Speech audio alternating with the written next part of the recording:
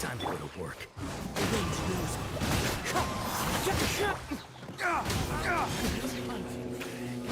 Race to the wicked! We'll need meat again.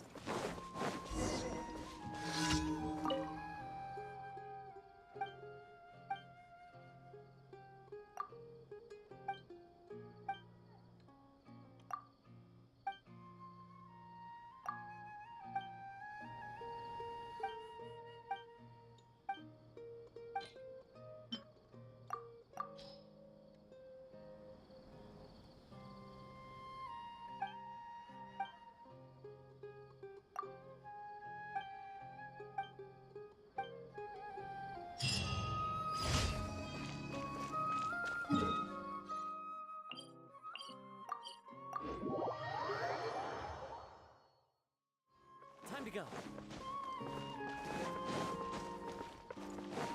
Add Astra. Thank you for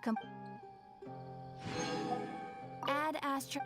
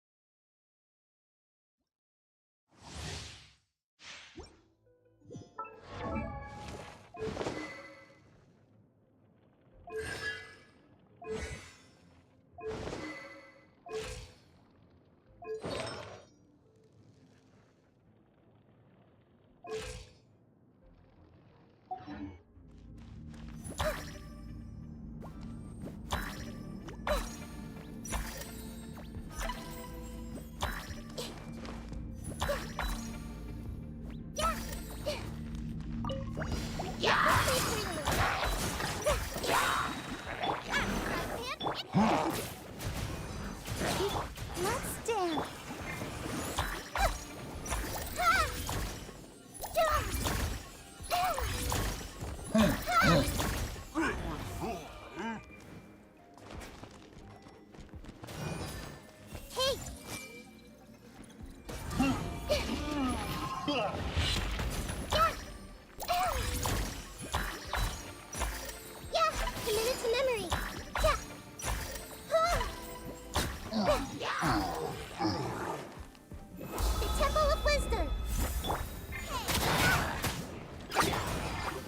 Spark things up. Let the show begin. Everyone hold hands. Make yourselves at home.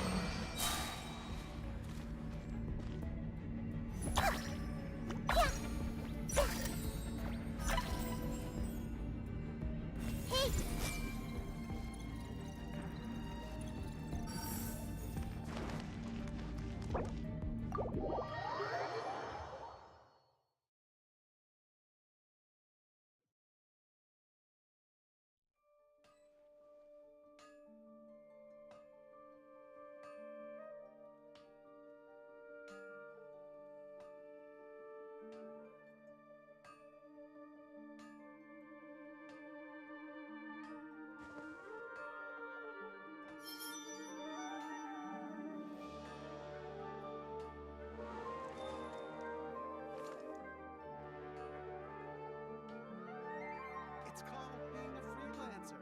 Old folks just don't get it.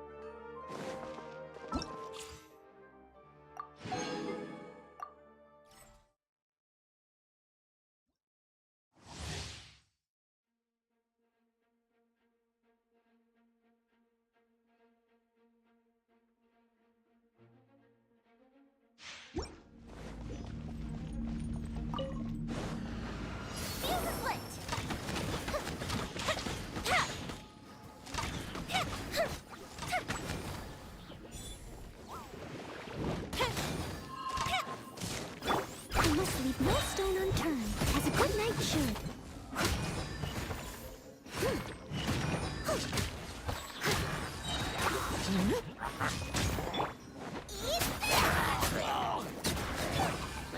Time for a light show.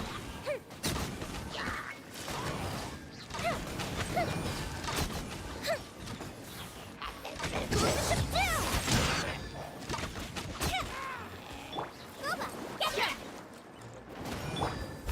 to me. Toast! As a dutiful maid would.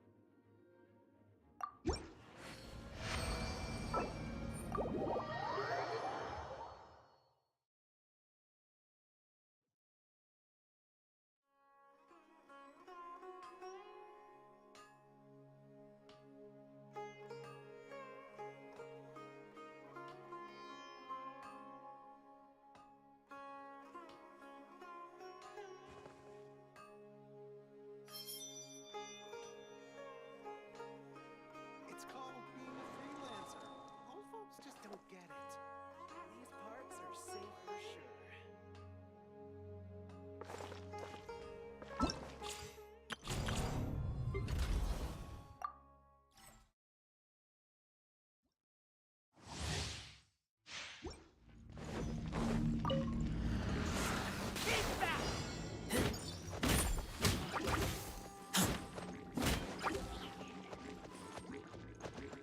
Nice and spicy.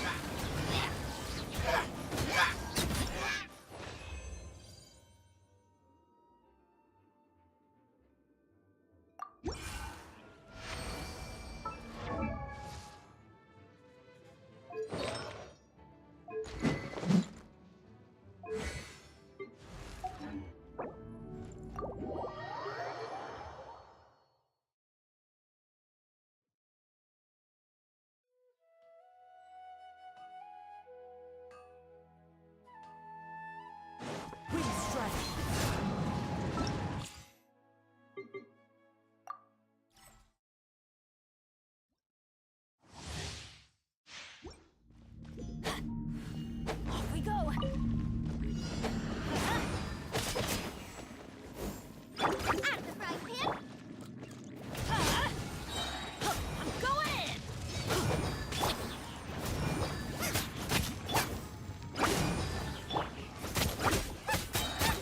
Eat this. Nice and spicy.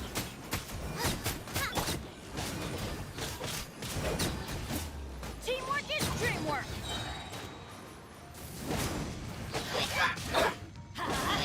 Out of the frying pan. Let's light it up. Let's light it up. Why do they never miss?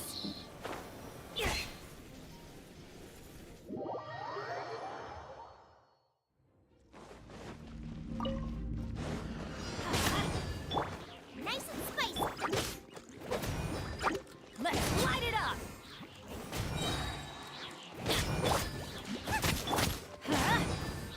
Everybody stand back!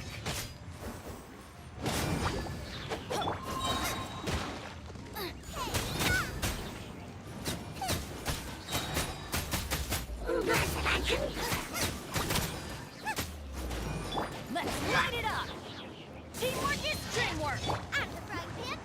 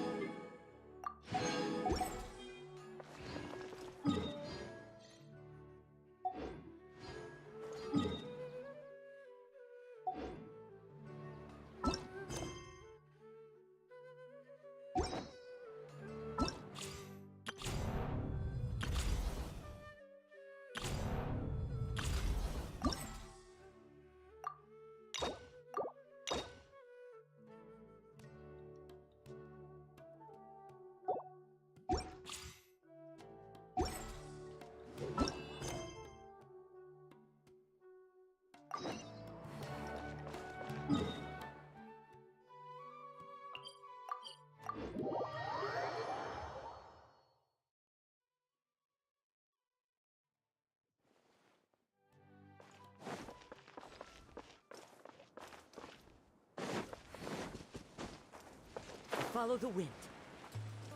Candace, we're here!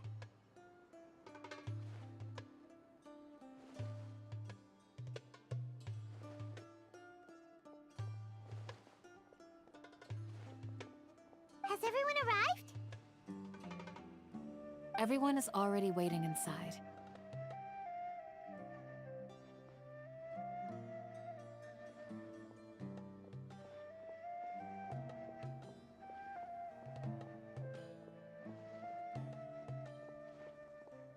Well, what are we waiting for? Let's join them! Please, wait a moment.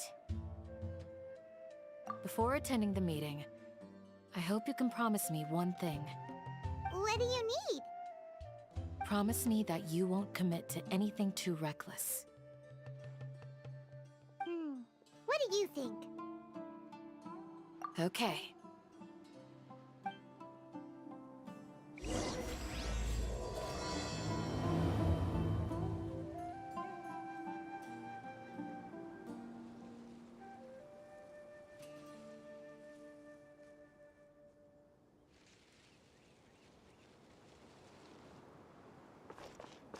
Of course not. It's all a bunch of nonsense. Picture frames in the sky. Time to go.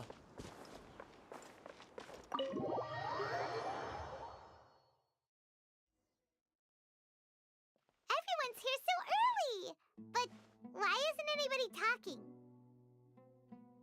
We already discussed things a bit. Hey, where have you been? I've missed you two. Are you ready? Very well.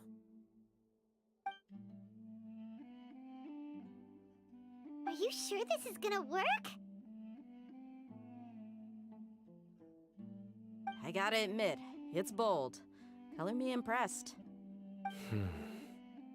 It's worth a try. The point of discussion is to arrive at a solution. Let's cut the small talk and move to the next point. You're making Paimon nervous.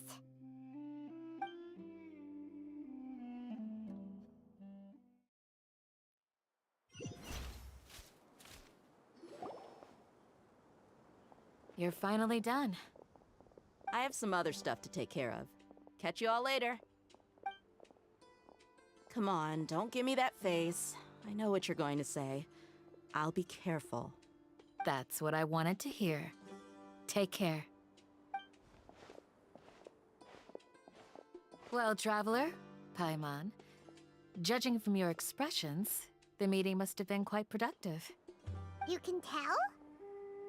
I'm not that good at scheming or strategy, but I can sense people's emotions.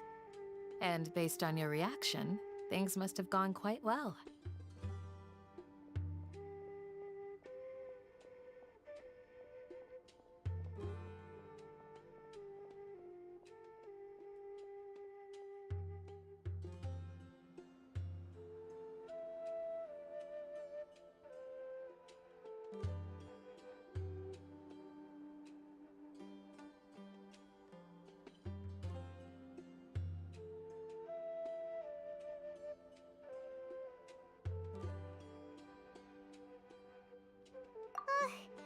Paimon's a little worried. Hopefully nothing will go wrong.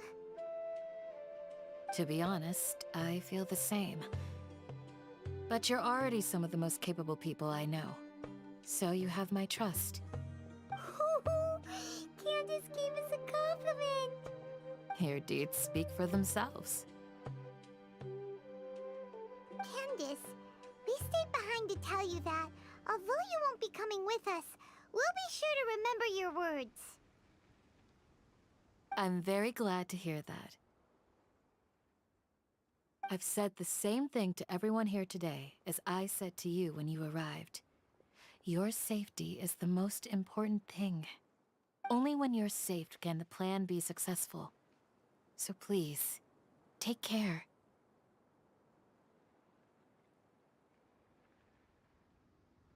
You're welcome. And thank you for taking my advice. Good luck with everything. I'll be here in the village praying for you.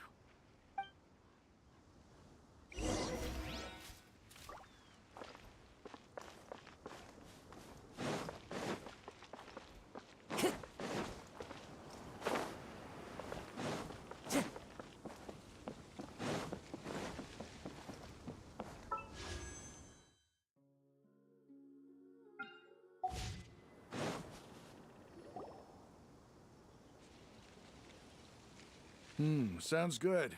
I'll go make some preparations. Okay.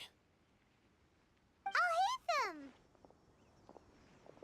Have you finished saying your goodbyes? Yeah! Also, Candace told everyone to be careful. Yes, she did. But I think my point also bears repeating. Our plan is not child's play. We won't be able to achieve anything if we're simply careful. We must go beyond that and fully commit ourselves to it. I hope this is clear to you. Huh? Shouldn't you be saying something more cheerful to boost our morale right now? Didn't we already do that during the meeting? You can never have enough words of encouragement. In that case, Candace can cuddle you to your heart's content while I continue to remind you of the seriousness of our situation. We all have our jobs to do after all. It's like how some people can be put in charge of logistics while others will fight on the front lines.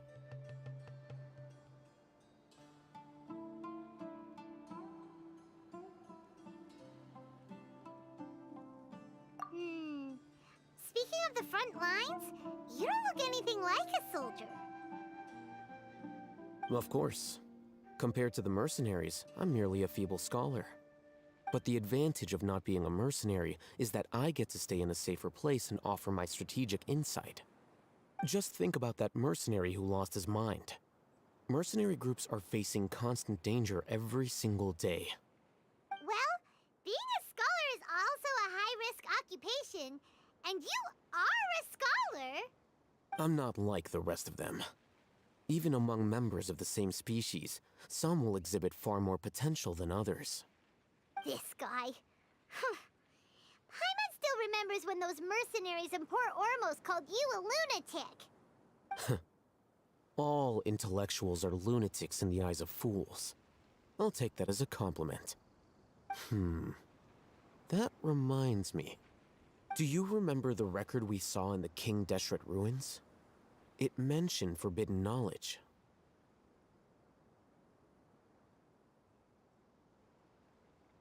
You have a good memory. Forbidden knowledge has the power to drive people insane, but this fact has never been shared with the public. Even I, who has worked in the academia for some time, was never once informed of this. I think those mad scholars and mercenaries we encountered may have all fallen victim to the corrupting qualities of forbidden knowledge.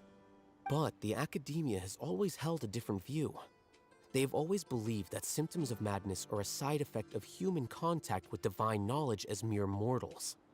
Come to think of it, perhaps the academia has also never understood the true nature of forbidden knowledge, and thus always approached the issue from the wrong direction.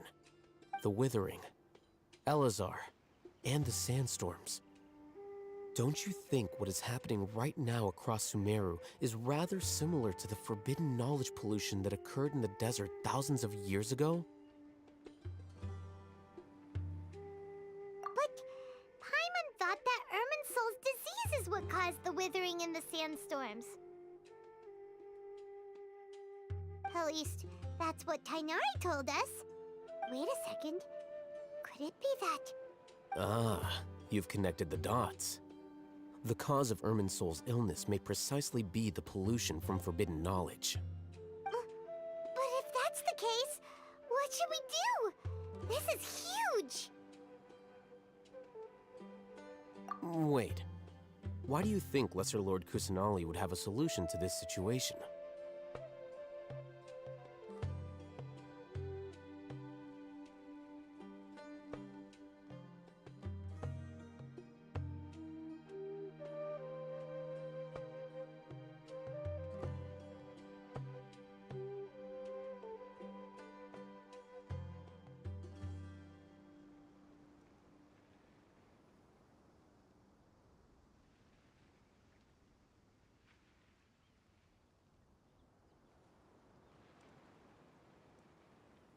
You mean, it's related to the scene you saw when you passed out in the Avidia forest? That whole, the world forget me thing?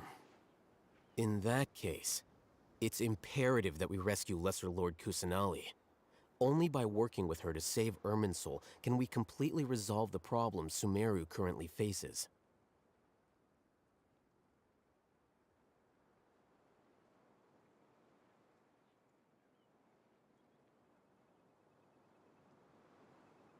To make sure we're still on track, I would like to check on the state of some of our preparatory work.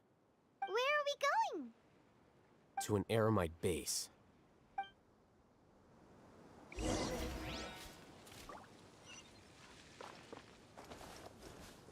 Time to go.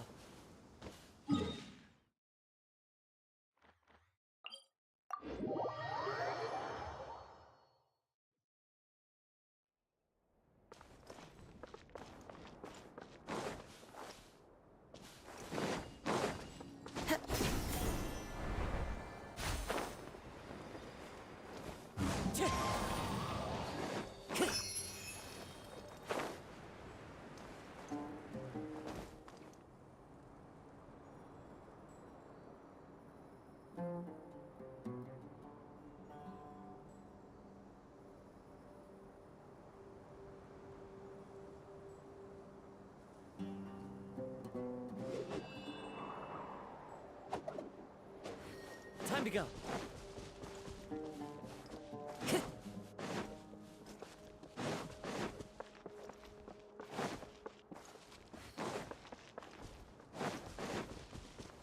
Time to go.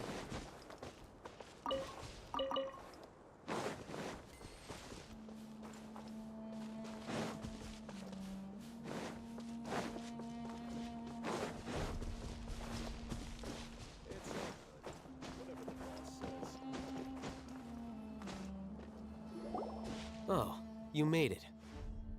Huh? What are they doing here?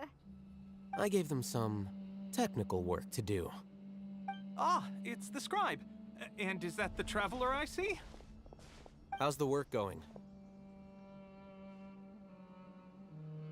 Ah, yes!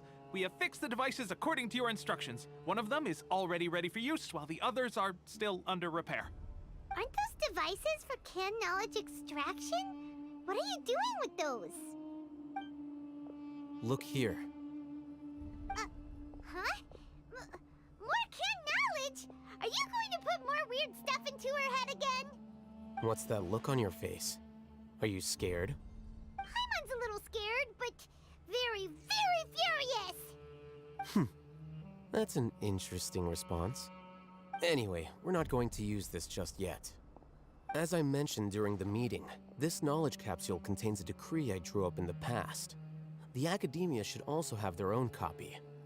And according to the plan we just came up with, Traveler, I want you to record something into this capsule.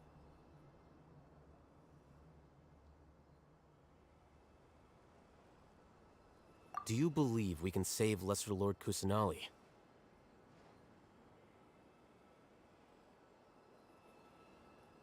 Good. Conviction is the most important part of all of this. Now, please get ready and put on this device. You want us to record our conviction into the knowledge capsule? Yes. Paimon is still really worried. I understand, but trust me, Paimon, this is something we have to do. It's best if you can do as I say. Because, to achieve this impossible task, it sounds like you'll need to fool your own heart first. Although it may feel like a trick, self-encouragement may be the most important tool we have. Paimon can see the point you're trying to make. Imagine this. We have orchestrated our plan and successfully rescued Lesser Lord Kusanali. As a result, we have changed Sumeru's entire political landscape. Everything went without a hitch, and everyone recognizes and praises our achievements.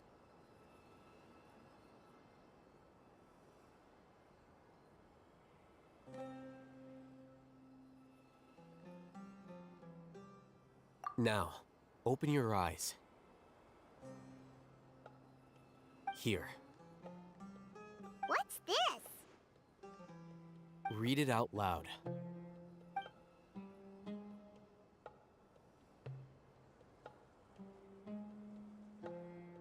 It's done. Is your head okay? Does anything hurt? It's just a recording. There should be no negative effects. But what was the point of doing this?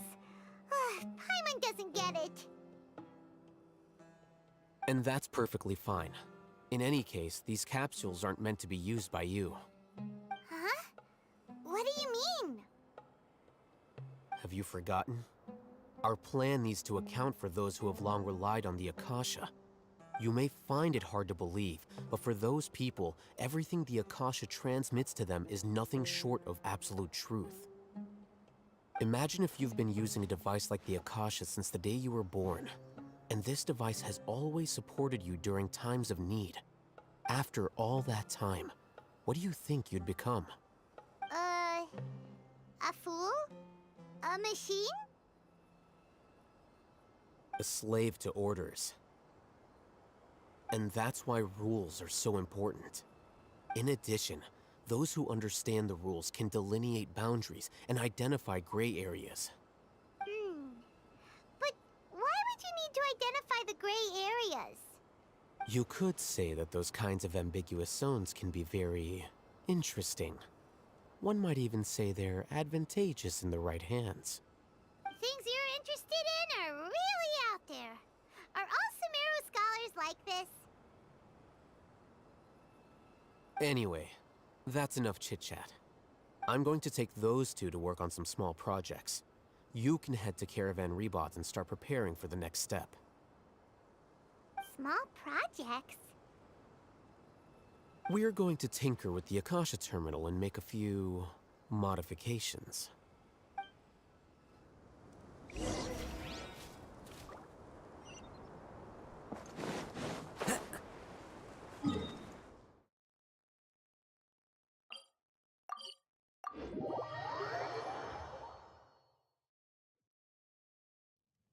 Clear weather all around brightens the heart.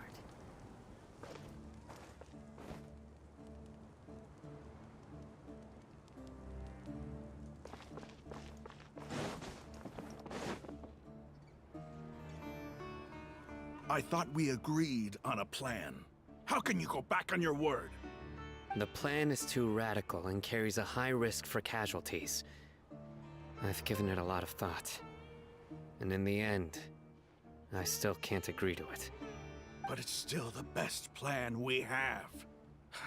As a former Matra, you of all people should be able to see the bigger picture and recognize the innate advantages of our plan. I did. And that's how I saw the danger behind these so-called advantages. Hitham's plan is even more radical than I imagined. Huh? Why are you guys arguing? My friend, you're just in time. Why don't you help me persuade Sino? He's turned against our plan. We agreed to work out a plan at the meeting. As mercenaries, you're familiar with the local environment, so you'll take care of the specifics. But then, you went to Al-Haytham for suggestions. Had I known Al-Haytham would give you those kinds of suggestions, I would not have agreed to the plan. Look, you already know that we're all on the same side here, don't you? Mercenaries place a lot of importance on their bonds of friendship, but also will not hesitate to make sacrifices if they deem the situation to be sufficiently dire. I'm sorry, but as things stand, I can't accept your principles.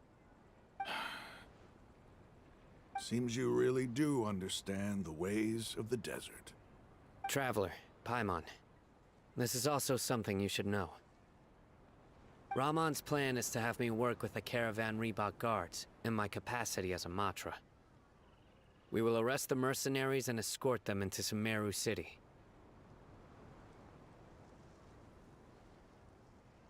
Wait, how can we work with the guards? We can't get through that wall easily, remember? Caravan Rebot would never let so many unregistered members of the Eremites enter Sumeru City. My plan will clear us of any possible suspicion, and also let us enter the city as a big group. There is no better way. That also sounds like something Al-Haytham told you. Am I right? Doesn't Al-Haytham know how dangerous this plan is? Of course he does. He told me, there is no perfect plan, but this can get the job done. He also said that with the help of Sino and the Traveler, our chance of success would increase significantly. I never blindly trust anyone, and I've always had a good eye for people. I think he made a number of valid points. It's my own choice to trust you. If I make the arrests alone, I can control myself and prevent you from getting hurt. But I can't guarantee that kind of discipline from the guards. To make the whole thing more convincing, you'll need to resist to some degree. Casualties are inevitable once push comes to shove. I'm okay with the deaths of enemies. But now that we're allies, I'm against the meaningless loss of our own. I can't believe a Matra would actually care about us. I've lived a hard life, and I can say that people like you are hard to come by. I've always treated my allies with honesty and respect. They have the right to know important things like this. Now you're making this hard for me. Hey, is there something we can do to help?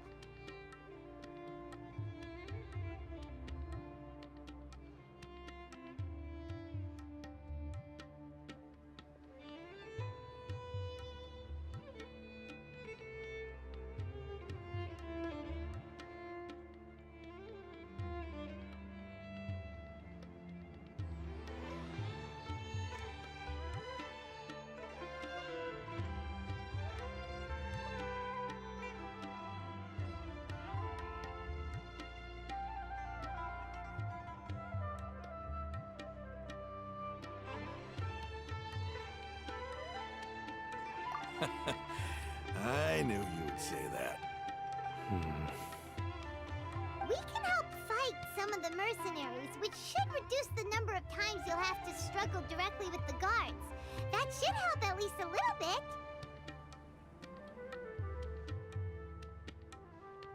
Sino, on behalf of my people, I thank you for your kindness. But this is a mission we cannot turn our backs on. We strongly value the lives of our friends, but the goal we are about to achieve is even more important. We have no fear of casualties, because we crave the spoils of victory. So please, lend us your support. We will show you the determination of us desert dwellers. Well, now that you've put it that way, I can no longer refuse. But remember, you need to follow the plan and not do anything reckless. Candace made it very clear that we can only achieve our goals if we can ensure our safety. Since you and I both recognize the significance of this operation, there should be no more animosity between the followers of the Dendroarchon and those of King Deshret. Everyone's life is equally important. Okay, you have a deal. Let's do this for our shared dream. The guards should be stationed in the courtyard nearby. You can find them there.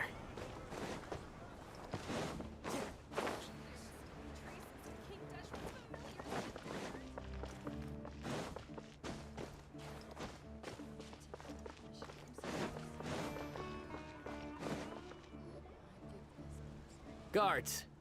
General Mahamatra! To what do we owe the honor? Keep your voice down. This is a secret operation. I'm going to arrest a large criminal gang near this location. According to the Academia's Guide and Regulations on Secret Operations, I have the right to ask for the cooperation of Caravan Rebot. Ah, of course, of course. Mahamatra Sino's order is the Academia's order. Just let us know what you need. But who exactly are you planning to arrest, and how many people are you expecting? Depending on the scale of this operation, we may need to report it to our superiors. They're a squad of Eremites whose number is comparable to Ain el Akhmar in Port Ormos. They're involved in the theft and resale of supplies from the Academia. As many as Ain al Akhmar? This should definitely be classified as a joint operation. And I suggest that you report this to your superiors as soon as possible, and treat it as a top priority desert operation. I will need personnel. Got it. Please wait a moment. I'll contact them immediately.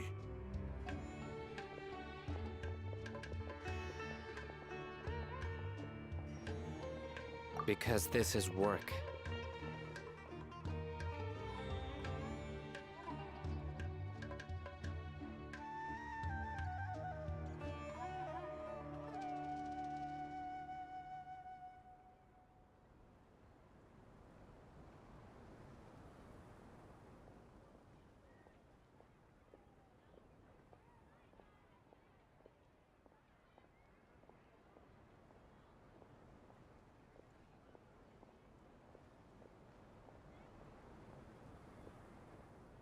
Because I trust you. Paimon can't believe you're still in the mood to chat. This whole thing has Paimon scared stiff. Aren't you even a little worried? What if these guards already know that you have betrayed the Academia and are no longer their General Mahamatra? Even if that guard doesn't know, their superiors might, right? We discussed this, remember? The Caravan Rebot operation is of great importance. But don't worry, the guards there shouldn't know that Sino has stepped down. How can you be so sure? First, the other Matra still don't know why Sino has left, which proves that the Academia has been covering up the matter. Second, this is a crucial moment for the Academia's God creation plan. If something were to happen to the General Mahamatra, it's bound to attract a lot of unwanted attention. No matter how you look at it, they don't seem interested in sharing the news of Sino's departure. A reasonable inference. I agree. Which brings us to our next issue. I'm sure some of you have been wondering if the prediction function of the Akasha will affect our operation. The Akasha is still in operation, so I must remain on high alert. Actually, considering the power of the Akasha, it's quite strange that it hasn't already tried to interfere with my actions. I've given that a lot of thought. For now, I don't think you'll need to worry. If you remember, when you first came to Aru Village, all your actions and routes were predicted by the Akasha. It even gave that information to those who kidnapped the village keepers.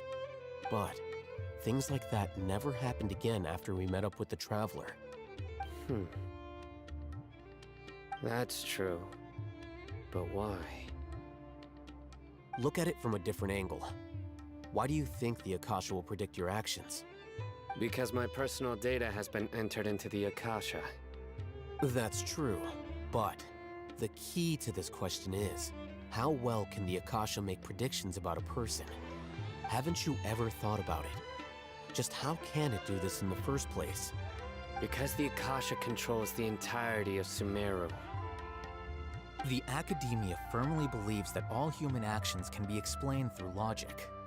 By sorting and analyzing entered data, the Akasha can derive behavioral logic and predict the actions of those who fit an existing logic model. However, at the risk of sounding like an advocate for fallacies, can everyone truly be considered logical at all times?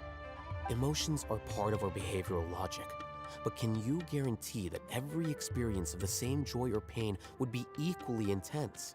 How can our feelings and opinions be predictable down to the letter in every single instance? Sino, in the past, you've always worked alone.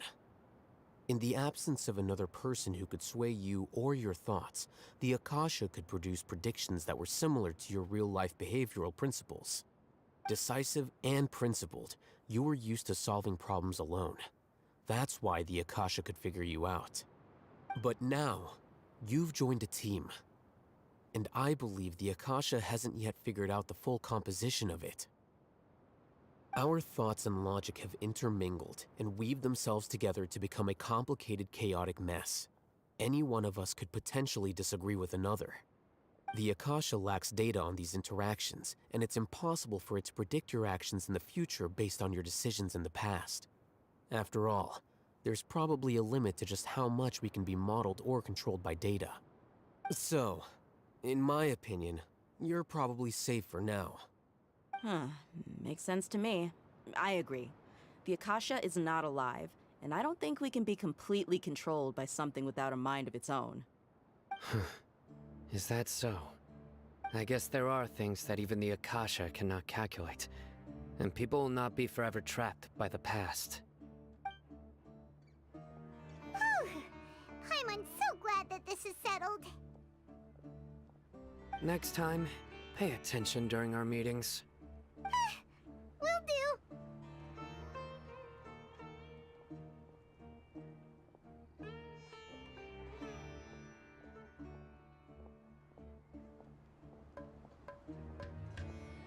Just remember to stay vigilant. Footsteps! General Mahamatra, we were not expecting your presence here. I'm the security officer of the Grand Deshret Desert District. My name is Luxembarbo. This is my assistant, the Traveler. She will be working with me. The construct next to her is for her work. Beep! Construct! Beep! What a great honor to meet you. Your golden hair is as bright as the sun. And, is this the latest technology from the Academia? Have you made a decision regarding the matter I mentioned to your subordinate?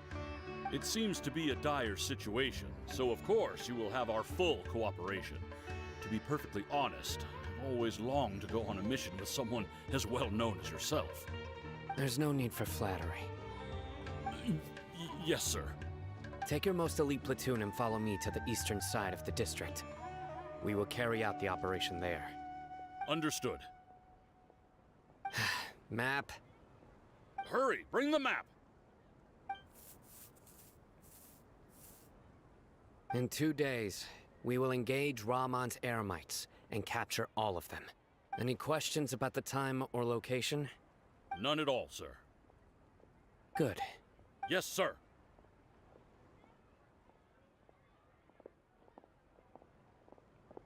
Maybe hanging around the General Mahamatra isn't so bad after all. Everyone's so respectful towards us. This is all due to the absolute authority of the Academia. And now, we're going to strike back against that massive pillar of power. Get ready. We will move out in 2 days.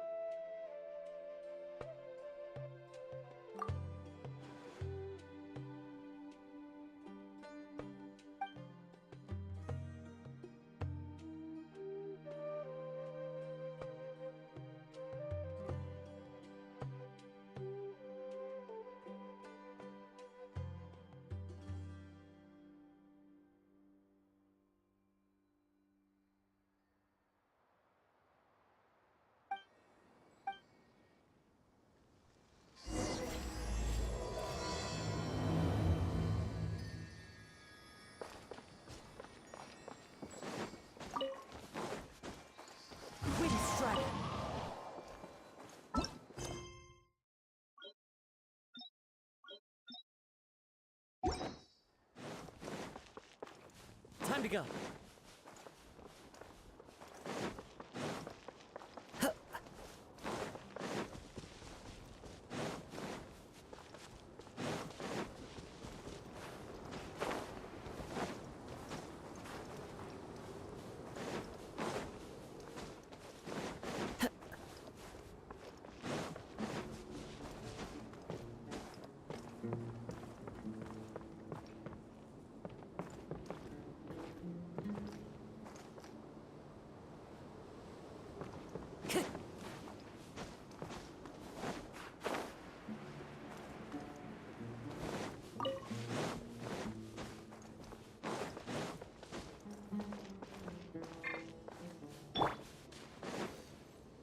Look! Over there! Our helpers have arrived already! Let's hurry over! Wait a moment. Ah! Oh, it's you! You're my assistant, remember? Being my assistant, you must stay with me. Now let's head over there. It's General Mahamatra and his assistants. We meet again. You're here early. It's to show how important we think the operation is. Since this is a big case for the Academia, we are prepared to give it our best. I'm glad to hear your sense of resolve. Remember, we must capture them alive. They are our only leads for the case. If they die, we will be unable to continue the investigation. Understood. Everyone! The Eremites are approaching from the west! Make preparations and be ready for combat.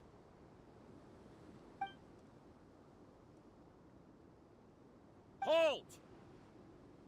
Oh? What a warm welcome! What do you want? Judging from those shiny weapons in your hands, it seems like you're not interested in a deal. Rahman, the Academia has caught wind of your smuggling and illicit sales. If you value your life, I advise you to surrender. Who are you supposed to be? A Matra from the Academia? I can't believe you came all this way just to catch us. I'm not here to talk. Oh.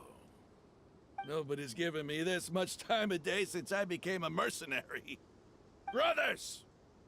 For that slight, let's wash our blades with their blood. Let's show them we Eremites are not to be messed with.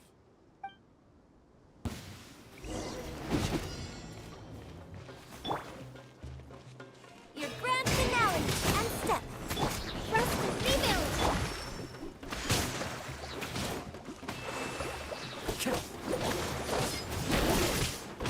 Into the wind.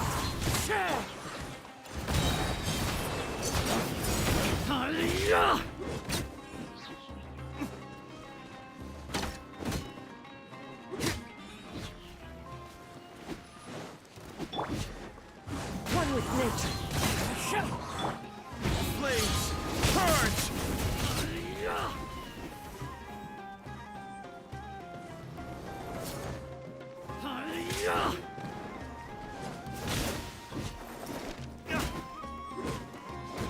Hold the line.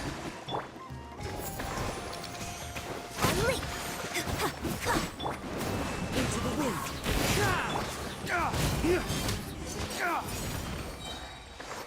It's over. Ah! We have subdued them. The operation is now over. All Eremite mercenaries and related personnel in the area have been arrested. Ah, you pitiful Dendro Archon dogs! You'll regret this! I'm afraid you'll regret it first. King Jeshret will curse you, and you will all! Silence! Oh, Restrain them and take them back to Caravan Rebot. Count their numbers and send them to the Academia as instructed by the General Mahamatra. Yes, sir!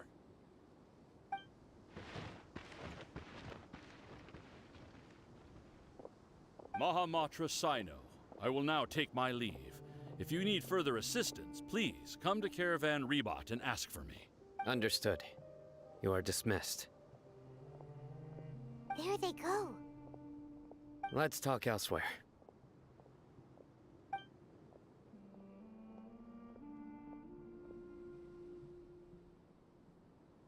part of the plan went really well. Yes, things went perfectly. That's fantastic! And that punch you gave Ramon there sure looked convincing enough. Once we're done here, I'll return to Caravan Rebot and oversee the group's transport. I promise. I'll get everyone into Sumeru City safely.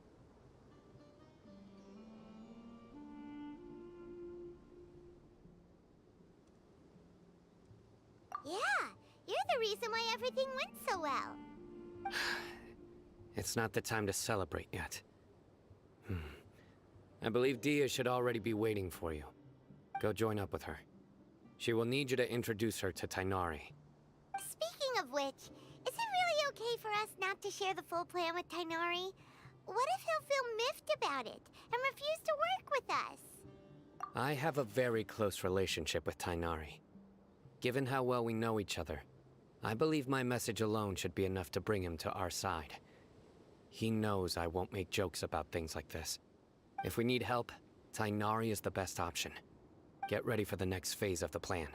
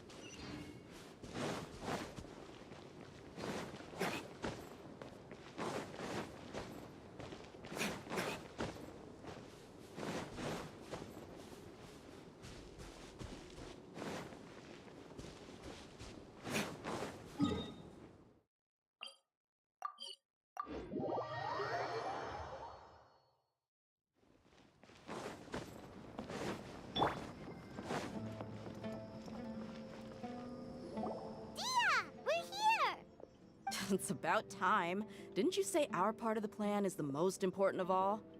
And here you come rolling in late. In the time it took you to get here, I already did 5 laps around the place, downed 7 drinks, and even did some clothes shopping. Sorry. We didn't mean to keep you waiting. I just wanted to fix your attitude and rub it in a little. After all, you took your sweet time getting here, and we've got important stuff to take care of. I just like seeing that serious look on your face. All right, I'll stop. All joking aside, I'm glad you're here. Let's get moving and take care of this as soon as possible. But where should we start? Our responsibility is to get a status update on the Fatui Harbinger known as the Doctor. We need to make sure he won't get in our way when we rescue Lesser Lord Kusanali. Dealing with an institution that controls all of Sumeru is already hard enough. If the Doctor were to crash the party, it would be next to impossible for us to achieve our goals. Yeah, we sure don't want him showing up. Ooh, he really gives Paimon the creeps. Right? Hearing his name just reminds me of those stuffy old geezers in the academia. I'd rather not have to deal with someone like that. According to the plan, we should first go to Pardis Di and ask for Forest Watcher Tainari. If all Hatham and Sino's sources are solid, then we can be sure that Tainari still has the Academia's trust. So, we'll find Tainari and convince him to get us the latest intel on the Doctor. Then, depending on what we learn, we'll make any necessary adjustments to our plan. The sages have placed spies everywhere on the other side of the wall. I'll follow you. You should be honored. I don't offer my services to just anyone, you know. But Paimon thought mercenaries would do anything for Mora. That's certainly true. But when multiple employers are vying for your services, you should always go with the best offer. Let's see. If I were to charge you a bill... How much more do you want? Paimon's not sure we can afford it. How much do I want? Hey, how about paying me with a smile? What do you say? I haven't seen you smiling much recently. If you ask me, someone like you must look lovely when they smile. Come on, give me a smile so that I can be less worried. Looking good! I hope this pretty smile will become our lucky charm. There are many kinds of smiles, but only a truly joyous one can bring blessings to others. Let's consider this smile a down payment for our future victory. Let's go. It's time to pay a visit to Party's DI.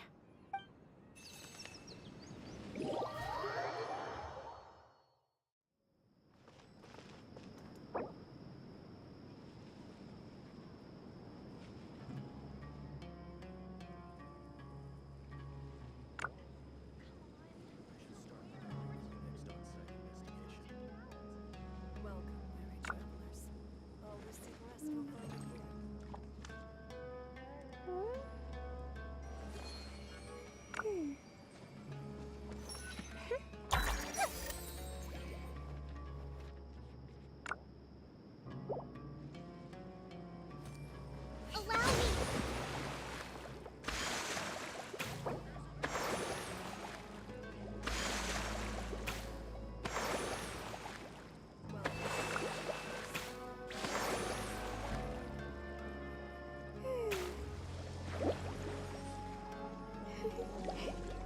Something on your mind again? Let's work through it together. Two heads are better than one.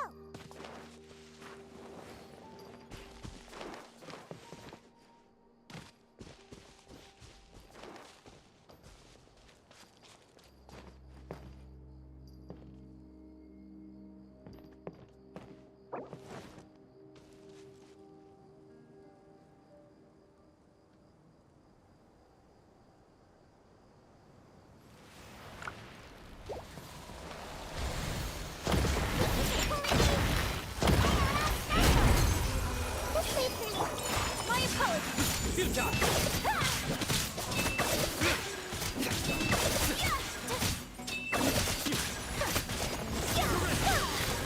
Take flight!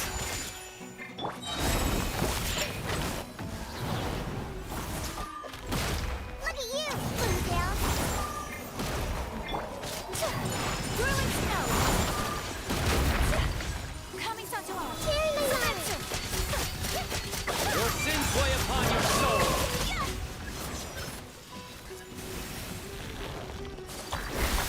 Take flight!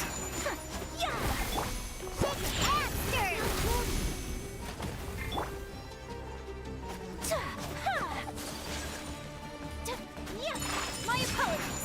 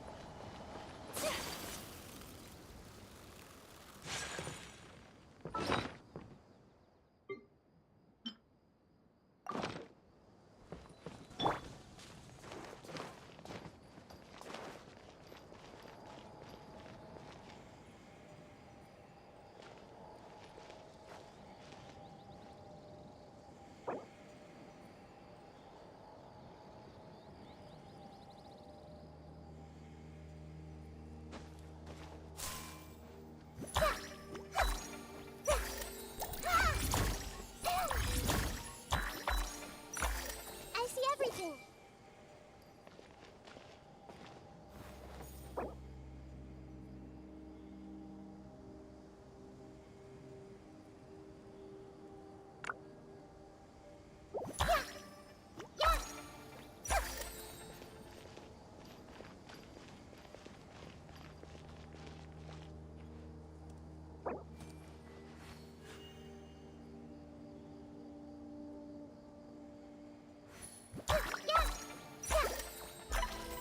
Everyone hold hands.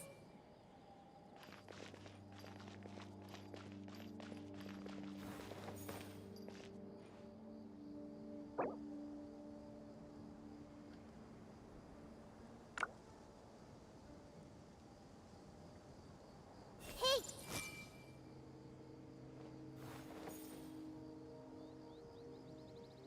I wasn't waiting for you. I just happened to be resting.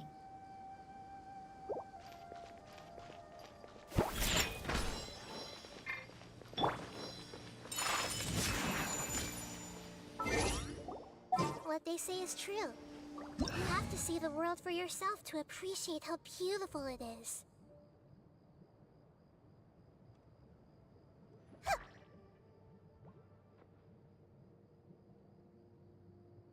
I see everything. Ha!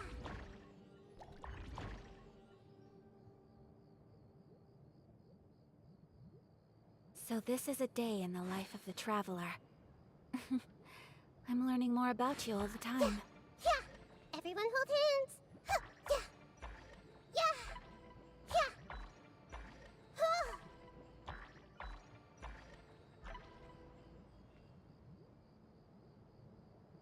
Yeah! Yeah!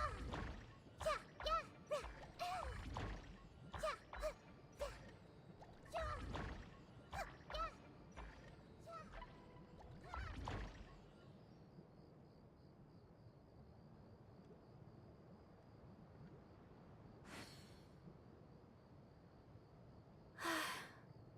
I only wish life could be as leisurely as this a little more often.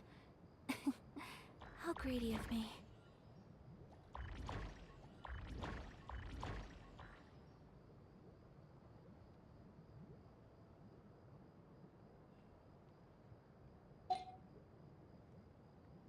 A blade.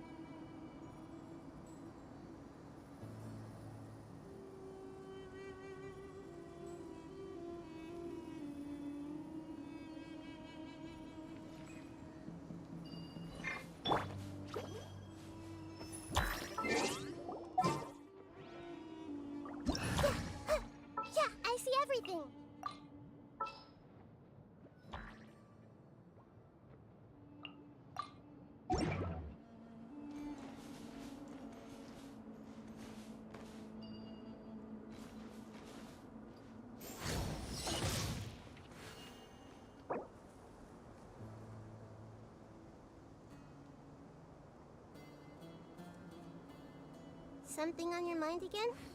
Let's work through it together. 2 heads are better than 1. These bombs, so heavy.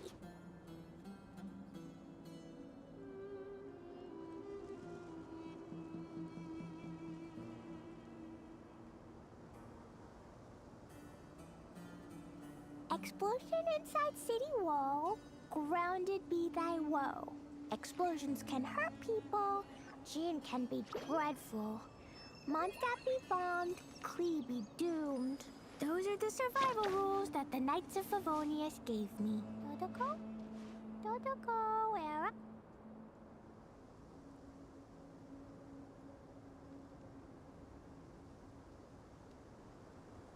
What they say is true. You have to see the world for yourself to appreciate how beautiful it is. These bombs, so heavy.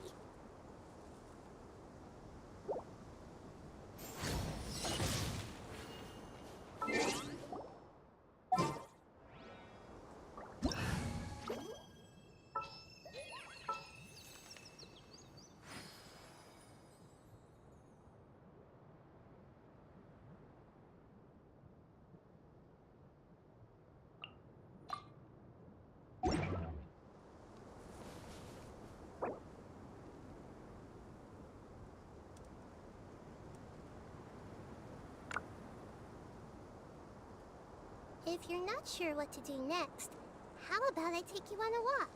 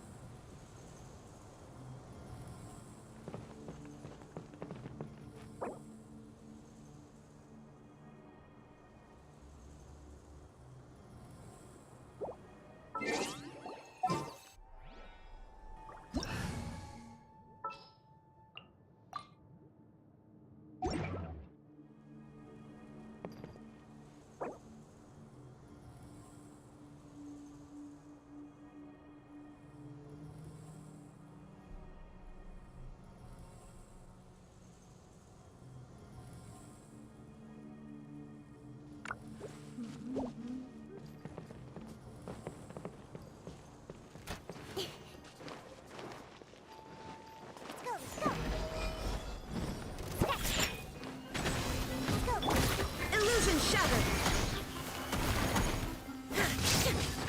Torn to oblivion!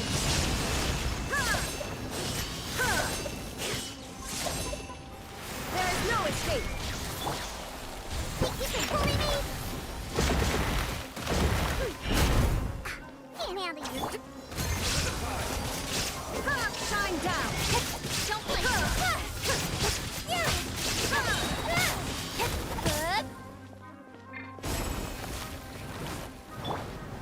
Gather! Where'd that come from?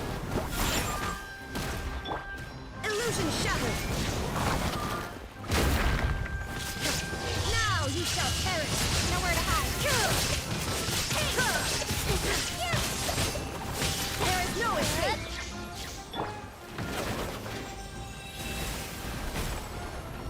Speed of light. Shine down!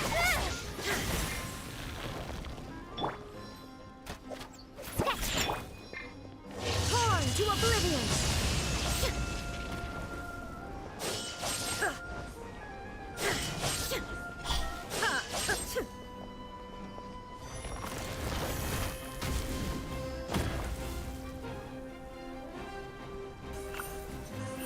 Illusion shattered! Think you can bully me? Look at you.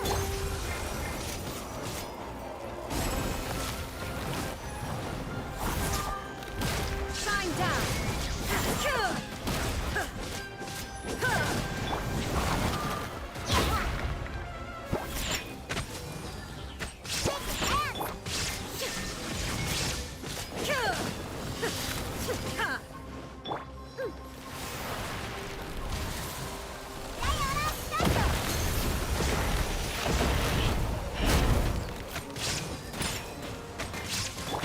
is no escape!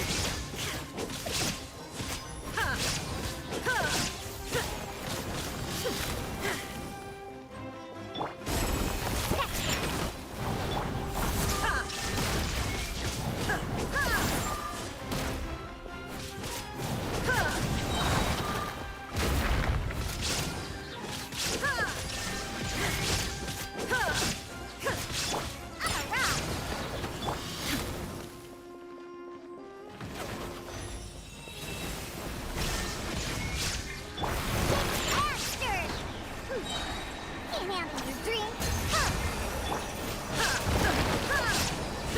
Illusion shattered!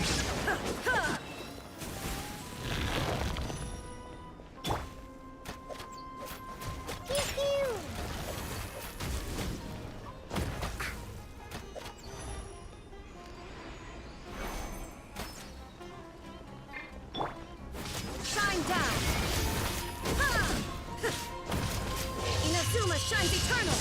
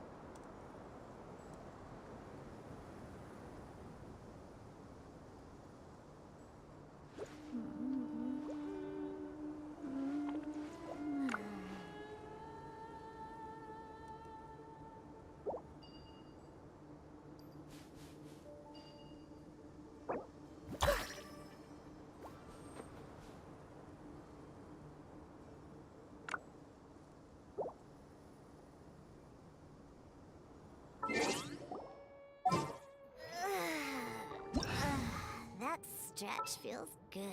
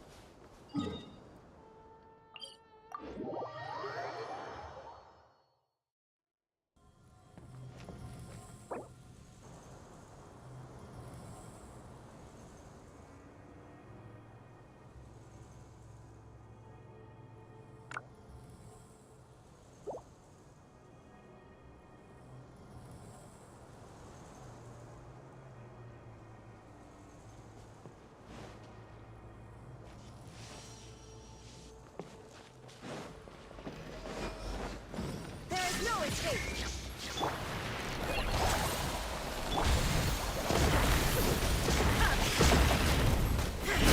Stabilize!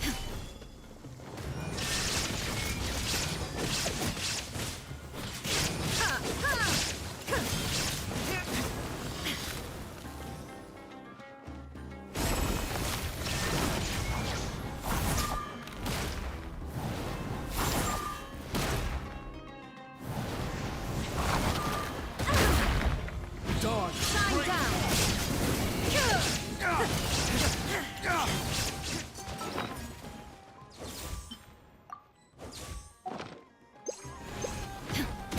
There is no escape! Torn to oblivion! down!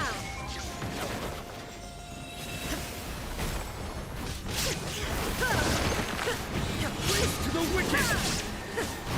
Illusion shattered!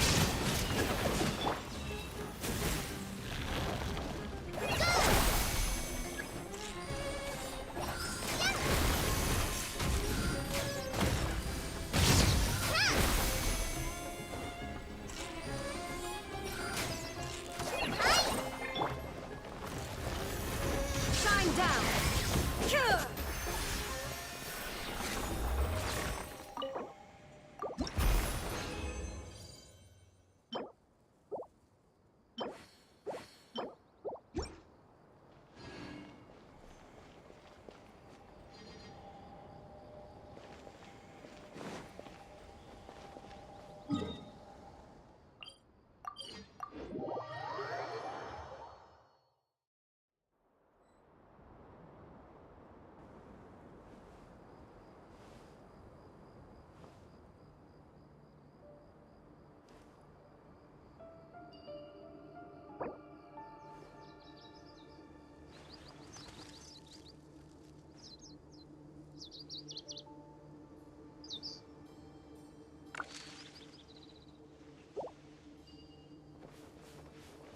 There is no escape!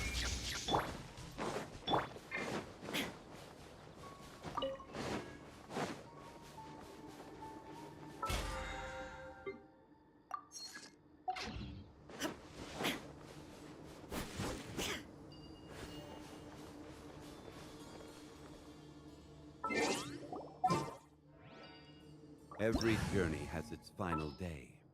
Don't rush.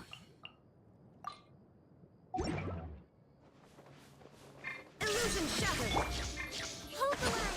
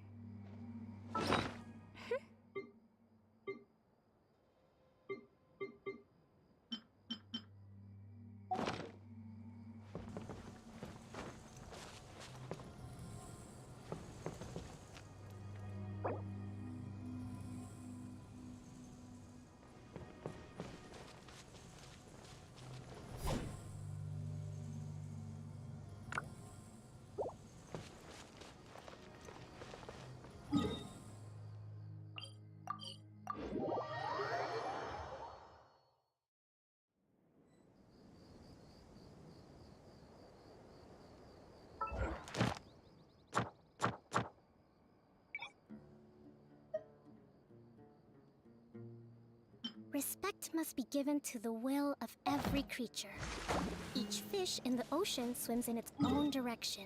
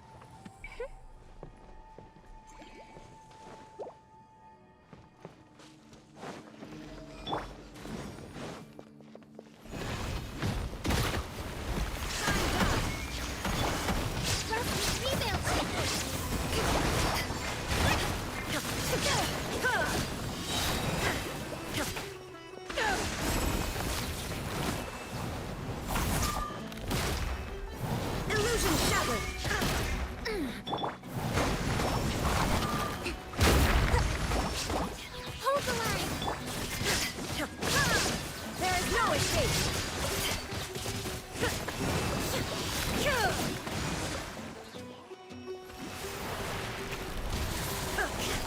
Inazuma shines eternal! Illusion! Allow me!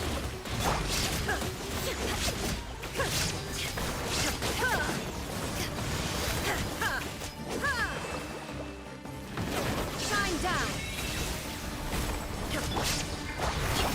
Covenant of the Deep!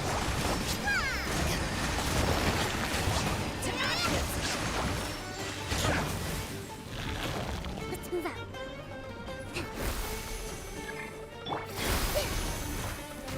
There is no escape!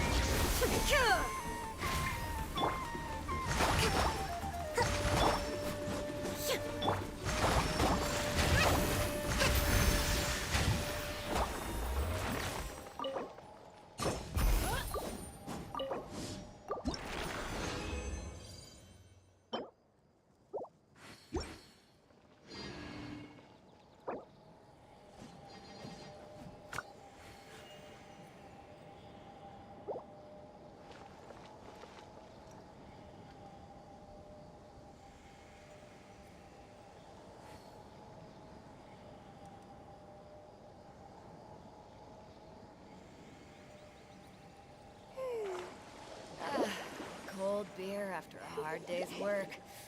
Nothing.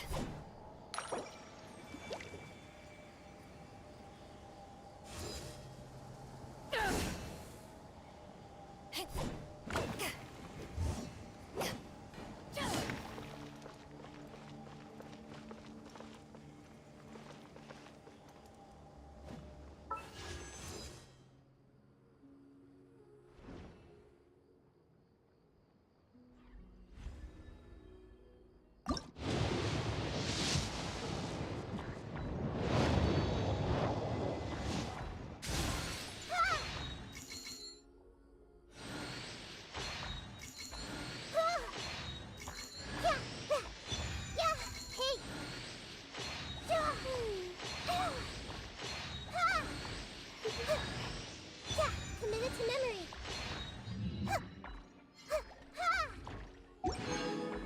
This might hurt a little. Committed to memory.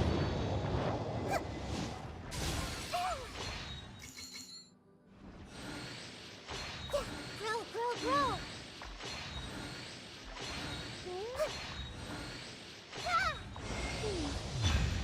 Committed to memory.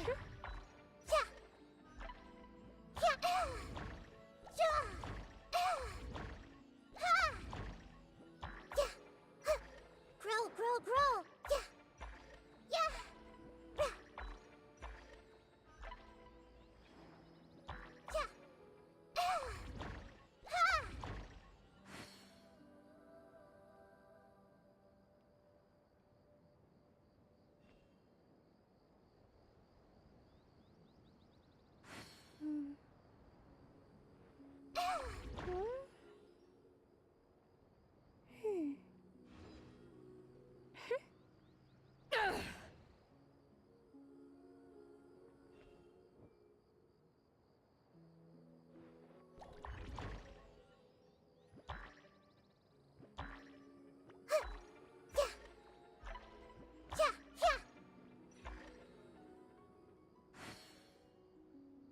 To survive hardship, you must prepare for hardship.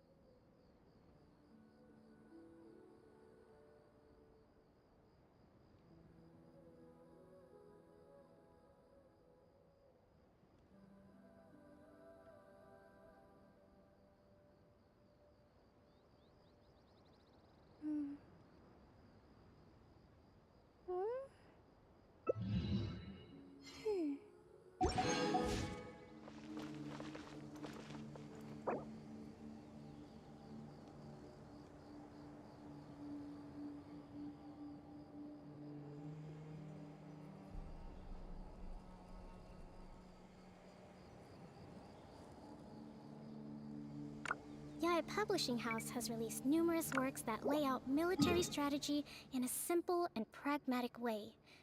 Those are my favorite.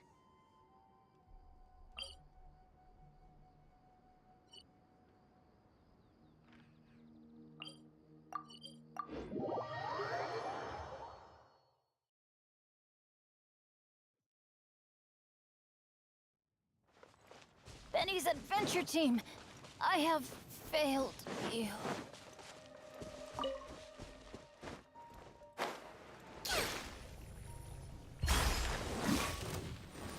Rest, rebuild! Illusion shattered!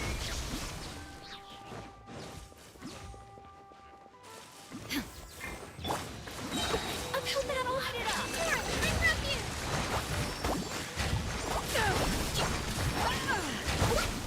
Let's move out.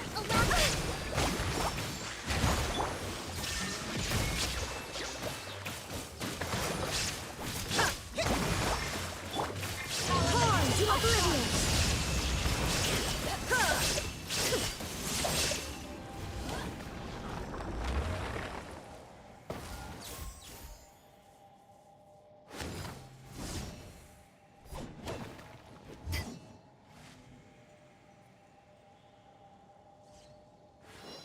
Inactivity serves no purpose whatsoever.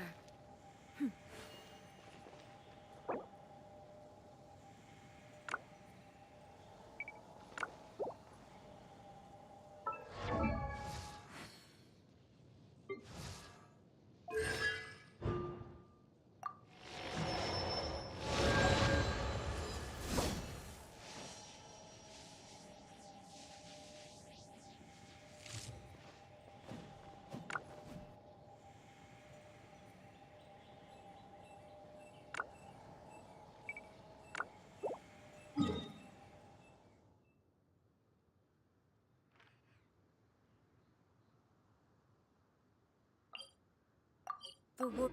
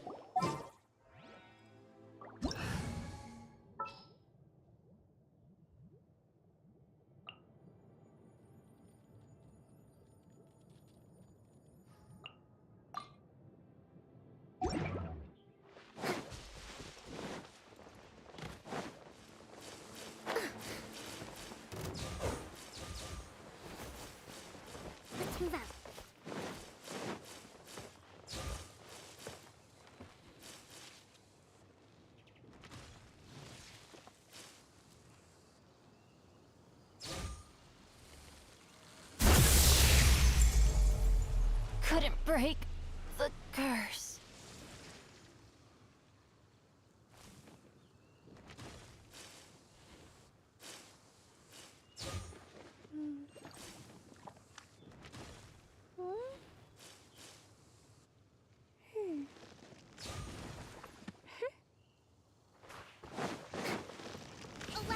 Men for that.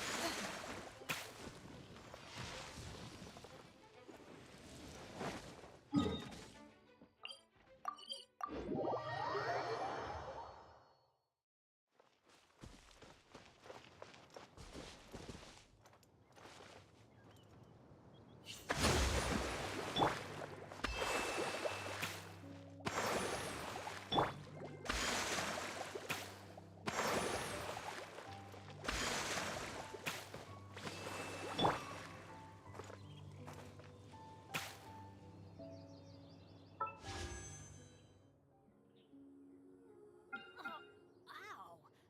Where did that come from?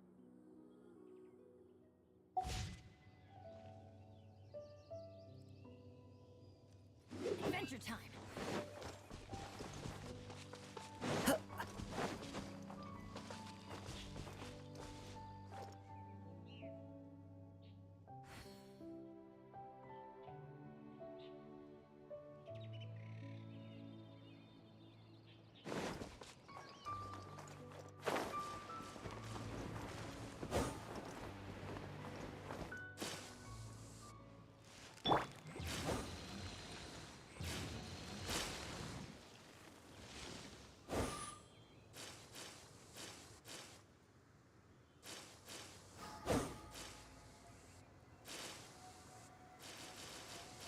To survive hardship, you must prepare for hardship.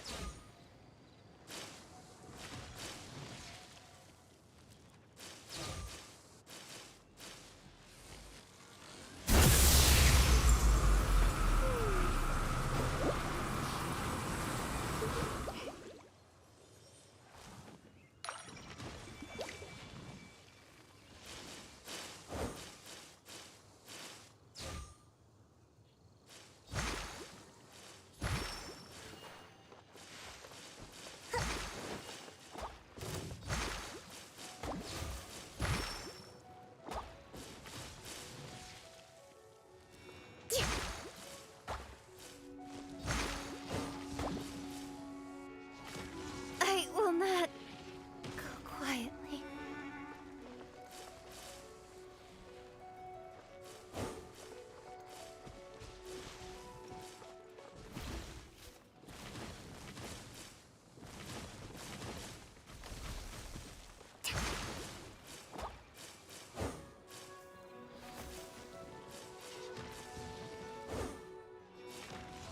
Benny's adventure team, I have failed you.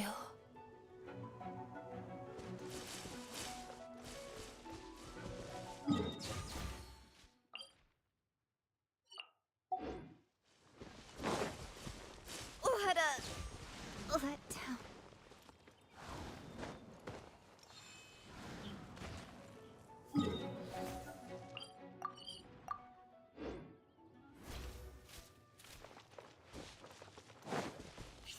Rebuild! Huh?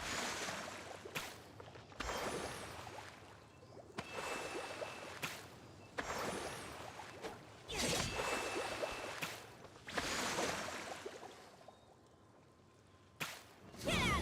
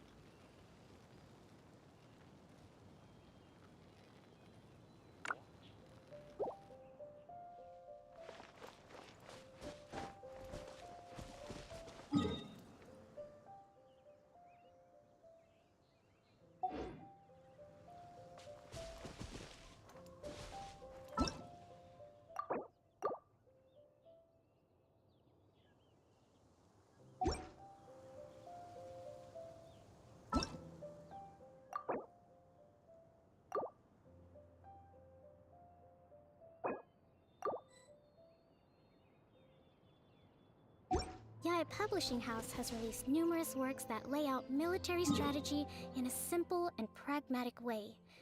Those are my favorite.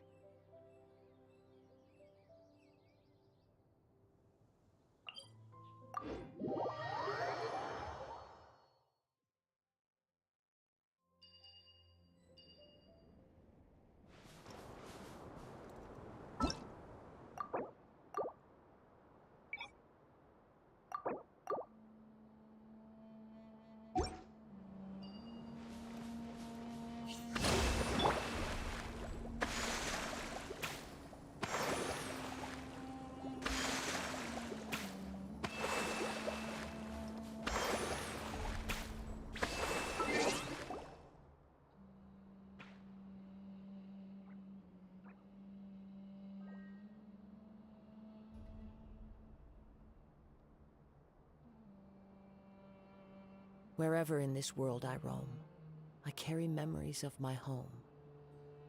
This blade, it is the last link I have to the land of my birth.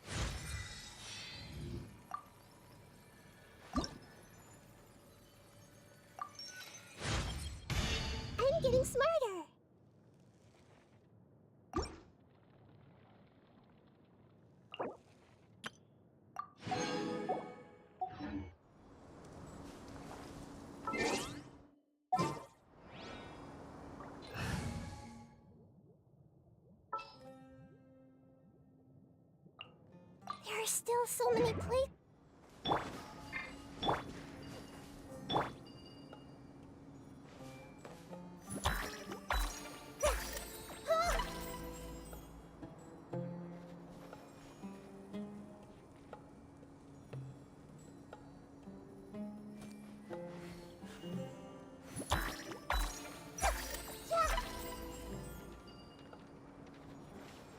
I see everything.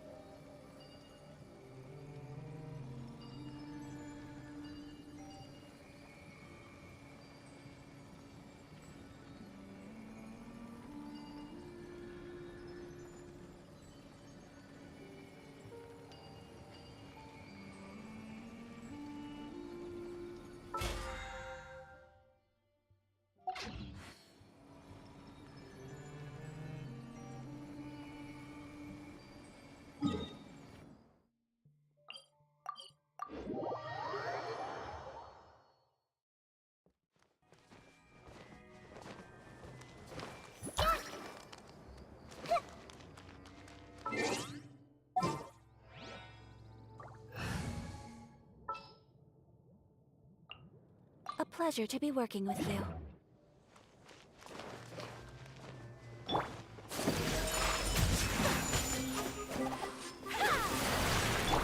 Allow me! Observe!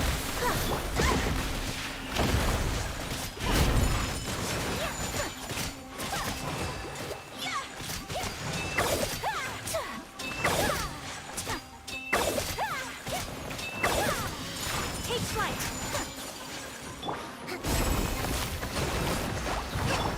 Right the leg! Observe! My apologies!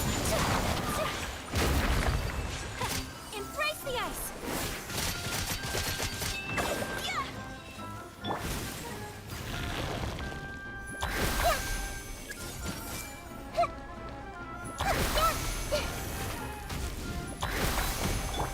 Rest, revamp!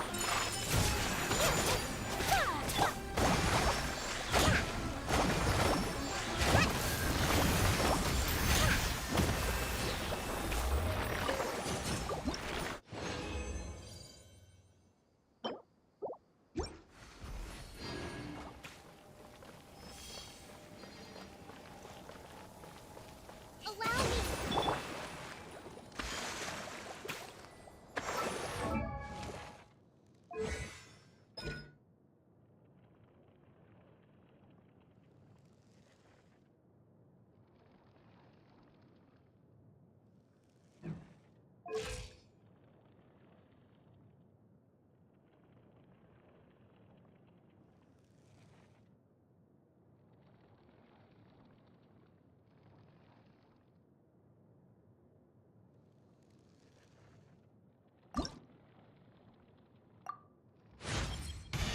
My mind is growing even bigger. It feels like it could fit the entire sky and ocean inside it.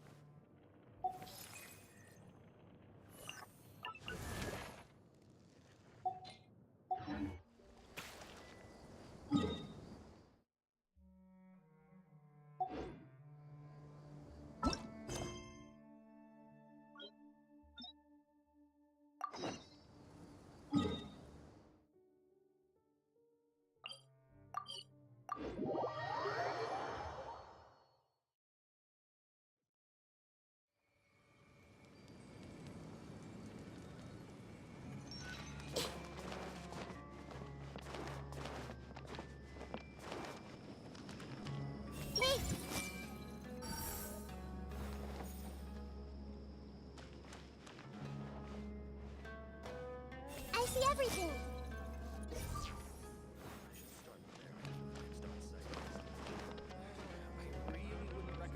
Hey! Are all medical researchers this timid?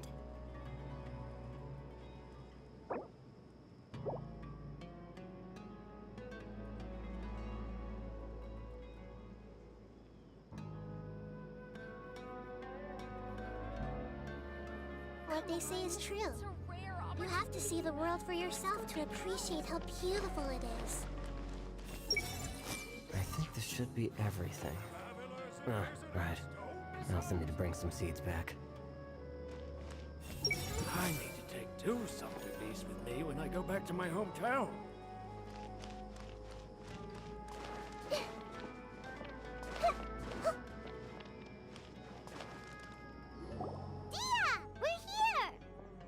It's about time. Didn't you say our part of the plan is the most important of all? And here you come rolling in late. In the time it took you to get here, I already did 5 laps around the place, downed 7 drinks, and even did some clothes shopping. Sorry. We didn't mean to keep you with... I just wanted to fix your attitude and rub it in a little. After all, you took your sweet time getting here, and we've got important stuff to take care of.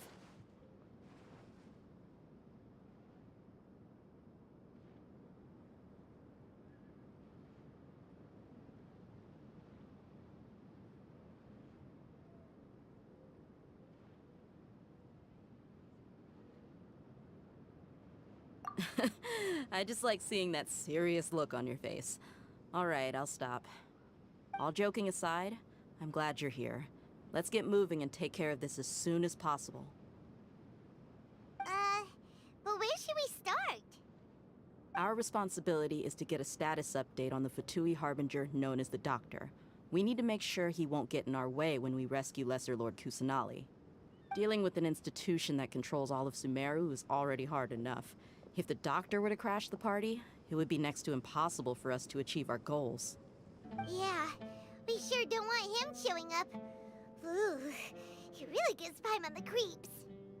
Right? Hearing his name just reminds me of those stuffy old geezers in the academia. I'd rather not have to deal with someone like that. According to the plan, we should first go to Pardis DI and ask for Forest Watcher Tainari. If all Hatham and Sino's sources are solid, then we can be sure that Tainari still has the Academia's trust. So, we'll find Tainari and convince him to get us the latest intel on the Doctor. Then, depending on what we learn, we'll make any necessary adjustments to our plan. The sages have placed spies everywhere on the other side of the wall. I'll follow you as a bodyguard.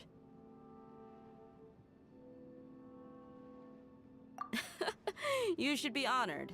I don't offer my services to just anyone you know. But Paimon thought mercenaries would do anything for Mora. That's certainly true. But when multiple employers are vying for your services, you should always go with the best offer. Let's see. If I were to charge you a bill, I guess I can apply a discount. How much more do you want? I was not sure we can afford it. How much do I want? Hey, how about paying me with a smile?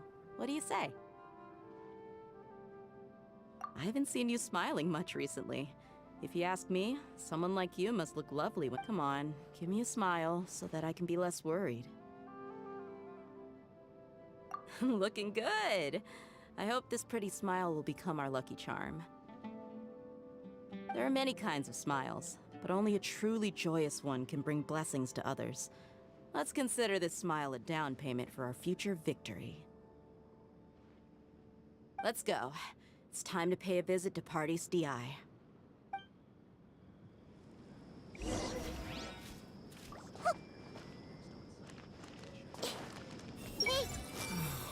wish someone would play a game of Genius Invocation TCG with me.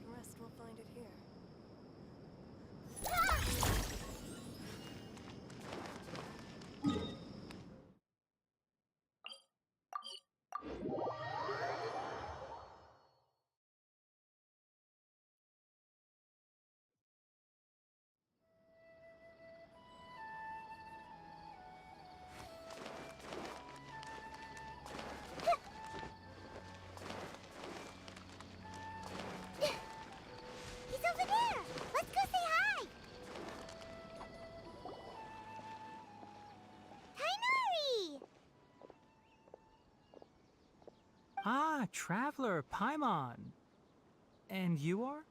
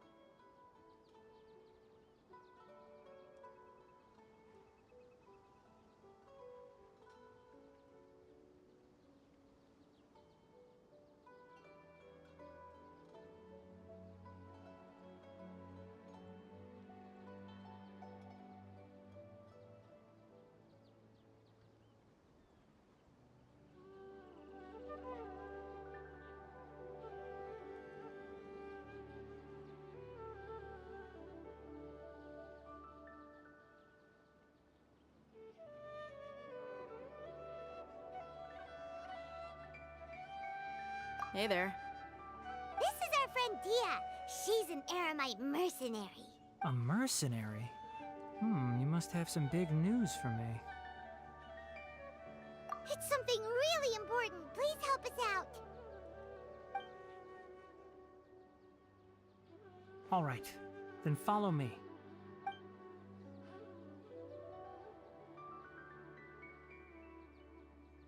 This place is better. We won't be disturbed by any passerby. Okay, what is this important thing you want to ask me?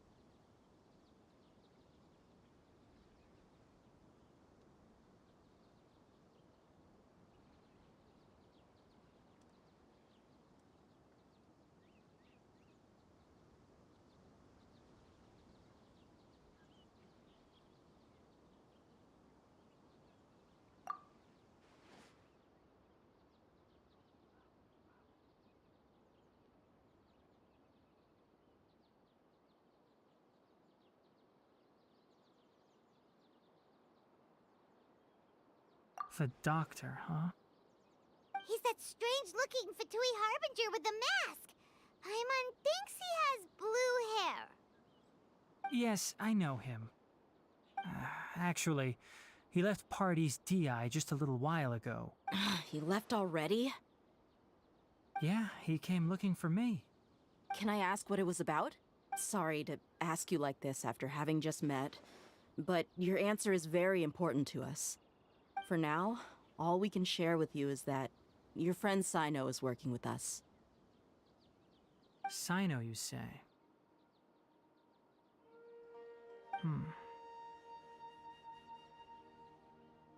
I see. So that's why he hasn't been at the Academia. Okay. I will answer your questions and will assist you any way I can. You don't have to tell me everything that's happened. Sino's name really does work wonders. You're not even a little worried that we might have made it all up?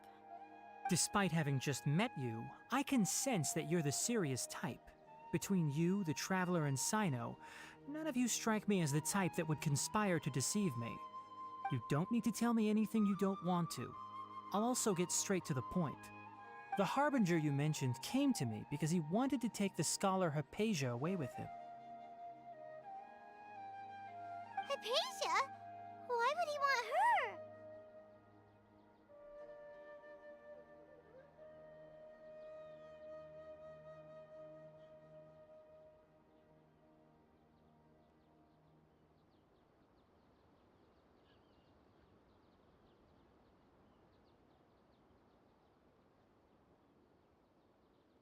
And what do you mean by take away? Is he planning to leave Sumeru? Yes.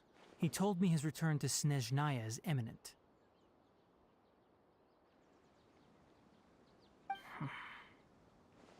So you mean... you're leaving this place soon?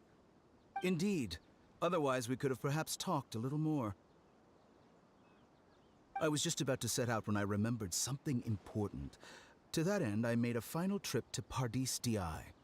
Let me ask, have you been taking care of a scholar by the name of Hypatia? Your sources are accurate. No doubt because you recruited many informants. But you're right. Hypatia has indeed been receiving treatment from me. Forgive me for asking, but how's the treatment coming along? Given the way you're asking, I assume you have something to say. Since you asked, I'll be frank. I would like to take Hypatia to Snezhnaya. It's incredibly difficult to transfer a patient. As a scholar yourself, shouldn't you at least be aware of this? Oh? I can't believe your utter lack of faith in me, to the point of even questioning my general level of knowledge. How unbefitting. Well, you're the only one who's ever made such a request. I have my ways of keeping her safe during the journey. In addition, I can also promise that under my care, Hypatia will receive the most advanced and effective treatment. I will personally supervise her treatment and see to her recovery. Would that be agreeable to you? Hypatia was born in Sumeru and remains a scholar of the Academia. Her situation has not become dire enough to necessitate her transfer to another nation. Transporting her to Snezhnaya is risky, and the potential benefits are unknown. As the person currently responsible for her treatment, I cannot possibly sign off on this transfer. Your suggestion is rude and reckless. I'll pass. I don't know much about the doctor, but after talking with him, I realized that, just like many other scholars, he possesses an aura of arrogance that I've come to detest. It's not so much that he's looking down on others, but more that he's so confident in himself and his abilities, to a point of near insanity. I would never refer a patient to someone like him.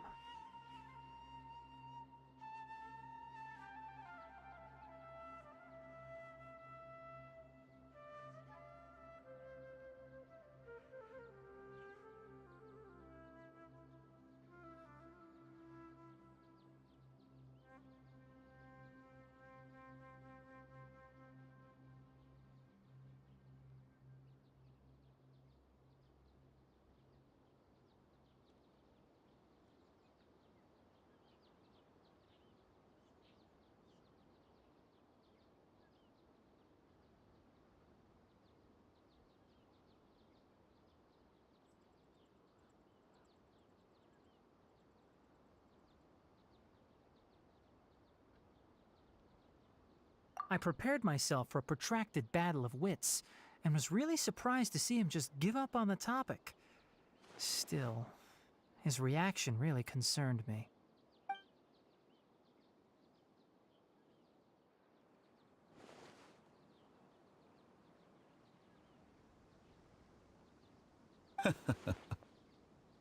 I see, I see.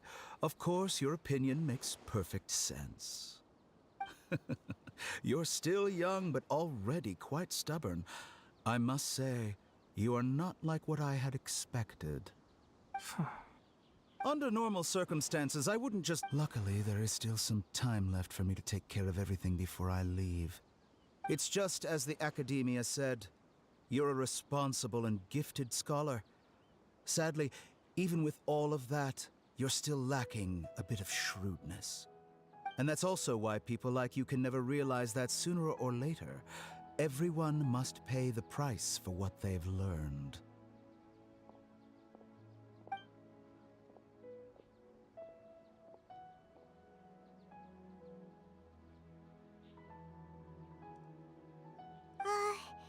Paimon can't help but feel like he's hinting at something unpleasant. He asked a question, yet didn't care for my answer. Perhaps I'm nothing but a talking rock in his eyes. He never came off as malicious, but an utter lack of compassion permeated throughout our conversation. From his tone, I can sense that he's always looked down on others.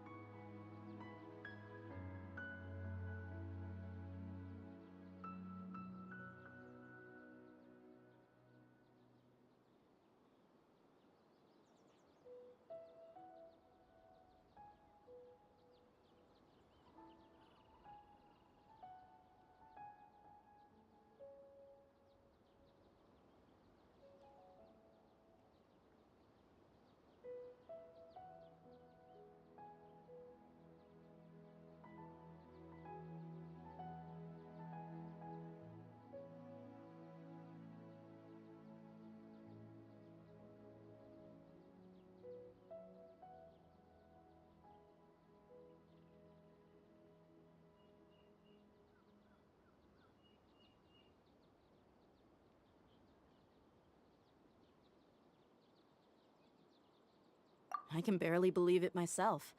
But if that's true, the situation will be in our favor. I don't think I missed any details. Frankly speaking, I don't want you to do anything too risky. Now that you know a little more, it should be easier for you to stay safe.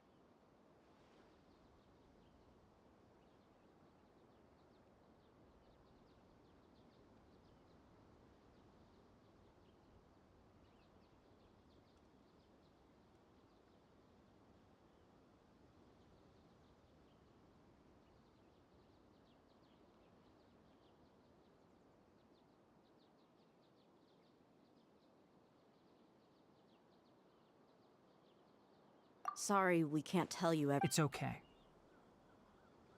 I have an obligation to do so. To be perfectly honest, all of this may have started because of me.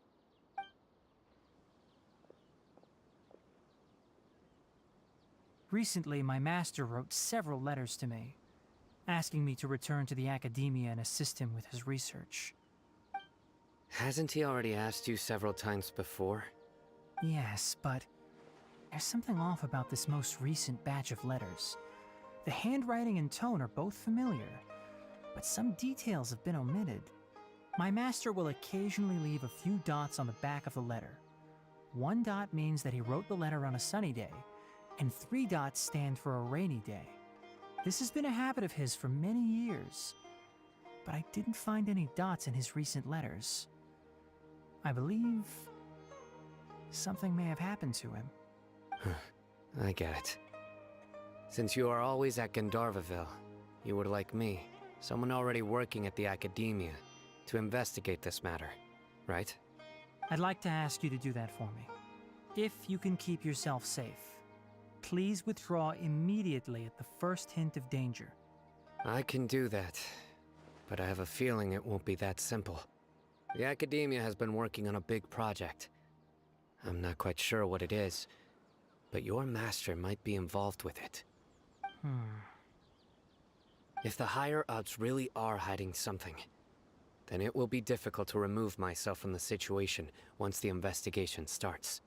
If the situation becomes critical, I'll leave the academia. If you don't see me there for an extended period, that's your cue. All right, we've got a plan. I'll stay at Gandharvaville to support you. If that scenario comes to pass, you must be extra vigilant. And be wary of any messages or direct requests from the academia. I must say, I didn't expect a warning like this from the General Mahamatra. Being loyal to the academia doesn't mean blindly doing whatever the sages say. I know what I'm doing. On that note, aren't you also being quite distrustful of your alma mater? The academia, yes, but my master is a man of integrity. Even when I was a student, I was worried he'd get in trouble for sticking to his beliefs. I suppose he's lucky to have lasted so long. But in the end...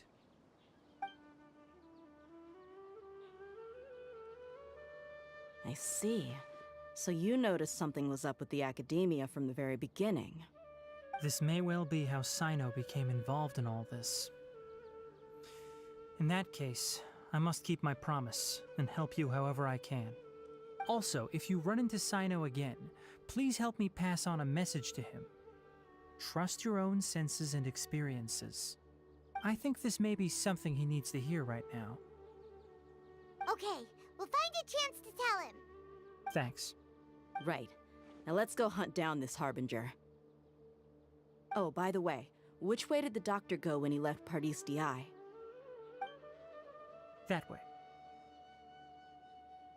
Gotcha. Thanks so much. We'll be on our way.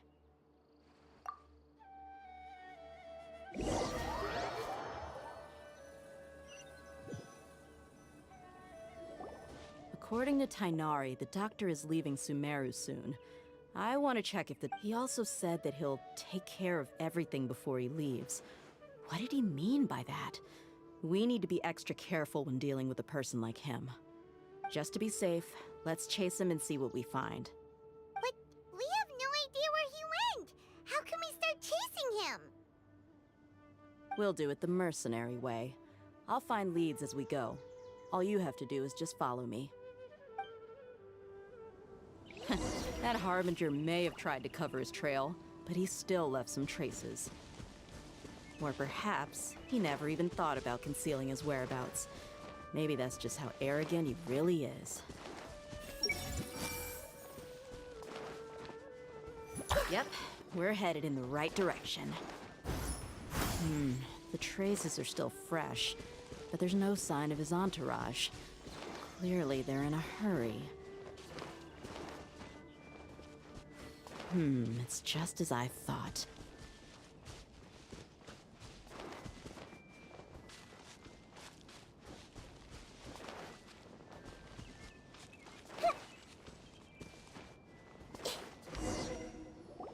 We can stop here. I think I know where the doctor went. To the south of here is Port Ormos, which seems to be where they're headed. Port Ormos? They're going to leave by boat? That's right. Let's go to the port and have a look for ourselves.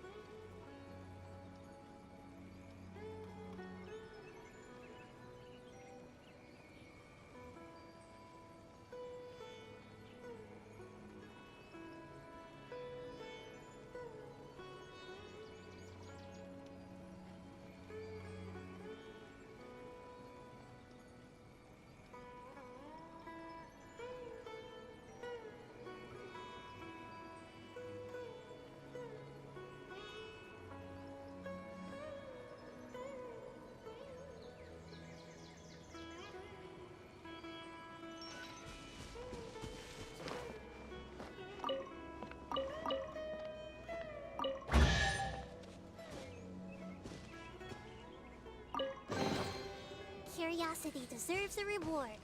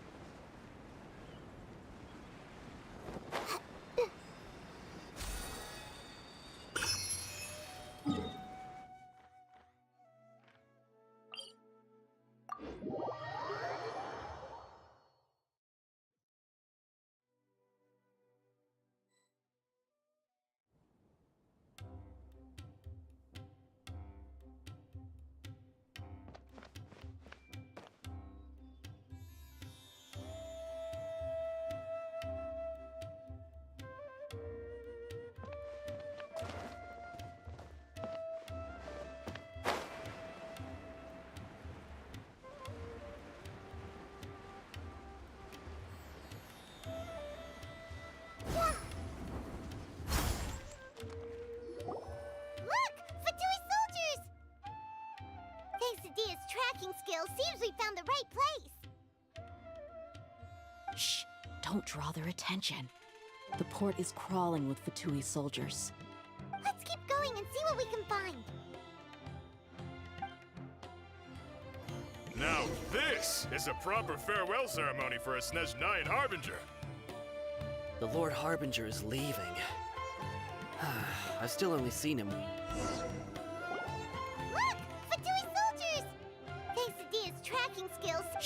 Don't draw their attention. The port is crawling with Fatui's. Let's keep going and see what... Now this is a The Lord Harbinger is leaving. I've still only seen him once or twice.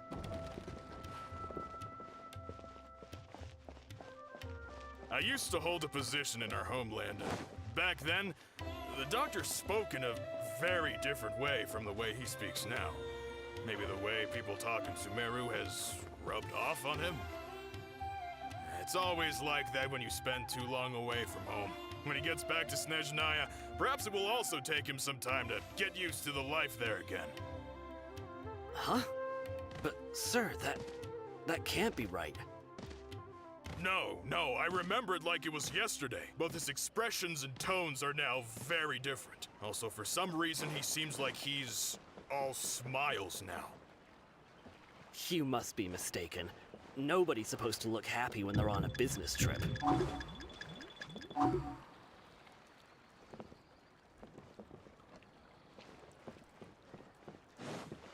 The doctor is on that boat. So he told the truth after all. He is actually leaving Sumeru. Let's get closer and find a place to hide so we can observe him.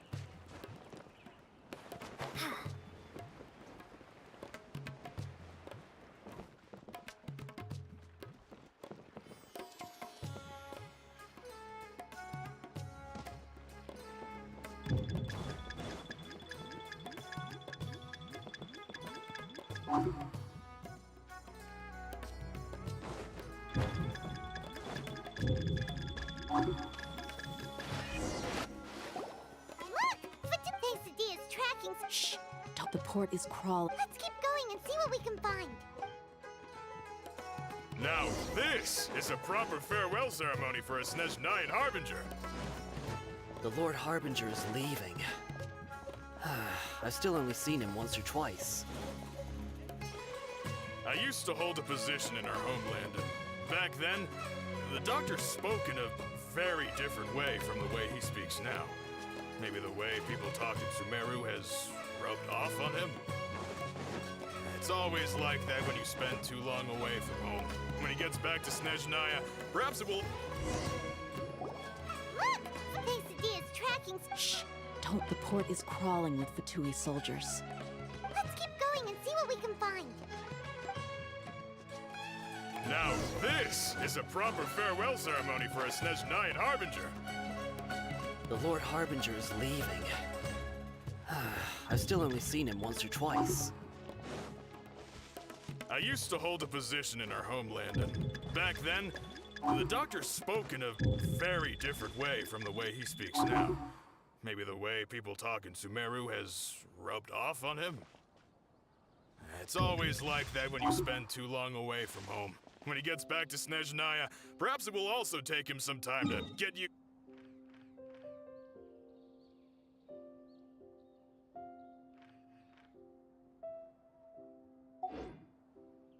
Huh?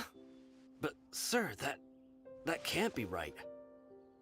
No, I remember it like it was yesterday. Both his expressions and tones are now very different.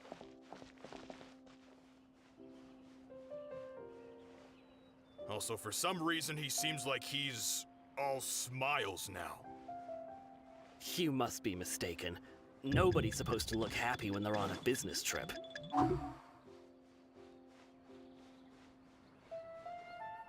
The doctor is on that boat.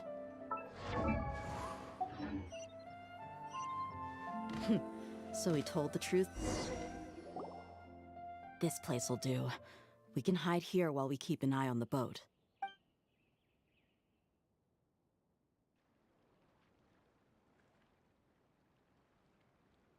Uh-oh!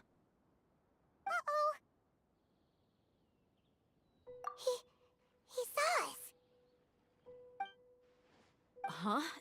Is he waving at us? It's time to say goodbye. Wait, is he the only person on the boat? You mean there's nobody with him? And where are all the soldiers we saw in the port just now? They were all here just a few minutes ago, but now they vanished. So this was a trap.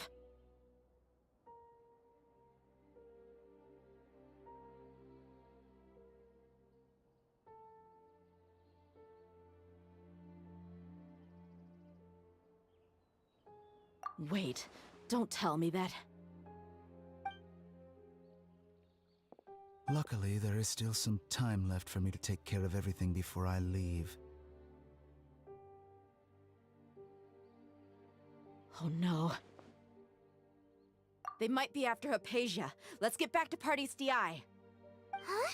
What do you mean?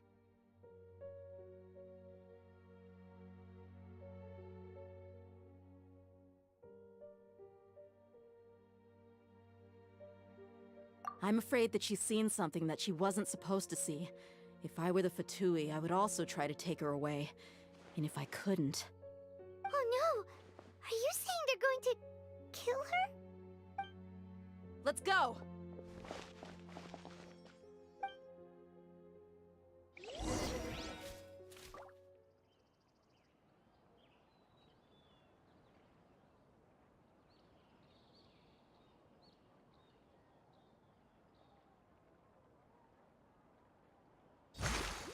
Let's move out.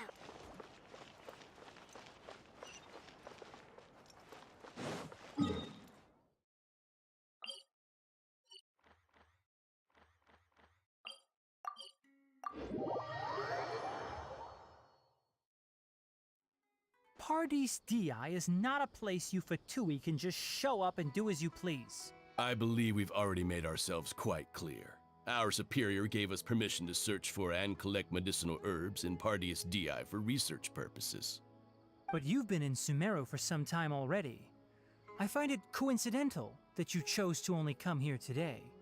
Even the Grand Sage himself may not have the right to question our research, much less an ordinary scholar like yourself. I've done my duty to inform you. Don't make things difficult for yourself. It would seem that my words have fallen on deaf ears. You can keep trying to deny it, but coming to Pardis Di now? I'm pretty sure you're not just looking for herbs. With all due respect, your baseless speculations will only lead to unnecessary trouble. Well, you only have your Harbinger to blame. He knows nothing about keeping a low profile.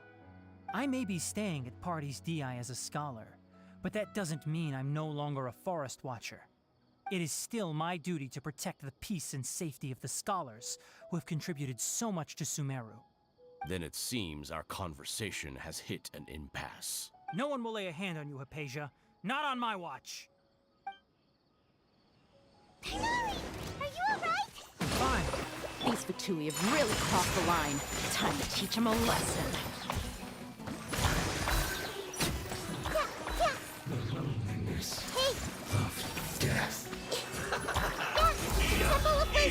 You need to hurry up! And leap!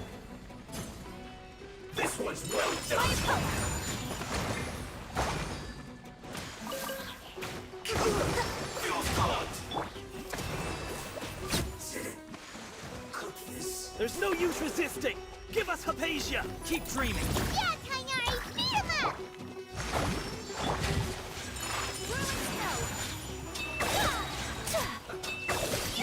I will end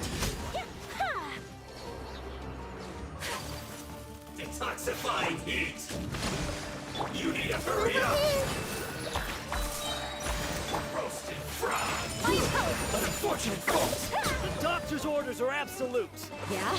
You've been someone's lapdog for so long that you don't know anything else now!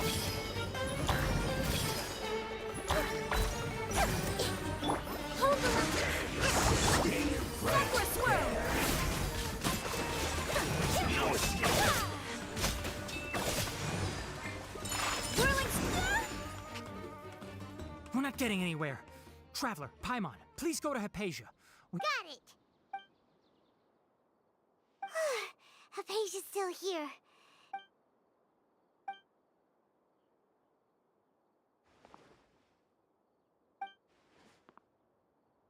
Well, how is she? Oh, that's good.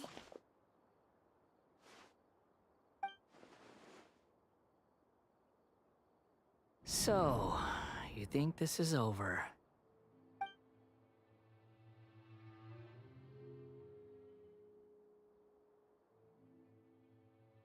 What? The Balladeer is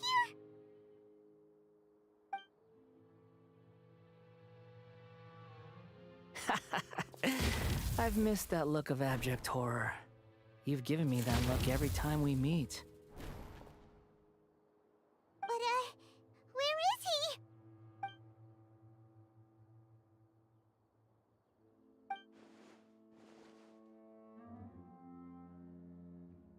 I can hear all of your thoughts, you know.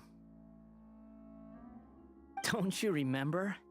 I already saw you the first time you came to Pardis Di, and made contact with Hypatia. I didn't need to do anything.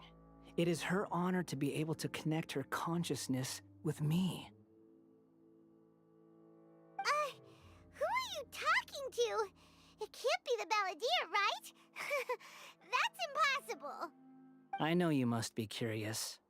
I might as well tell you that I decided to enter Hypatia's consciousness the moment I sensed your touch.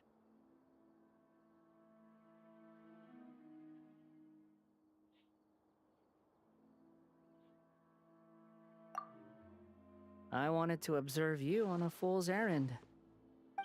Hey, Traveler! What are you doing?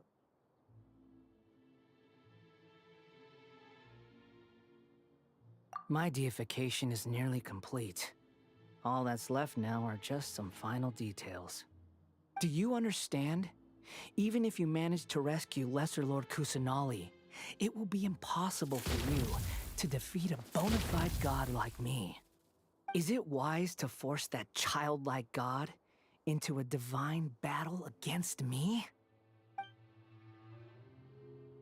Scholars consider the God of Wisdom to be the sum total of their faith. It's how they can justify reverence for a god as they construct it.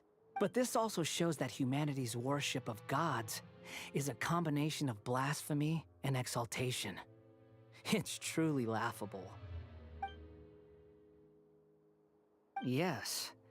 What is it?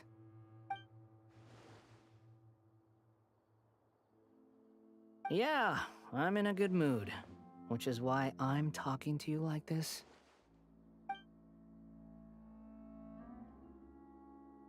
What do you mean?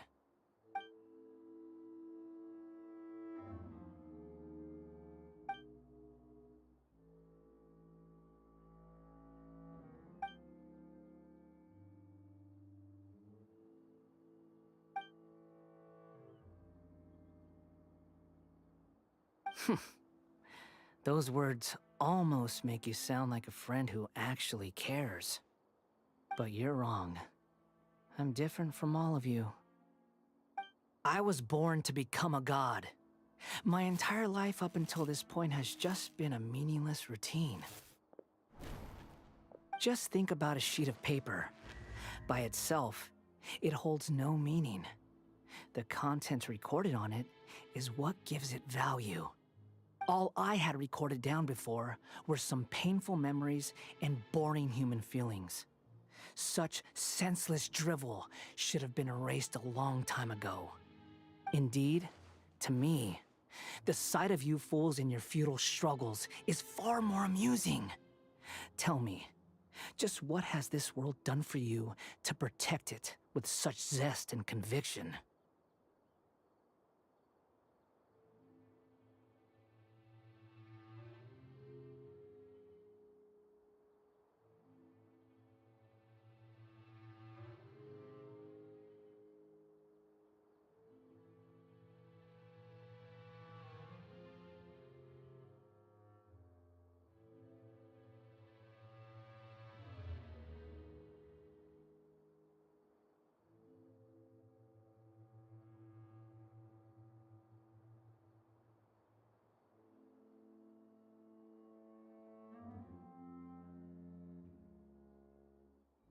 I'm connected to your consciousness, so I can hear what you're thinking, and sense the depth of your determination. This is a good conversation we're having, so here's a word of advice. Let go of your misguided guardian complex. You know nothing about the truth. It'll be for your own good, as well as everyone else's. Humans are a species that can only find bliss in ignorance.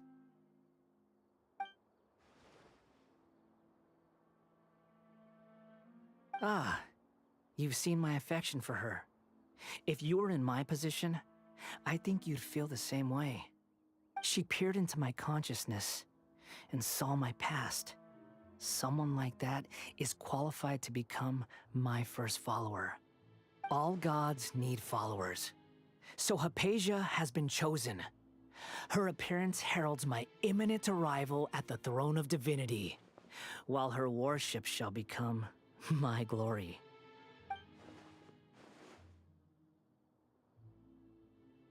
You're doubting me again? No matter. Soon, you'll know what kind of authority you're challenging.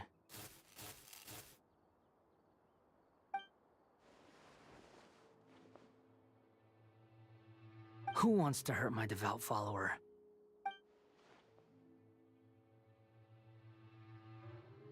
The doctor wants to hurt my first follower?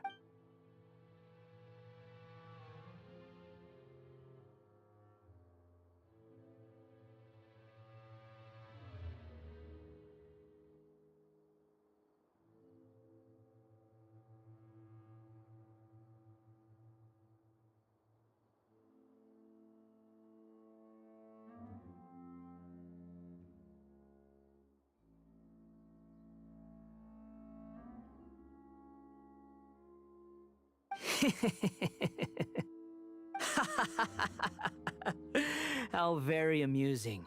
Has anyone ever told you that the doctor has never known his place? Even now, the puny human thinks himself capable of interfering in the business of the new god. You're still too naive if you think a few words will be enough to convince me to destroy the doctor. But I'm willing to give you a gift, just like my expression of affection towards Hypatia. It is an honor for you to be able to stand here and speak with me. As my listener, you will be rewarded.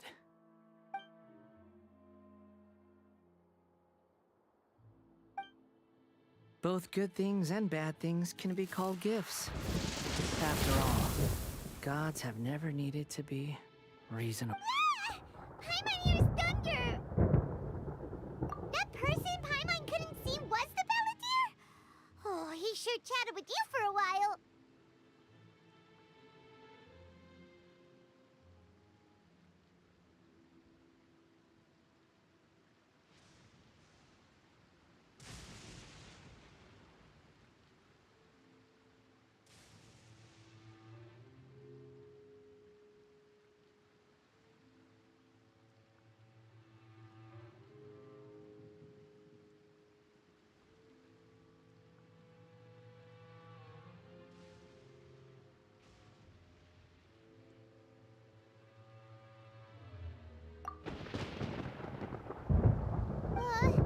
Where is the storm headed?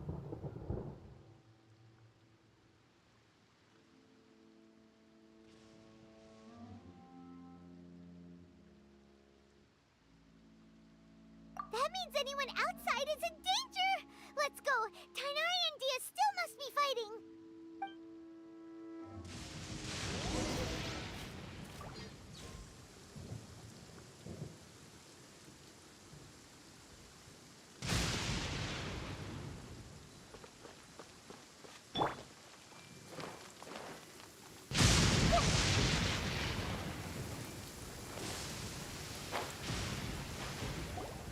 Oh! Have the Fatui retreated?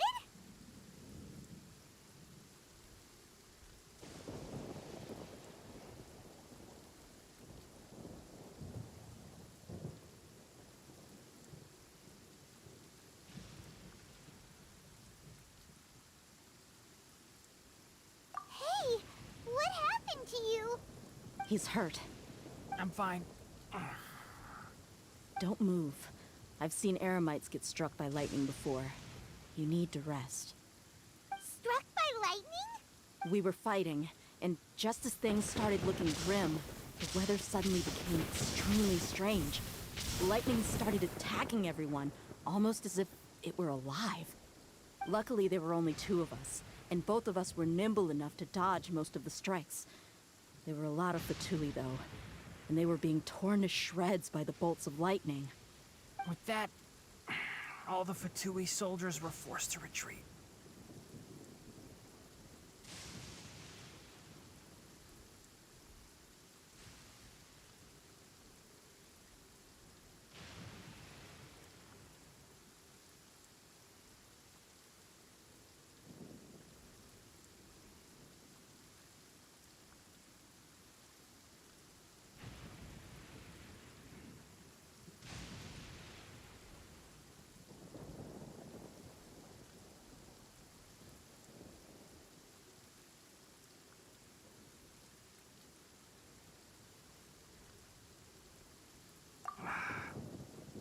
It's all right.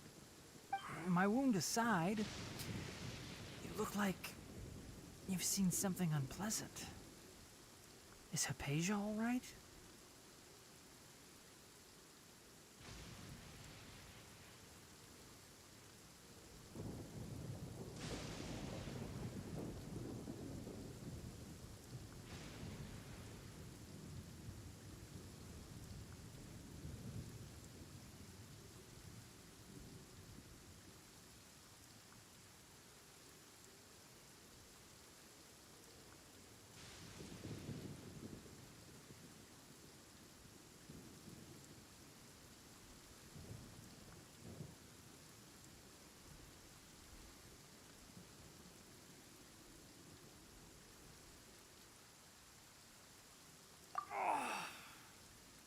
Hey, didn't I tell you not to move? Just in case. Let's go to Hypatia's place and talk about things there.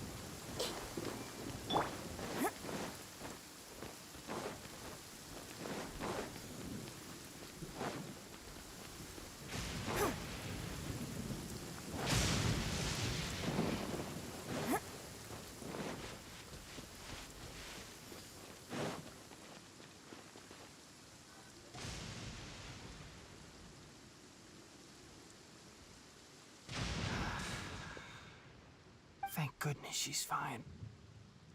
Hey, how about taking care of yourself first? I understand my condition. The wound is not fatal. I'll be all right. Ugh. The more you understand medicine, the... I know. They always think they can push through the pain. Oh, he sat down. Let me rest for a bit. Sorry, traveler. Now you may start.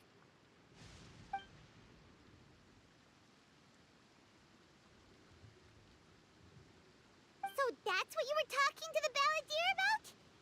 Oh, Paimon can't believe what he's thinking. The Academia's God creation plan. How ridiculous. That sounds, ambitious, I guess? Anyway, this is all way beyond me. As long as I can enjoy every day with a drink in my hand, tasty food in my stomach, and a good night's rest, that's enough.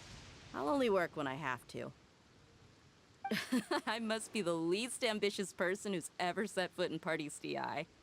Don't say that. I haven't even thanked you for your help back there. Don't mention it. Well, if nothing else, all this proves that the doctor really did have some urgent matter to attend to and left Sumeru in a hurry.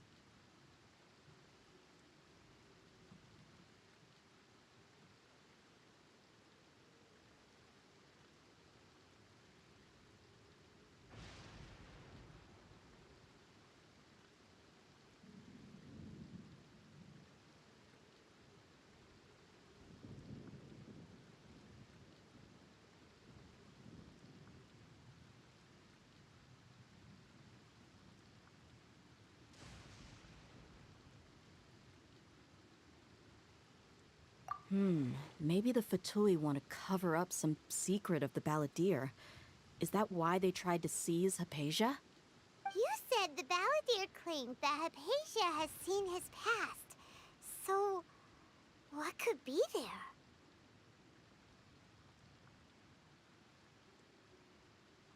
Have you noticed? The Balladeer is not happy with the Doctor's actions.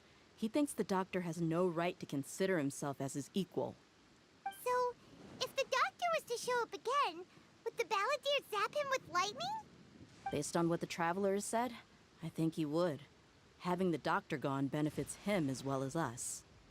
In other words, we've successfully completed this stage of the plan. The Doctor is out of the picture now. Yay! That's a big accomplishment! I'm also happy for you. Thank you for the help, Tainari. Yeah. All right. Okay, that wraps things up for us here at Party's DI. Traveler, it's about time we rendezvous with the others at the Grand Bazaar. Let's continue to keep a low profile. You can head there once you're ready.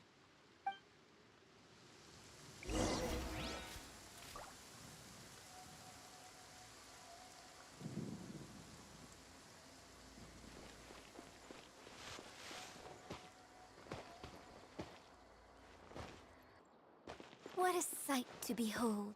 The sun, so warm.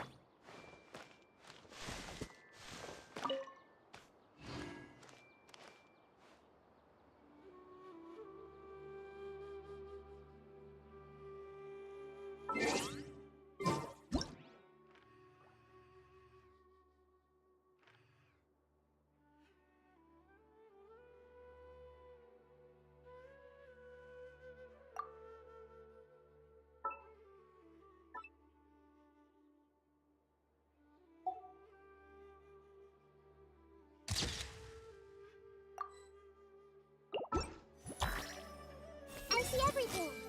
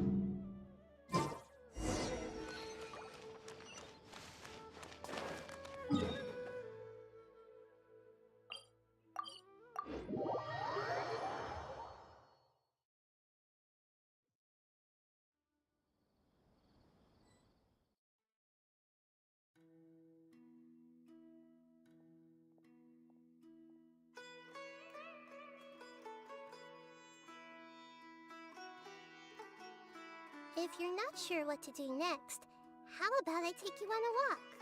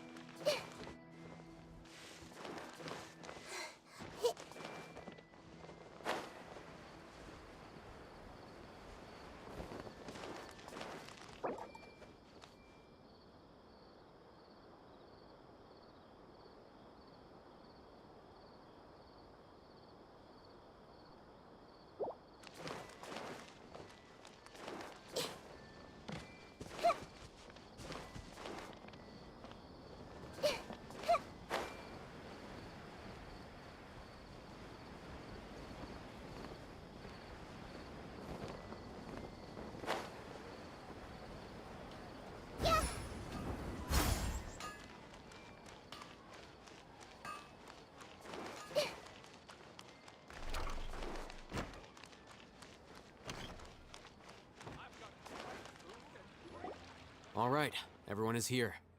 How did everything go? Any luck with your missions? Let's report back one by one. I'll start first. We've made the necessary modifications to the Akasha terminal. In addition, the props required are also ready. I'll go next. The Traveler and I went to Party's DI. The situation was a bit complicated, but we found Tainari. Unfortunately, he was wounded during a fight. Who was behind it? Well, that's the tough part. What should I say, Traveler? The Fatui or the Balladeer? After some back and forth, we confirmed that the doctor has left Sumeru by boat. He has something urgent to attend to back in Snezhnaya. So, we've successfully removed the doctor from the picture. Also, Tainari's already resting, so he'll be okay. Good. Oh, Tainari also asked us to tell you this message. Trust your own senses and experiences. All right. I'll remember that. Everything also went smoothly on my side. The Eremites should have arrived at their destination by now. To avoid alerting the quarry, they will stay there for now.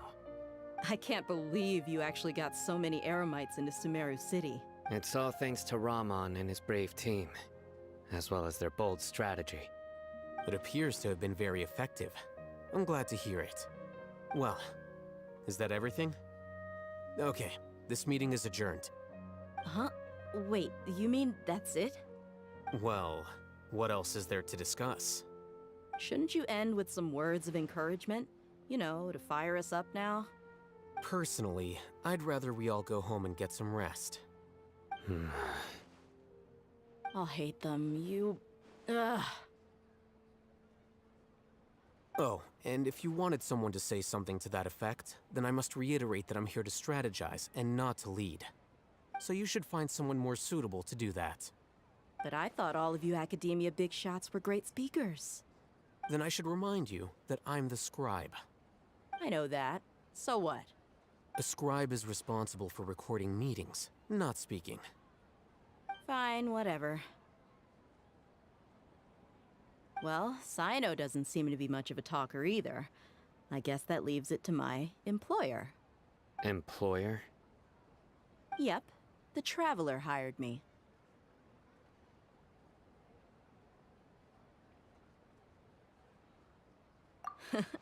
That's right. So come on, boss. What do you have to say for the team? Yeah, say something to boost morale.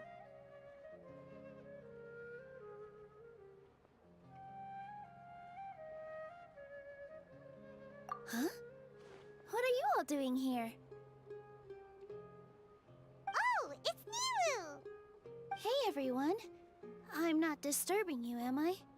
Not at all. I was actually just about to go find you. Judging from the group and all your serious faces, you were discussing something important, weren't you? But you also look like you're up to no good. Seems pretty interesting. Welcome, Nilu. Would you like to join us? Huh? Join you? You mean, you also want to discuss something important with me? Yes, something very important. Nilu, are there any breaks in your performance schedule in the upcoming days? Huh? Wait, you're seriously inviting me?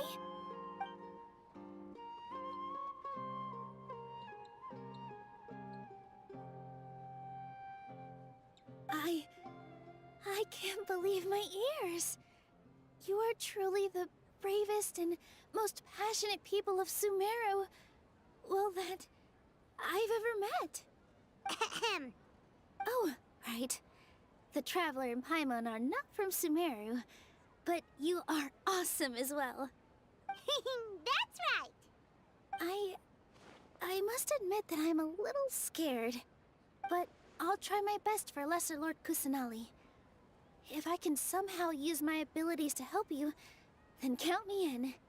Remember, believe in yourself. Okay. I'll get my friends at the Grand Bazaar to help us tomorrow. Just remember not to say too much. Be discreet. Yep, you got it. All the preparations are done. Now, can we finally conclude this meeting? So, have you thought up what you'd like to say, boss? Yep. It's a grand plan and we're all super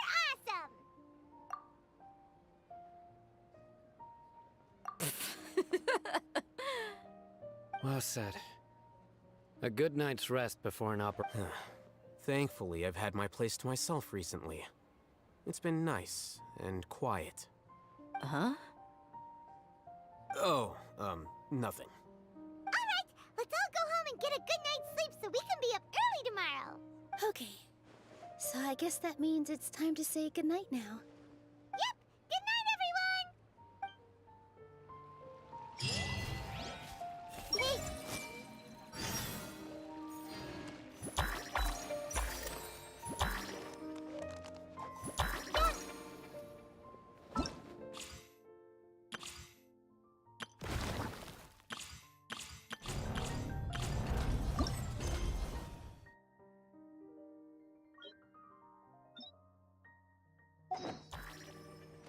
I should go buy something from Jude's after work.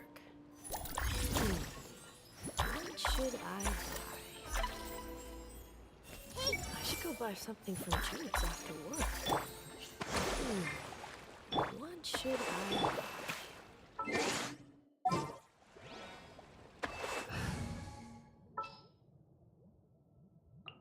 Want me to come along? What's our objective?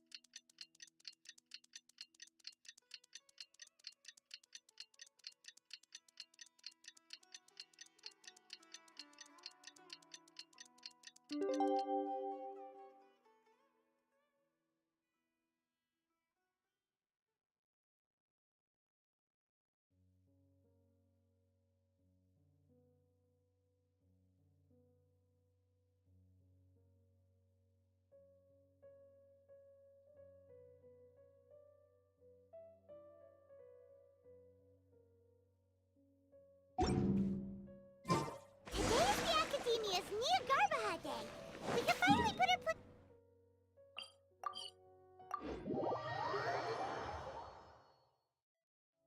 Hello, you two. Not really. Paimon got too nervous thinking about today and didn't fall asleep. What about you all, Hatham? Naturally, I slept just fine. After all, You just want to show off how calm you are.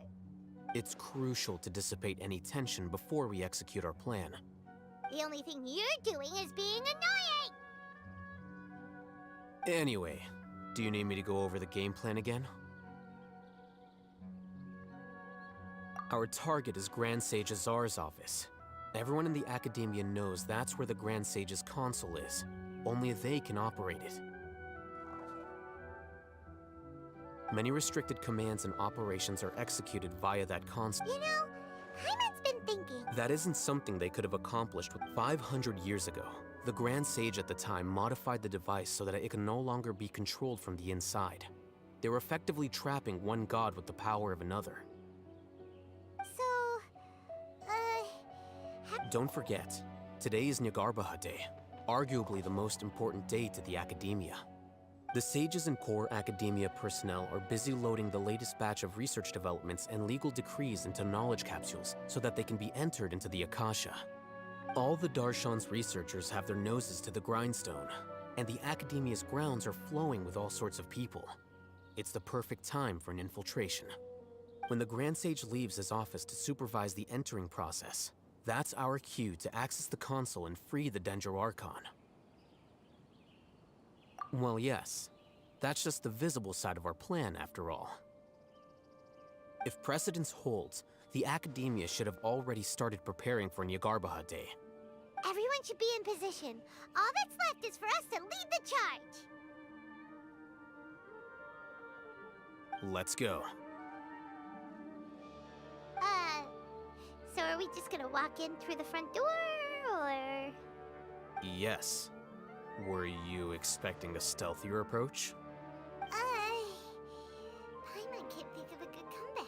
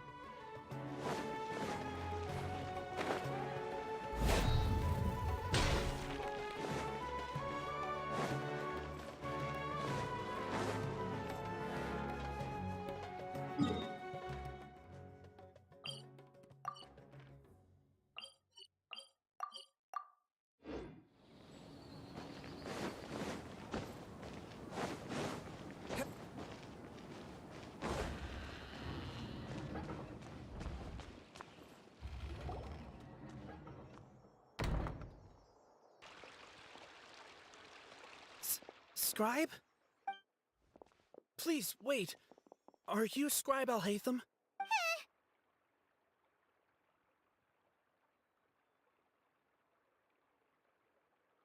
That's me. Is something the matter? No. I was just surprised to see you here.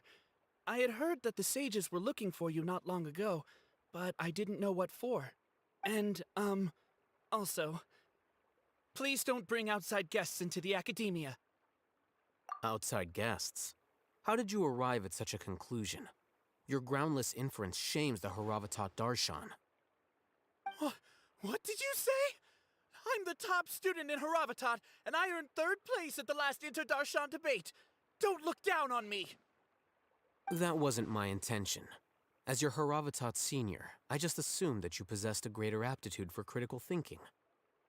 Look, based on what you already know, the purpose of my return and the reason they're here should be obvious. Is that so? Wait a moment. Let me think. Don't tell me the answer. The sages search for you. A blonde-haired traveler. Outside guests. So, from the start, the sages weren't looking for you, but this traveler? And Hey, shh. Yes, you've proven yourself as the top student in Haravatat. I surmise you've arrived at the correct conclusion. As I expected. Please, forgive me. I wasn't thinking clearly just now. Thank you for getting me back on... It's nothing. We'll be on our way. All right.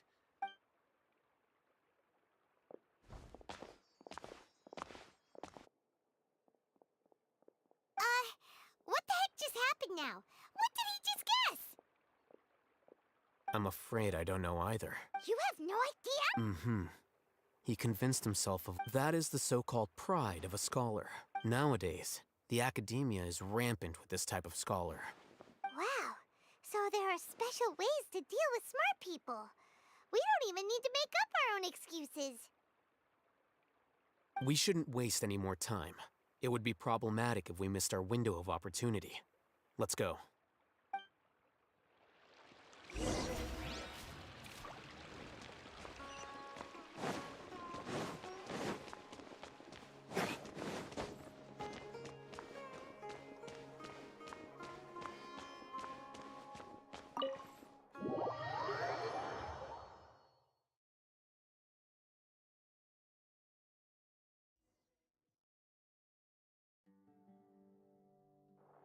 Is this the Academia's library?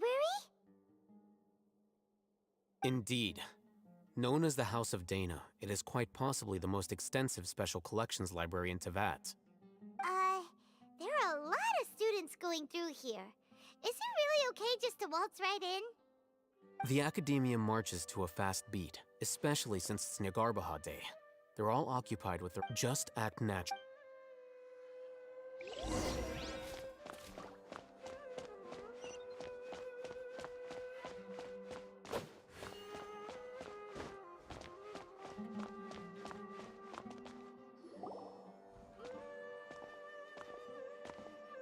What's this platform for?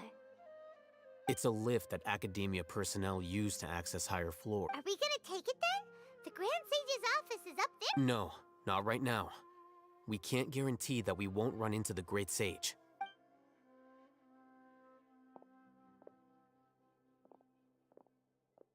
You think the Grand Sage will exit from there? And after he does, we'd sneak past him? Ugh. Who knows?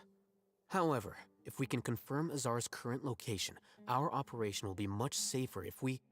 Allow me to offer you a hint. If you wish to know his location, look behind you. What's Grand Sage Azar doing here? Do not tell me you believed the Academia would not grow suspicious of you after such a prolonged absence, scribe. An eyewitness had informed me of your whereabouts, so I came to personally welcome you. Great Sage, I didn't expect you to care so much about me.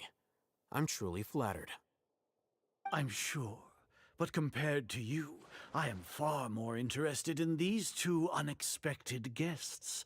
You are the Traveler and Paimon, correct? It's a pity that only now have I been afforded the opportunity to formally meet two of Sumeru's most esteemed guests. I do apologize for my lack of decorum.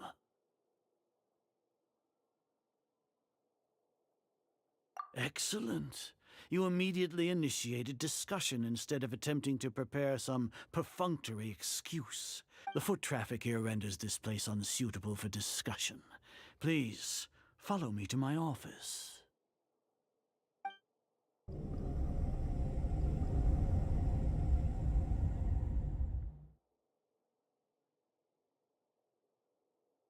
This place is crawling with guards. There's no way out for us. All right then, Traveler. What did you wish to discuss with me? Today is Nyagarbaha Day, so I still have many responsibilities to attend to. There is little time for idle chit-chat. You seem to know quite a bit about our endeavors. If that is so, then you should be praising our great work, rather than using your trivial misgivings in a futile attempt to sway me. Trivial? Then tell me, what do the Fatui want from me? Worthless. Those are all completely worthless. Benefits, divine power. These materialistic words do nothing but debase our great work. Creating a god. Yes, we are using human wisdom to create a god. If humanity cannot attain omniscience and omnipotence, then we shall create a god to reveal them. This is the pinnacle of human wisdom. We shall regain a god's guidance at long last. No longer will we flounder in the interminable void of consciousness and knowledge. Even Ermin's soul will be freed from its plight. For our nation of scholars, this is the ultimate aspiration. No cost is too great to realize it. You will never understand the rapture of having a god be born within your very hands. With your degree of knowledge, you gods exist on a plane that far eclipses humanity's. Lesser Lord Kusanali, what can she even do? Care for the people? Fend off sandstorms? Fabricate silly fairy tales? These are but child's play for the Academia. Does that make us equal to the gods? We are a people favored by Greater Lord Rukkhadevata. Though I may have personally not seen it, our forefathers bore witness to true wisdom. The ascension of the Lesser Lord has brought nothing but bewilderment to the scholars. They all ask, is that truly what true wisdom is supposed to look like? With that in mind, it is better to keep her isolated in this— What a pathetic justification! Do you really think that only the super smart or powerful should be able to call themselves gods? As per your judgment, Grand Sage, they are indeed dangerous individuals. Not only are they acting against the academia, but their ideologies have the potential to lead scholars astray. Looks like there really was merit in my assignment. Oh, Hatham? Are you talking about us? Anyway, I've brought them to the academia as ordered, but it took some time and trouble.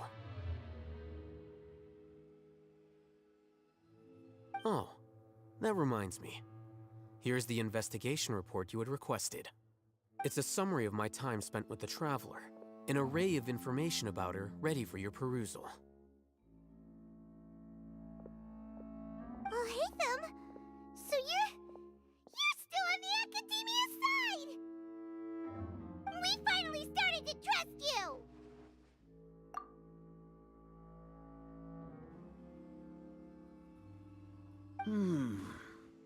Excellent. Detailed contents with no errors. I would expect nothing less than an immaculate report from the scribe. As it is Niagarbaha Day, I'll enter the information on you into the Akasha. Surely you know what that means. We'll be monitored, just like Sino. With the Akasha's calculation prowess, all of your actions will be predicted with an accuracy of at least 98%. Furthermore, your data will be updated in real time whenever new information presents itself. To put it into words you can understand, wherever you go, you will be walking under an invisible leash. This is Sumeru's greatest penalty for dishonest persons.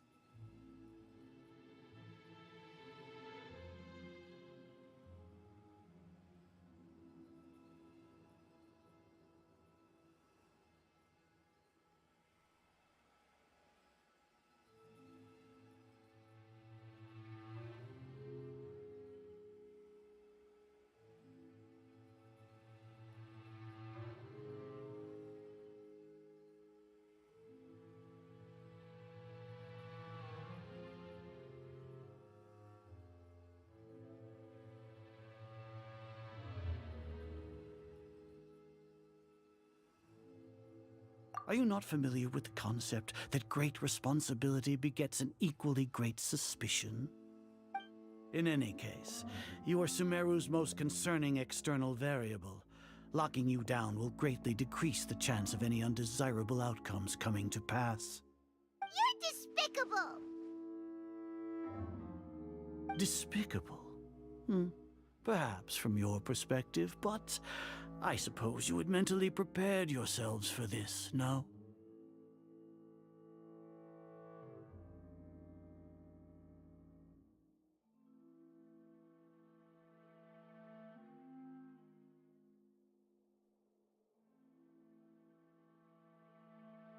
Your ploy was to sacrifice the Traveler here, was it not? Lord Azar, I know what you're trying to say, but I've been following your plan this entire time. Why are you doubting me at this juncture? Must I delineate your entire plan? Very well, I will spell things out. First off, I received an eyewitness report that you were spotted with the Traveler at Caravan Ribat. However, you immediately departed for the desert and escaped surveillance range. Judging by the time, you all likely encountered the truant General Mahamatra in the desert. Am I correct? Maybe Paimon shouldn't have mentioned Sino just now. The Academia had not received correspondence from its scribe for a prolonged time. You were also in the company of the Traveler, a close associate of Lesser Lord Kusanali and General Mahamatra Sino, who had defected from the Academia. With their instigation, what was the probability that you would betray the Academia? Rationally speaking, 50%? 70%? What do you think? Regardless, that's only a guess. The facts are that I've brought the Traveler right before you, and I gave you my report. Indeed, your boldness deserves praise. To think that despite status as an outlander, the Traveler is still willing to sacrifice for the sake of your plan. If I'm correct, you have a contingency plan to save Lesser Lord Kusanali and ruin our great work. Sneak into the Academia on Nia Garbaha Day, using Alhaitham's status as the scribe, for there is a good chance that an opportunity to save the Lesser Lord will arise. Should your intentions be discovered, Alhaitham will turn traitor and sacrifice the Traveler, thus proving his innocence. He can then stay inside the Academia and continue searching for a way to proceed forward. As for Sino, according to the Akasha's calculations, he will soon return to the Academia and confront me in person. I suppose this is also a part of your plan? You'll see me as a traitor regardless of what I say, no? Even if you impugn me, it would have little effect on you all. You misunderstand. Losing our scribe would irreparably damage the Academia's regular operations and the development of Sumeru's future academic systems. However, under the current circumstances, even that is trivial compared to what we stand to gain from our great work. You said that I betrayed the Academia, but you, Azar, you've betrayed all of Sumeru, betrayed its Archon. So flight has turned to fight at long last. Guards!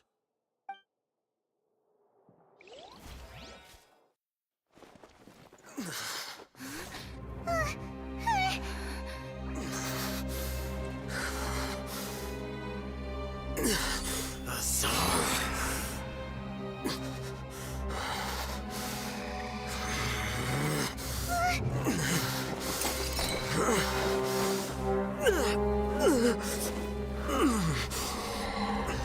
Well, what do we have here? So you stole that divine knowledge capsule? Traitor! You traitor! Even the most rational scholar will yearn for the power of a god in a moment of desperation. Aren't you doing the exact same thing as me, Alhaitham? Unfortunately for you, no god will lend you their power. Azar!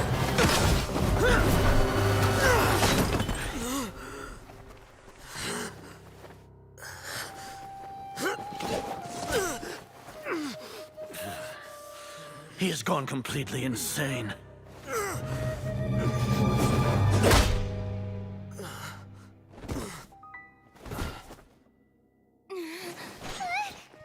Take him to the Matra and exile him to Aru village. Then find someone to take these two to the confinement room. I'll deal with them later. Grand Sage, we've finished all required preparations for Nyagarbha Day. We may begin to enter the capsules now. Excellent. You may begin.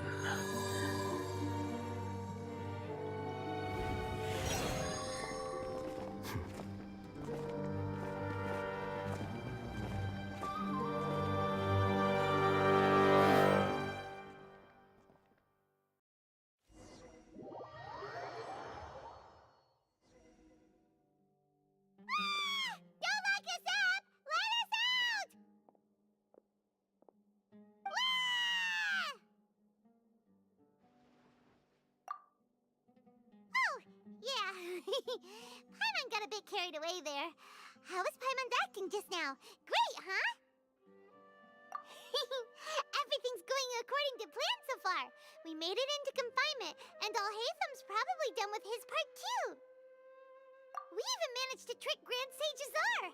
Alhaitham sure knows how to cook up a plan. What are we doing next? Paimon has trouble remembering things when she's worked up. Right. Paimon thinks it went something like this. Apart from that, we still have yet another goal in the first stage of our operation, which is to send the Traveler to the confinement room. What? Why do we want to get her locked up on purpose? She's always been the person the sages are most afraid of, as well as the greatest obstacle to the successful implementation of their plan. They are very aware of the risk she poses to them. Once the traveler is imprisoned, the sages will likely think that everything is under control. And with their guard down, the next phase of our plan will have a much higher chance of success. I can already see the pompous looks on their faces. Oh, that's a super tricky plan. But Paimon still thinks it's not really worth it. That isn't the only reason, of course. She has a more important task once she's in confinement. According to the Academia scholars in Ramon's custody, Lesser Lord Kusanali has sealed off her consciousness in the Akasha ever since she was captured by the Doctor. That way, they can't pry. Even if we break into the sanctuary of Surasthana, it will take time to awaken Lesser Lord Kusanali. So our job is to wake up Nahida! Okay, totally worth getting thrown in jail for. The confinement room is inside the Academia, close to the sanctuary of Surasthana. I'll work with Ramon's scholars to make some modifications. However, as for what... Oh, no wonder you've been wearing your Akasha terminal today. It's the one that all Hatham modified. Paimon thought they'd take our Akasha terminals when they locked us up in here. Were they being careless? Alright, so what now?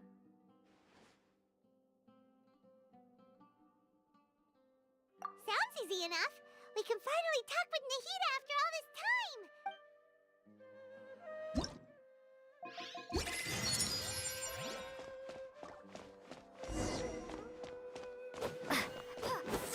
Windblade.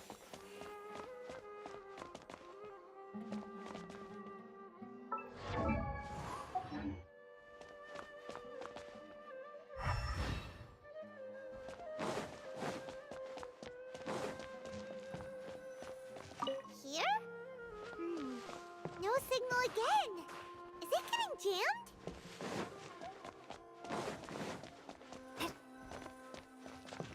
Whoa, it's Mora! Ooh, Mora! No, Paimon, we're not here to hunt for treasure.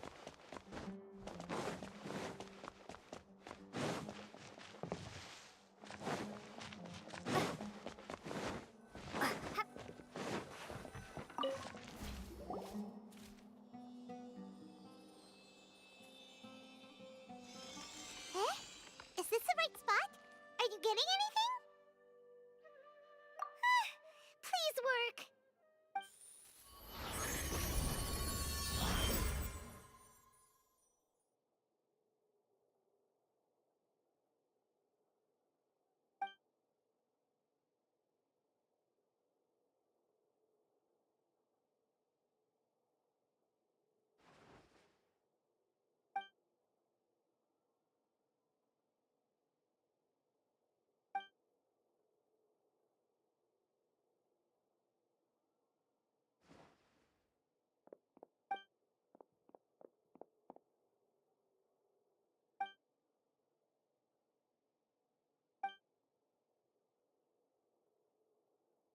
Nahida!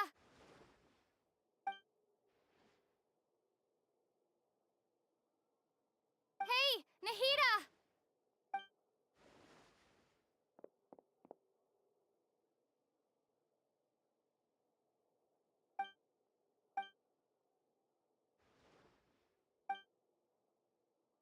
When did it first start? Oh, right. It started from the moment I was born.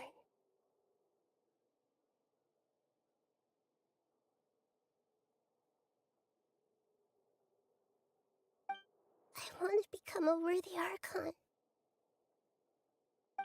So I've kept studying, kept listening to my people and their hearts, kept looking for a way to save Irminsul, so I can catch up.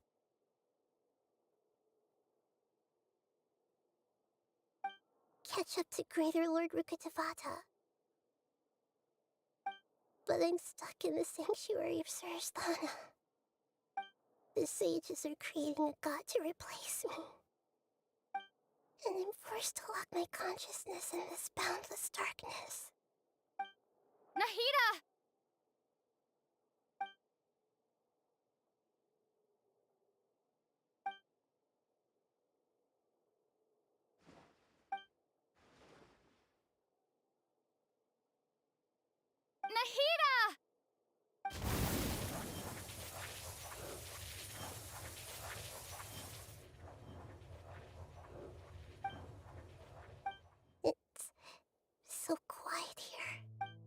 Now that I think of it, I don't think I've ever actually listened to my own inner voice.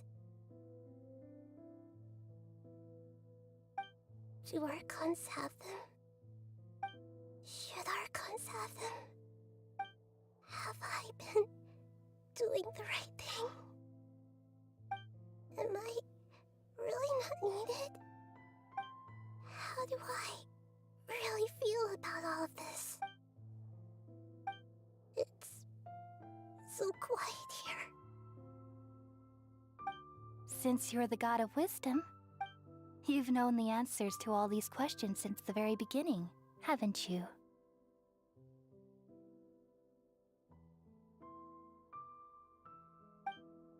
Who are you? Whose voice is that?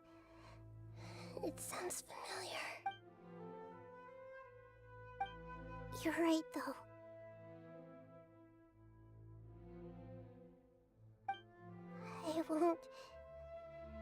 I won't ignore my own voice anymore.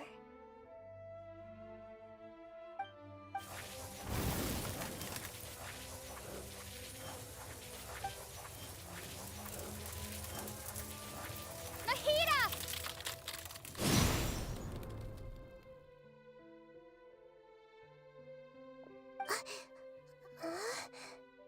Nahida? Did you wake me up? Thank you. Why are you here? We're here to rescue you. Are you alright? I'm fine. It's just... when I think of everything that's happened to me, I feel really angry. You should have been angry ages ago.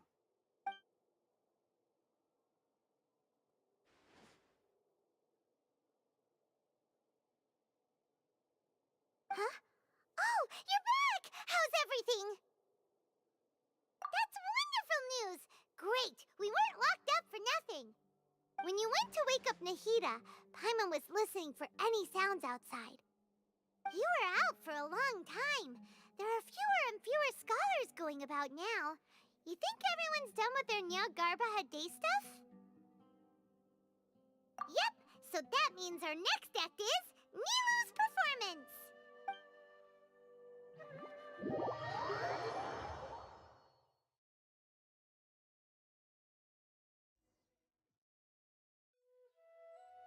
Nilu, are you sure about this?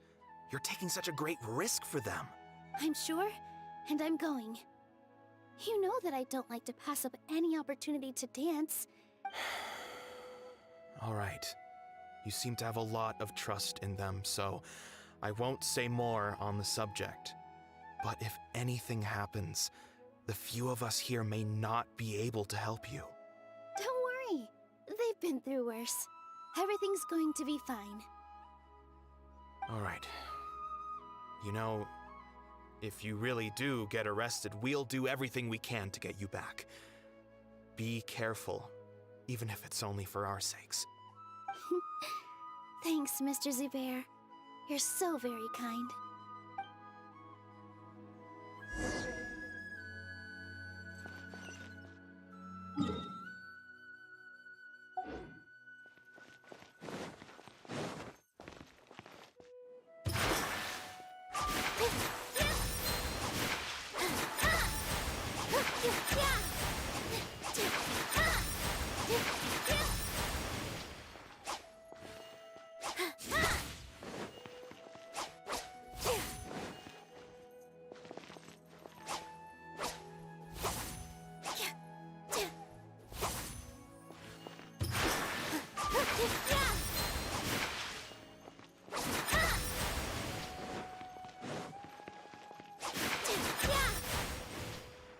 Nilu, how's it going?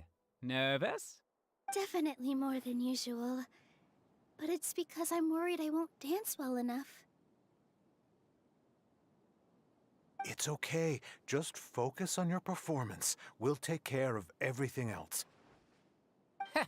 You sure know how to talk. Taking all the credit, even though we came here together to help out. Well, thank you both. I'll have to treat you to a meal after all this ends. I really... Ooh, that sounds great. Ha! How can we say no to that? All right, let's get back to business. Nilu, we'll be here to keep people from going to the academia so they don't interrupt your performance. I was planning on telling them something like, the Academia's been conducting a weird experiment, and some of their test subjects escaped. It's really dangerous there, so stay away. Oh, you couldn't think of anything better? Oh well, I guess it does sound like something the Academia would do. I think it sounds great. I'm counting on you guys. Don't worry, it'll be a piece of cake.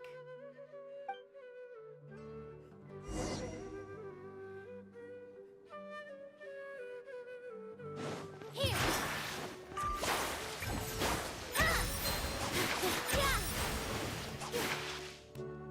Hey, Nilu! Sorry, it's great to see you, but I'm really busy right now. Our Bait People Away with Yalda Candies plan is working beautifully. Do you want some candy? We have more than we can give out. Vihar, thank you so much for doing all of this. And even dressed up as the Knight of Flowers, no less. I'll pass on the candy, though. I cut back on sweets in the period leading up to a performance, and I'm about to start one. You have a point. The stage is cleared and everything's ready, so you can start your performance at any time. Yeah, thanks to you. I'm really grateful. All right, time to hit the stage. You're welcome. The honor's all mine, since I'll have such a great view of the show.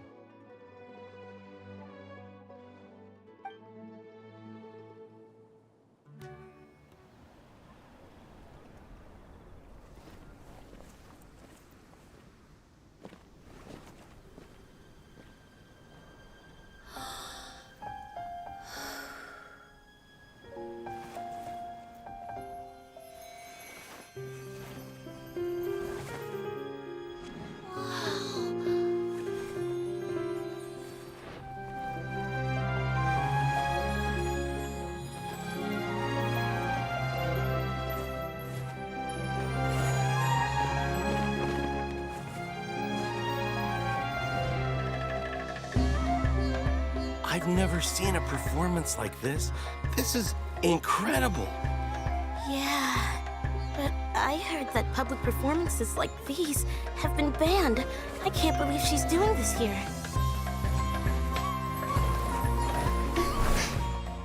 Grand Sage, there's some commotion outside. Huh. How uninteresting. Issue the new Prohibition Act from the Akasha to the guards. They'll know what to do. Do you think we should, like, stop her? Let's just watch for a little bit longer.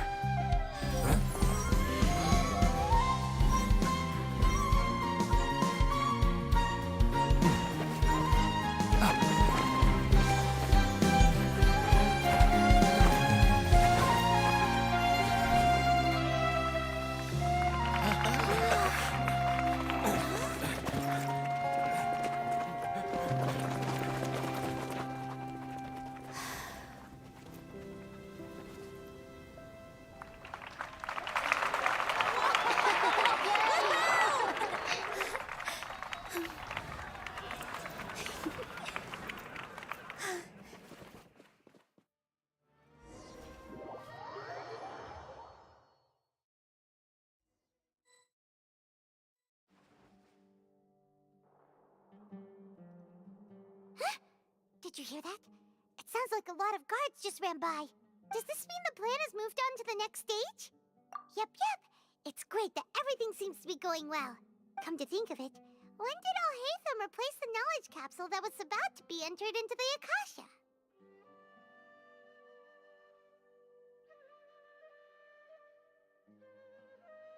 Oh, so that's when he did it! Paimon was too nervous to notice. Speaking of, didn't Alhaitham also yoink the divine knowledge capsule from that mercenary leader in Port Ormos when everyone else was distracted? It's a time-tested trick of his. Why are we complimenting him? Yeah, he's smart and all, but he still makes Paimon's blood boil. let's review our plan for this stage again. It's not like we have anything else to do right now anyway, and it'll help us feel more confident. Paimon remembers that Nilu's task was supposed to go a bit like this. Now that Lesser Lord Kusanali's consciousness has been forcefully sealed, the core figures of the Academia and their guards have started to wear their Akasha terminals again. With the Doctor's technological support, they think they have nothing to fear. How despicable of them to rely on such a person. But this is also our chance. I was originally asked to draft the knowledge capsule for the Artistic Performances Prohibition Act when I was still at the Academia. It should be on the Grand Sage's desk right now, and will be entered into the Akasha during the next Nyargarbaha Day. Are they really going to stop all artistic performances? That's horrible! I'll make an identical knowledge capsule, but this time, I'll smuggle some misleading information into it. We only need to find an opportunity to switch the capsules. Once it's been entered into the Akasha on Nyargarbaha Day, if someone were to be seen performing in public, the sages would definitely use that opportunity to announce the ban, and so the misleading information will be disseminated amongst the guards. Sure sounds complicated, but it seems like if everything goes well, we'll be able to get rid of all the guards in the Academia without any effort. That's pretty clever, getting right into their heads. I just have one question. Even if we manage to get the misleading info out to the guards, how can we be sure that they'll believe it? People who are used to relying on the Akasha become less inquisitive, and their ability to distinguish truth from misinformation is significantly reduced. The Akasha will turn humans into machines. I've seen it happen many times. Yikes. Good thing I didn't wear it for long when I was working in Sumeru City. At first, I thought it was a good thing too. By the way, this plan still requires a performer, right? Do you have someone in mind? Nilu of Zubair Theater. I know her really well. We can trust her. I'm kinda hesitant to ask her to participate in a dangerous plan like this, but we can ask her in person. All right. After the guards in the Academia are gone, then it'll be time for me and my stowaway brothers to shine.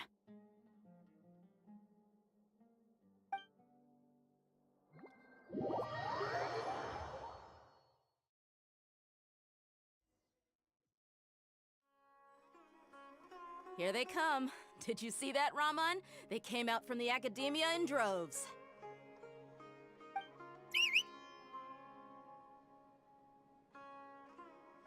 After laying low in the city for so long, this is the moment we've been waiting for. My brothers have already sprung into action. We couldn't do anything to them inside their coop, but outside the Academia, this is our hunting ground. With a lioness like you, the prey sure won't be able to run far. We still need to eliminate the guards as soon as possible. If we give the sages enough time to realize what's happening, the plan's doomed. Yeah, all they've done is to sit on their cushy salaries and twiddle their thumbs all day while we fought and struggled every day in the desert. The only advantage they might have is their numbers. Speaking of which, most of the guards who report directly to the 6 sages belong to the Corps of 30, following those blasted sages every whim, throwing away all the principles of being a mercenary. As someone in the same profession, I'm obligated to teach them a good lesson today. Indeed, the trap has been set. Oh. All right, let's each take a road and— You gave such an important task to that child. Will he be okay? It'll be fine. Isak was so determined to help. Besides, even if he's caught, the guards would be too scared to do anything to him. You've got a point. Anyway, I think I see them coming. Let's head out. Good luck.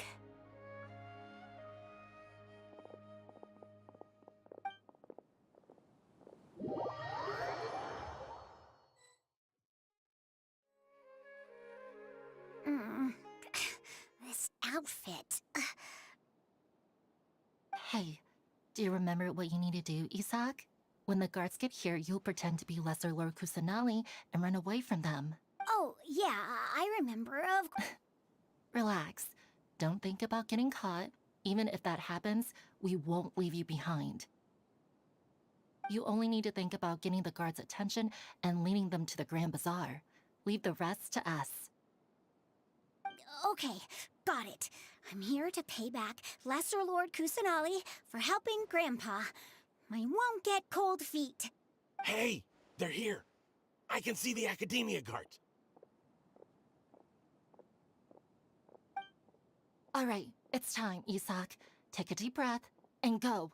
You can do.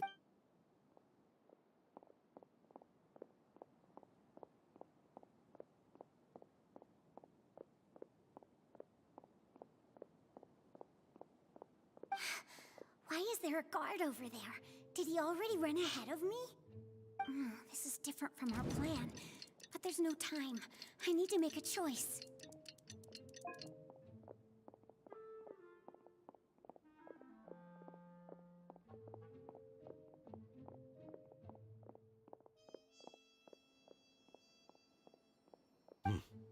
Let's have a look behind the house.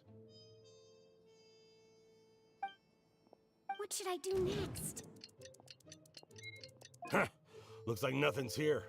A wasted time. Luckily, he didn't check behind the tree. What should I do next? The guard looks alert. What should I do next?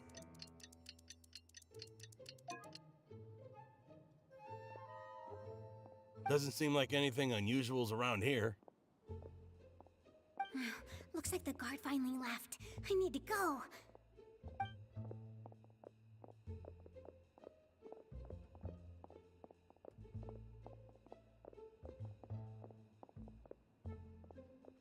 Hey! Lesser Lord Kusanali is over there! Stop! What? Lesser Lord Kusanali? How did I not notice that? They found me. This is bad. Where's...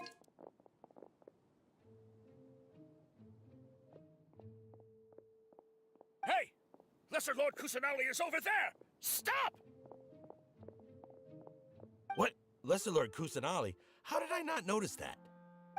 They found me. This is bad. Where should... Oh, how is this possible? There's also an Academia guard here. Oh no.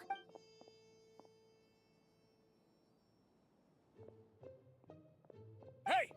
Lesser Lord Kusanali is over there! Stop! What? Lesser Lord Kusanali? How did I not notice that? They found me. This is... The target suspected to be Lesser Lord Kusanali has escaped into the Grand Bazaar.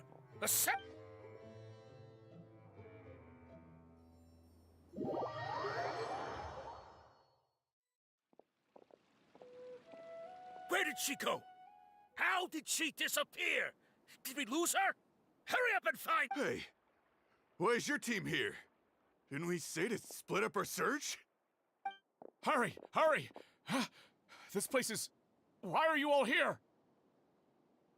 Yeah, isn't it one heck of a coincidence? Everybody's here.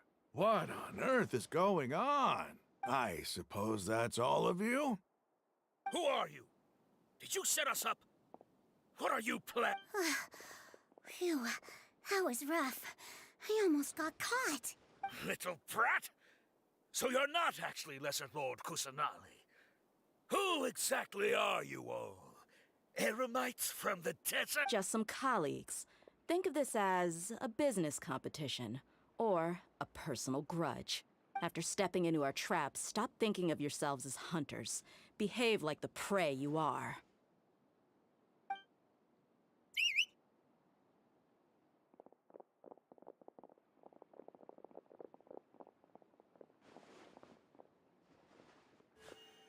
An ambush? How's that possible? This is Sumeru City, but mercenaries from the desert somehow ambushed us! You've spent all your time hiding away in the academia. This place...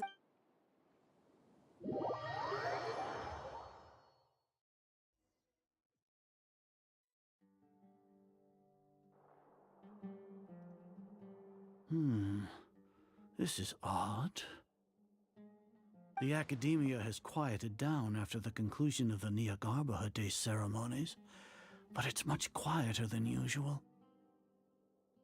Where are the guards? Why have I not seen a single one? Guards? Guards! Grand Sage, how may I be of assistance? I called for the guards. Why did you come? My apologies, Grand Sage. Right now, all Academia guards have entered the city to perform the ordered arrest. I thought you knew. Arrest? Who is there to arrest? I have an ominous feeling. Arrest Lesser Lord Kusanali, right?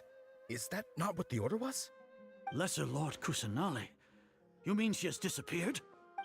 Yes. I wouldn't dare make up something like that. Right now, everyone is in a panic, and many are saying that Lesser Lord Kusanali will take revenge on us. What happened? Just what is going on? Lesser Lord Kusanali somehow escaped? Was it Alhaitham and his party that freed her? That's impossible. The Academia is heavily guarded today, and any order to release Lesser Lord Kusanali would be strictly confidential. Besides, Alhaitham and the Traveler are already in... What manner of trickery did they employ? How could Lesser Lord Kus disappear? Wait. How was the arrest order distributed to the guards? It was issued by the Akasha earlier today. Only you have the authority to send messages like that, so I thought it was your order. Let me check.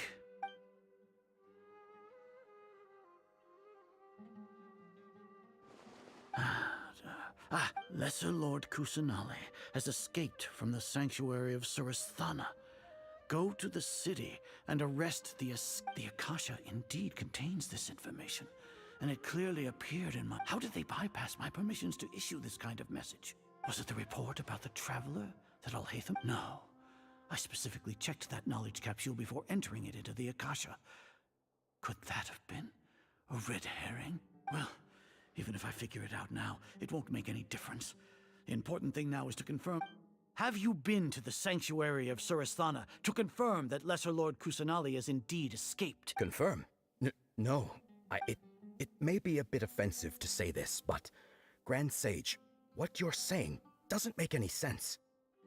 How can the information in the Akasha be inaccurate? What the Akasha decrees is fact. That is common knowledge to all of us. If we have to confirm the information and knowledge from the Akasha ourselves, then how is that any different from us learning that information ourselves? In the beginning, it was I who asked you to believe in the Akasha, to believe in the legacy left by Greater Lord Rukkhadevata. Are you trying to use my words against me? No, Grand Sage. I'm merely confused because I believe in you. I never met... Stay here and see if there are any suspicious people around. I'll go to the sanctuary. Yes, Grand Sage.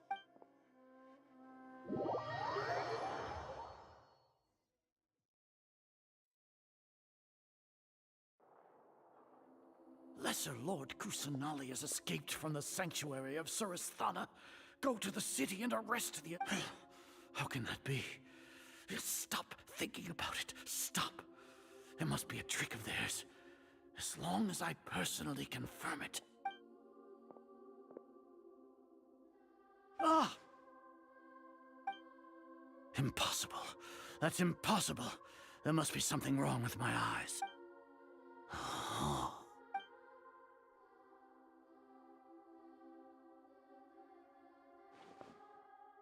What a comical sight, Azar. Once the Akasha has put certain thoughts into your head, even the Grand Sage can no longer see what's right in front of him. You all can only see the world in your mind, the one you think you know. And precisely because of this, you disregarded Lesser Lord Kusanali's existence. She has been a wise and worthy Archon. Sino, have you been waiting for a chance like this? The Akasha predicted that you would return to the Academia to confront me, but I didn't expect it to turn out like this. I was careless. No, you were blinded. Your faults stem from your reliance on the Akasha. You're still the same as always. I truly did not expect a proud person like you to cooperate with Alhaitham and the Traveler. People change, Azar. Admit it. The Akasha can't predict my actions anymore. Then tell me, what— You want to buy time? This is the sanctuary of Surasthana. Under your own regulations, even Academia staff are forbidden to come here. No one will come to save you. As for the investigation, I've at least confirmed that you are guilty of insurgency against the Archon. A serious crime. So what? Did you do all of this so I would plead guilty in front of you, General Mahamatra? No. I want you to plead guilty in front of the Archon herself. You once said that I had no standing to judge you.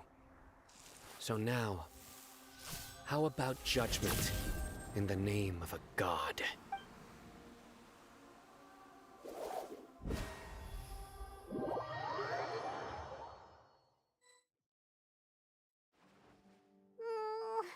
How long do we have to wait? Paimon hasn't heard any sounds outside for a while. Hopefully... Yeah, but aren't you scared that we might be locked up in here for the rest of our lives?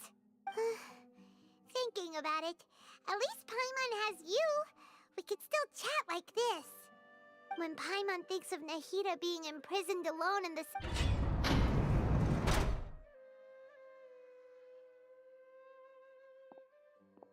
Here comes your savior.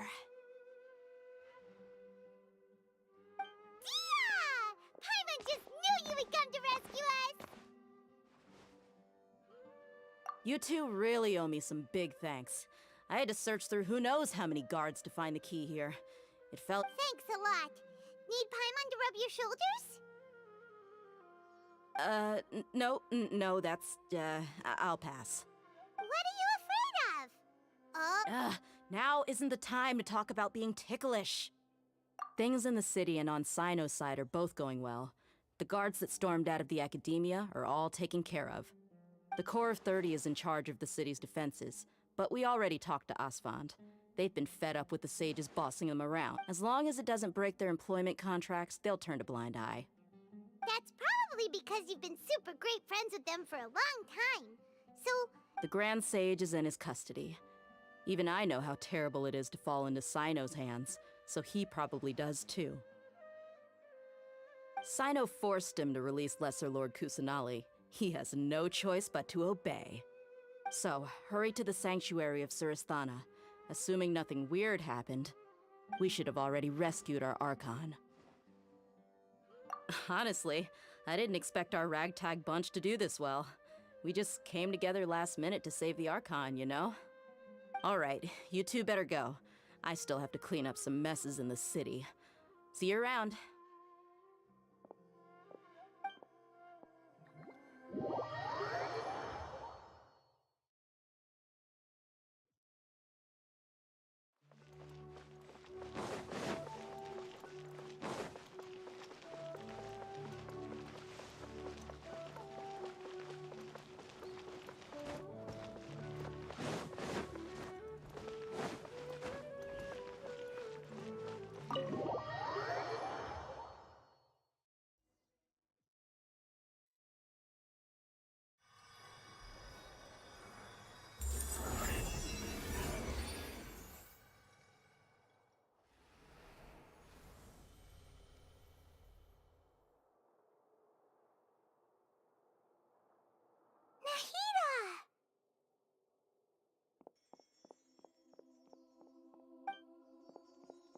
Should I say it's nice to meet you? This is the first time we've met in real life. Before, we've only met in dreams, consciousness, or when I was in someone else's body. Thank you so much for coming to rescue me, but I also need to apologize.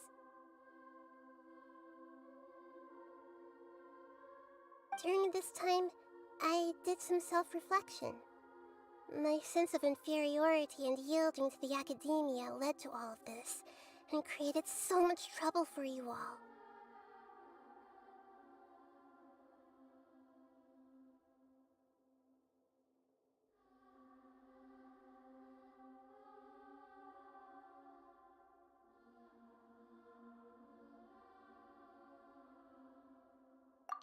Exactly! We're here because you're a good Archon and one of our friends! Thanks, you too. Amazing. So this is how it feels to walk out of that cage with my own body.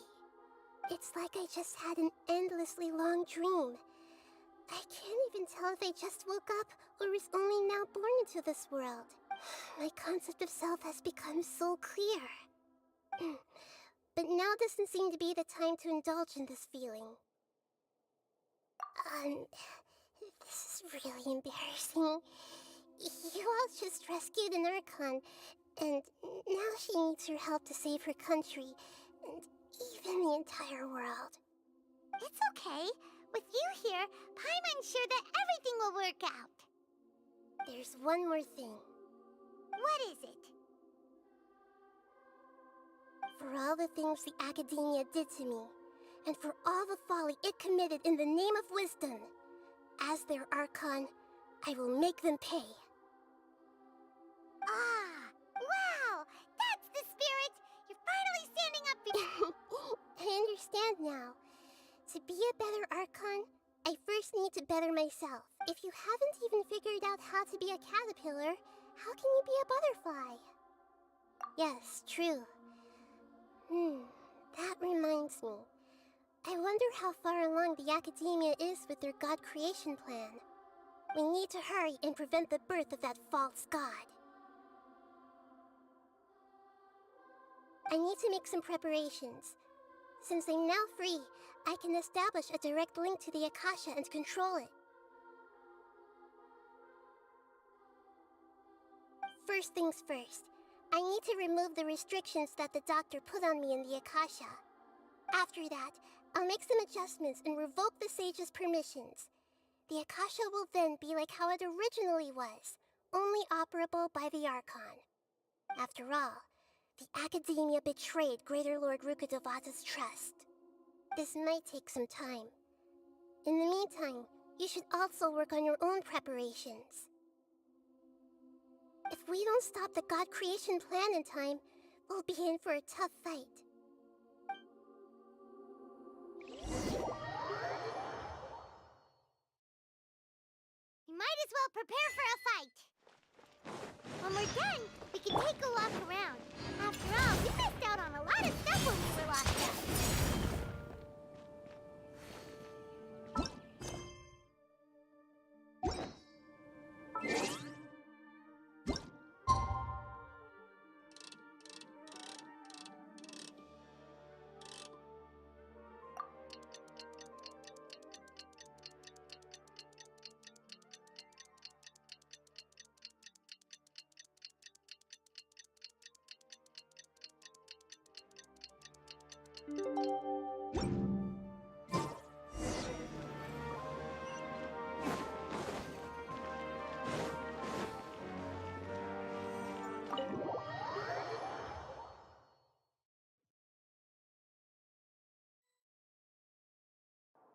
How's it going, Nahida?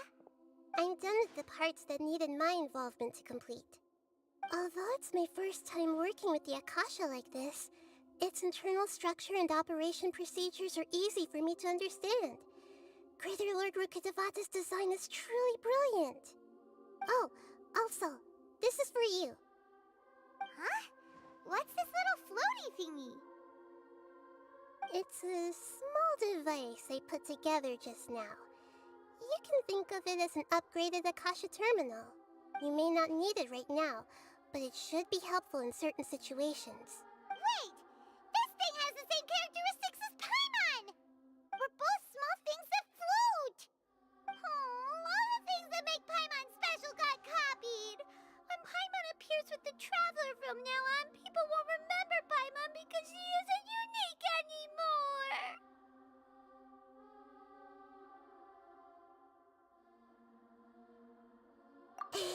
It's alright, Paimon. It can't replace you. It's only a flying device, but you're the Traveler's irreplaceable friend. You're so good at comforting people. I was simply telling you what I feel to be the truth. Nahida, you're a natural at this. What you just said made Paimon even happier. By the way, there's something I need to confess. Even though I'm the Archon and in control of myself again, I'm not very good at fighting. You may have heard that an Archon's power is derived from their people's faith. However, if we get into a situation where combat is our only option, I'll have to count on you, and I'll do my best to provide support. I'm glad I can rely on you. So the God of Wisdom isn't good at fighting? That actually sounds about right. I've located where the false god is. Time is of the essence.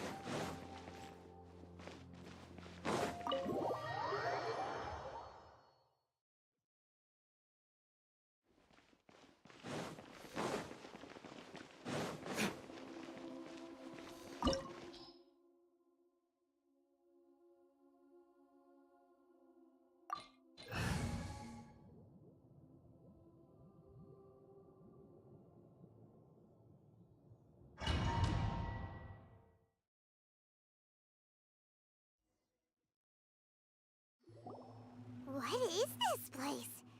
Is this really the way we need to go? Wow. Who would have thought there'd be a place like this hidden right slap bang in the middle of the city?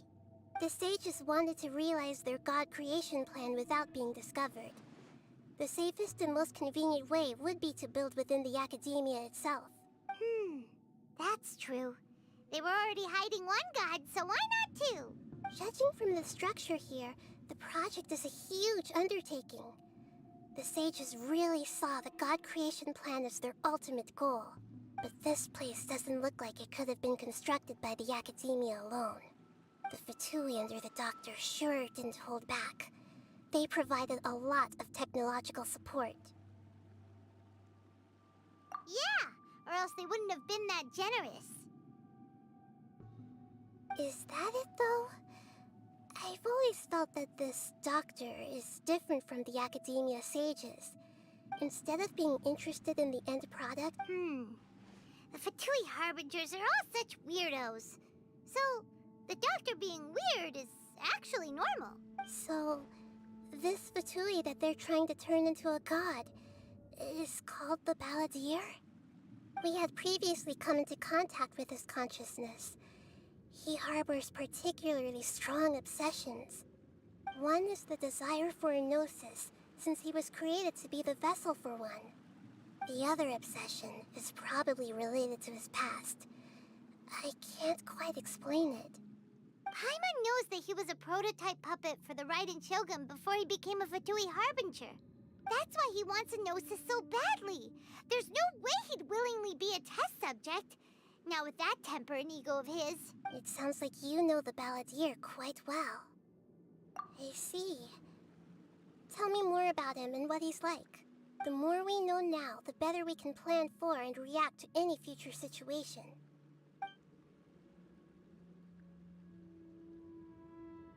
I see. Alright, time to go.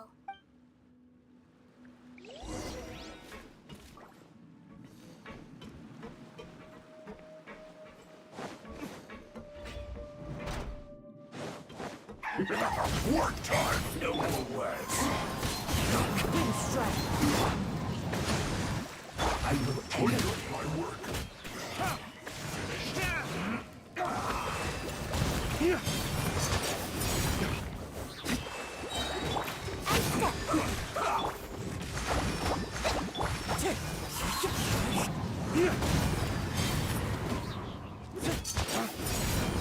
Let's end this quickly.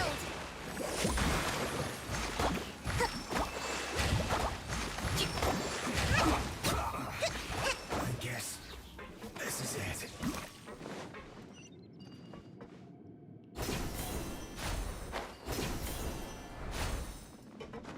It looks like we can climb up these pipes.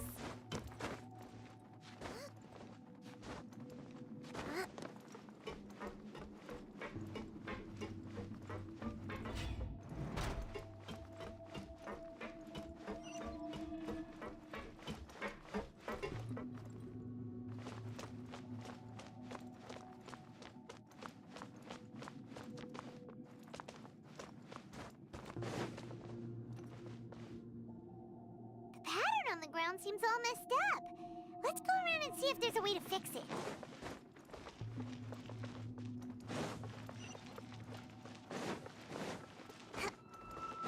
Let's move out.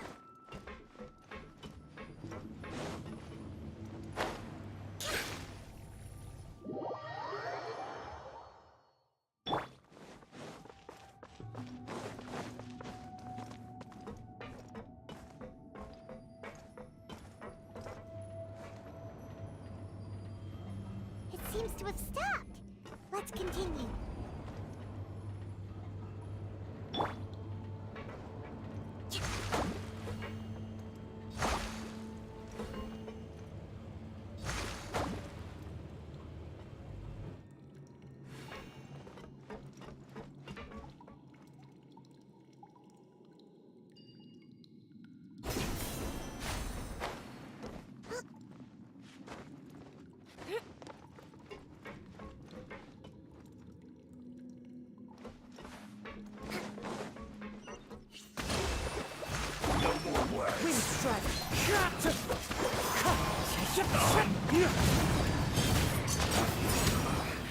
I guess this is it.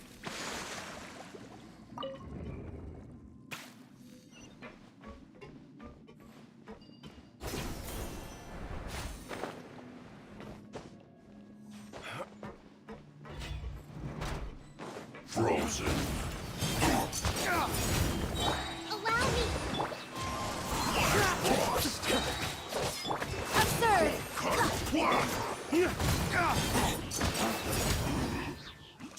Pay your dues. Adorn my nut! Waste to the wicked!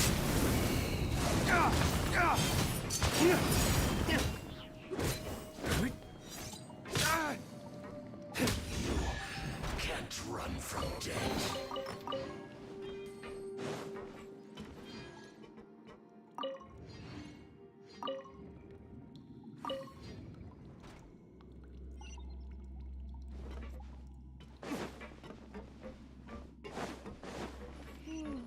The cart is stuck. Maybe there's something wrong with the tracks. Let's try adjusting the direction of the device to clear the tracks.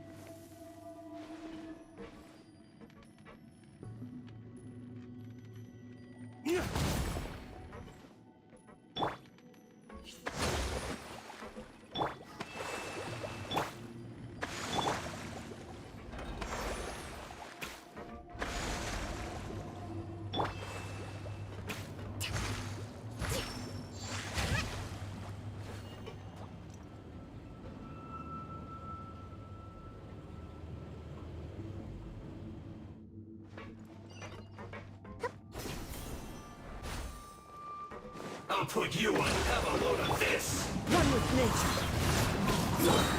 Shouldn't get careless.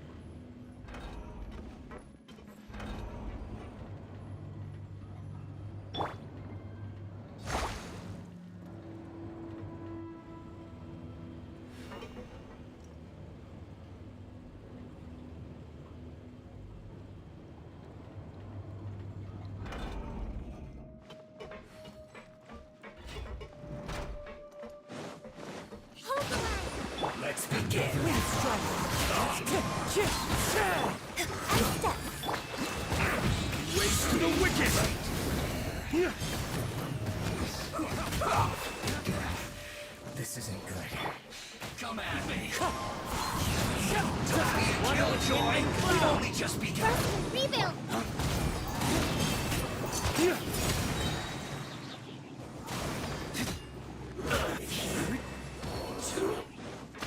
One after another. Into the wind.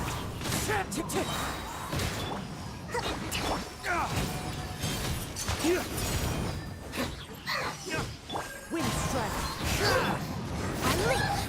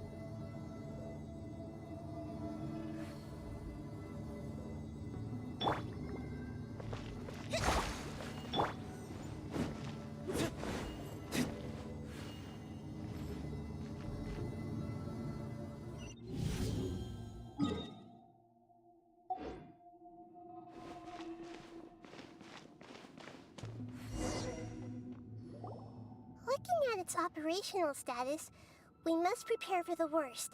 The god they wanted to create is likely close to completion, or all— Oh no! What should we do? Paimon can't imagine how hard it would be to fight against a Fatui Harbinger with a Gnosis! Are you nervous, Paimon? If you really want to know, of course Paimon's nervous! Aren't you too, Nahida? Yes, I am. This is probably the first time I faced with a calamity of this degree since I feel not just nervous, but curious as well. Curious? Curious about what? Curious about our fate. To me, everything we perceive in this world, everything we learn, and everything that happens to us is considered knowledge. And if it's a form of knowledge, then it can be understood. However, only fate is about that which has yet to occur, so it has always drawn my curiosity. So to me, fate is the ultimate knowledge. That's also why I love observing humans and all the things that happen to them. It all brings me great satisfaction. And now, at long last, I'm not just an observer anymore. I will personally experience my own fate with you by my side. Isn't this such a wonderfully exciting thing? Ah, so that's what you mean. Paimon thinks she understands what you're feeling.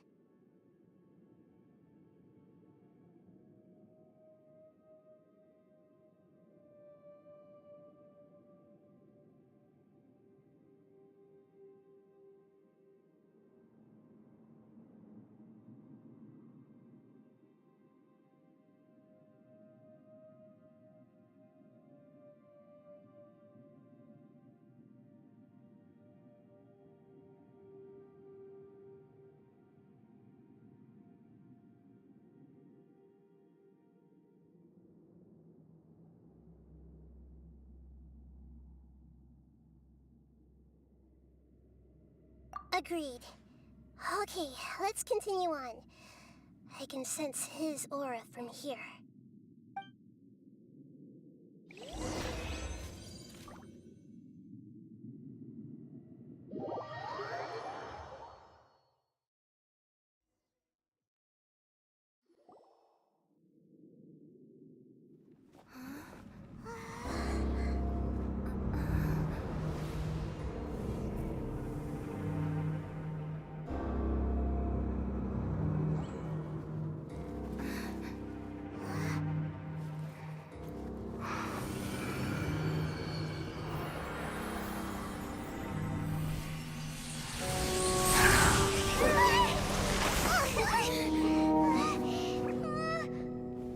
Who would have thought the world would be so eager for my birth? I remember you, Booer, the god of wisdom, and standing beside you, the traveler. Is he all-knowing and powerful now like Greater Lord Rukkhadevata? No, I can't feel the same kind of divinity I felt from the Greater Lord. It seems that the sages didn't get the chance to infuse the divine knowledge capsules into him. But even still, he has undoubtedly become a true god now. So we're too late? The Balladeer has already become a god? The Balladeer. A long bygone title. When my spirit ascended to divinity, I felt as if I had existed for the same number of epochs as heaven and earth. Looking back, the existence of what once called itself Kunikazushi appears infinitely small and ugly.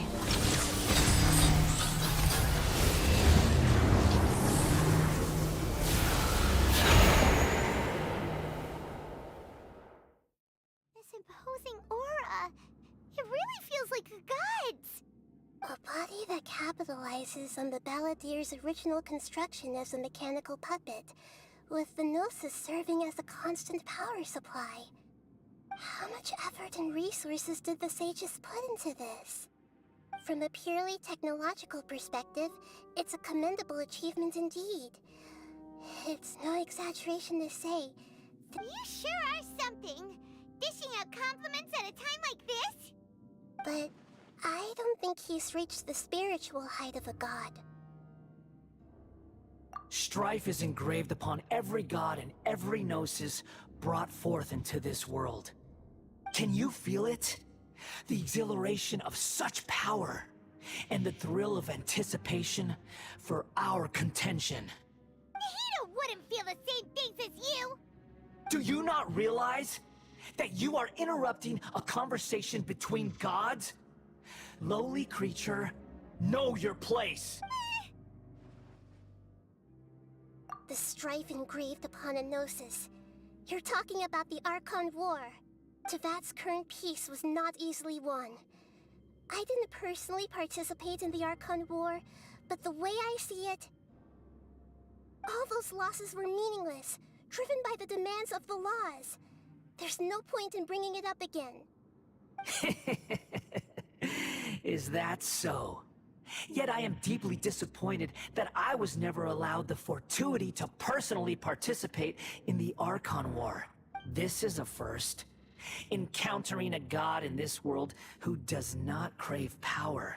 No wonder your own people have abandoned you, god of wisdom. Your judgment is as your existence, unsubstantial. This is where everything ends, Booer, the god of wisdom. You should know that wisdom cannot solve every problem.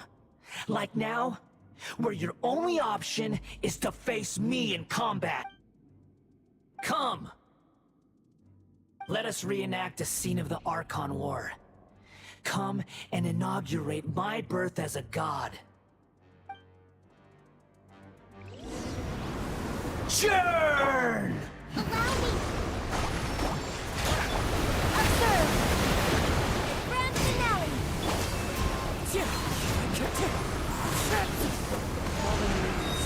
Feeble human! Flames, purge!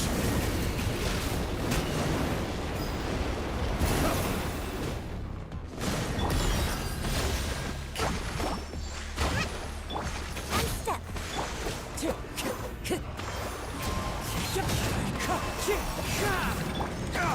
At my command, you shall fall!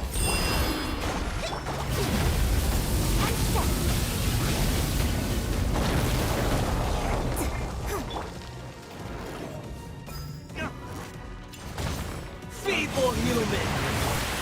Strike! Time to go.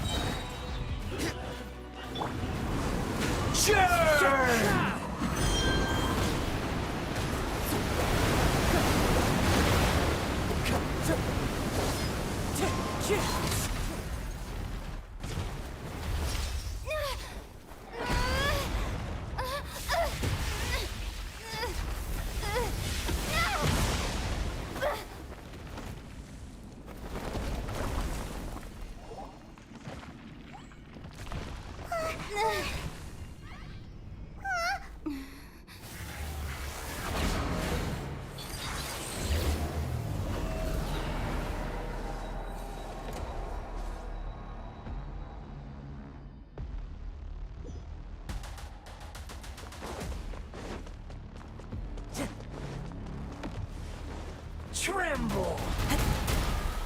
Time to go. Burn to oblivion!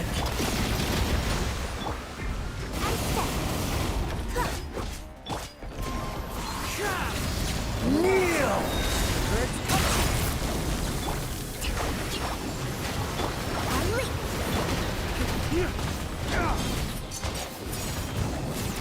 Dodge! Break force!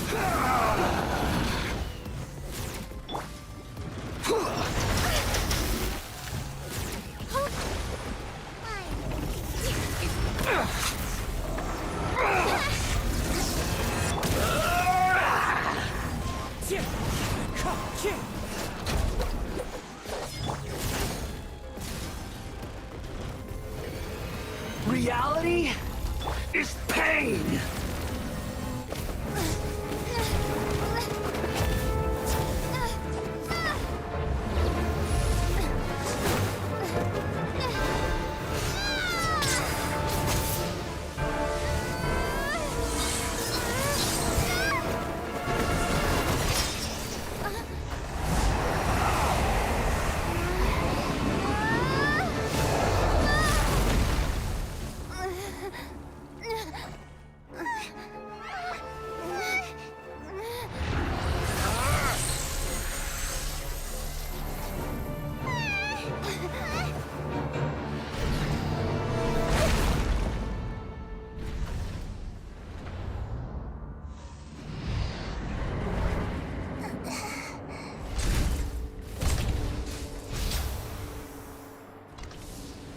This is supposed to be a battle between gods, yet you choose to hide behind a mortal.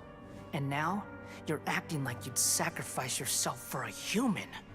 Are you having fun proving a false sense of heroism to yourself, Booer?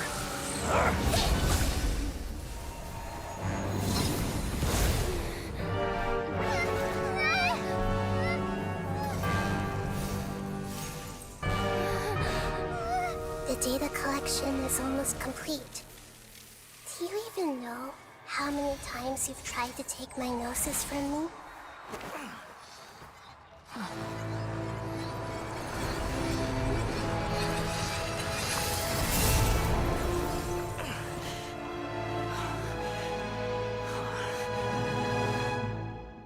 We just concluded the 168th loop. Did you know that in the effort to create you, the people of Sumeru were forced to live through the exact same number of Sub-Zerus festivals and samsara cycles? The power of dreams. When did you use it on me?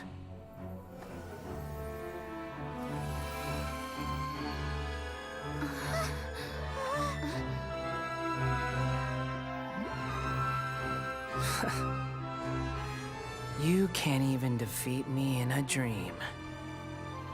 What do you hope to achieve with this little trick? Come, Traveler. Just like before.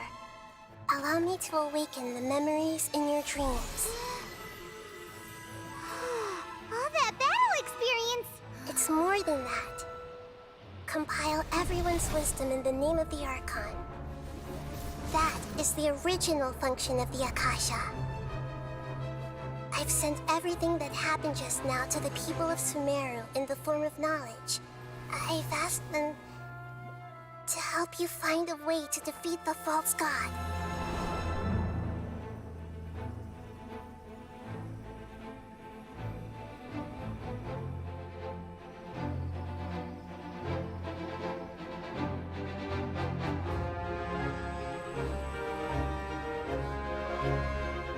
Now, Father's wisdom is at your disposal. Meaningless tricks won't save you.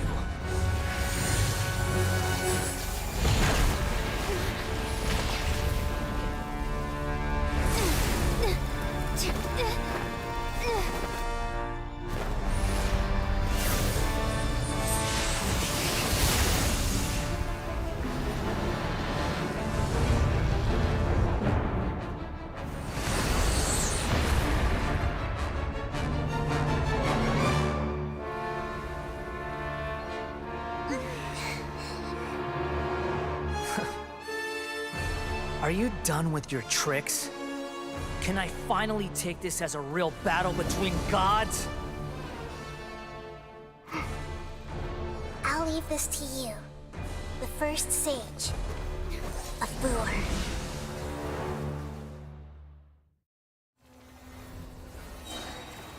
I am the all-knowing God!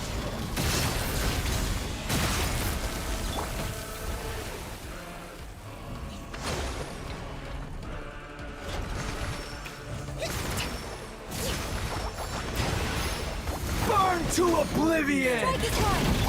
Wind strike. One with wind and cloud.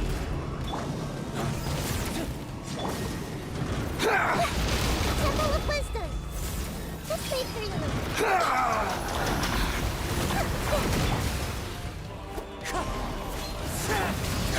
Kneel! Waste to the wicked! Rest, rebuild! Observe!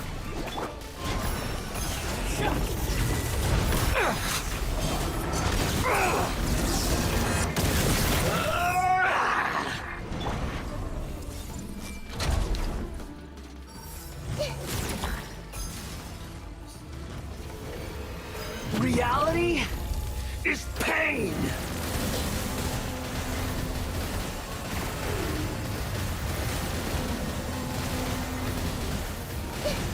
Allow me! And step! Wind strike.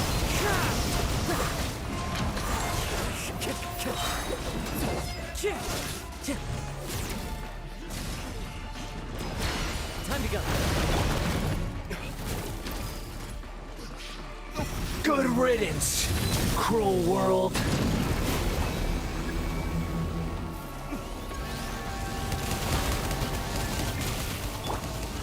And step! Fallen leaves. Adorn my night.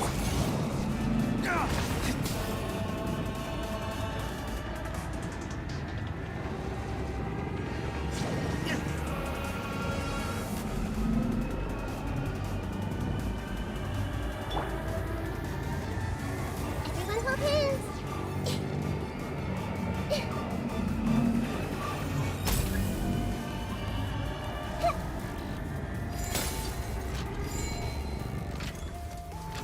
Your new god awakens! Now, your eyes have been opened.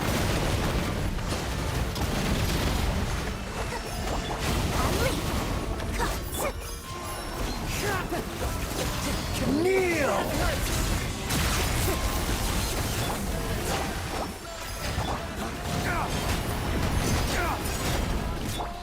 One with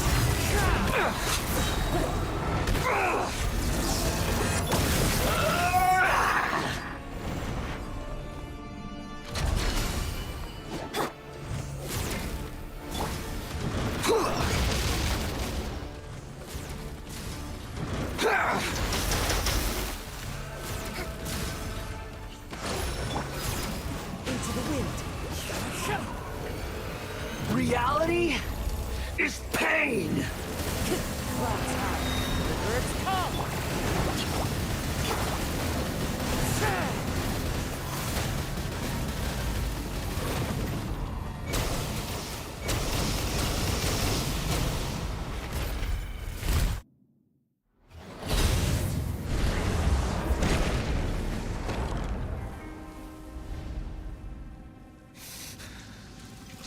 Humans. Filthy humans.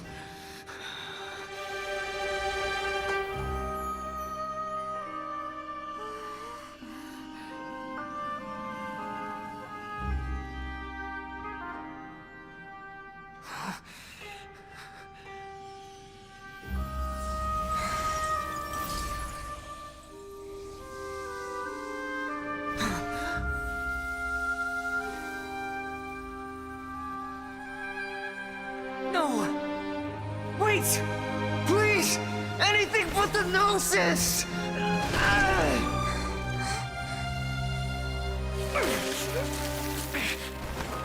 That's mine! Don't even try! I'll never go back!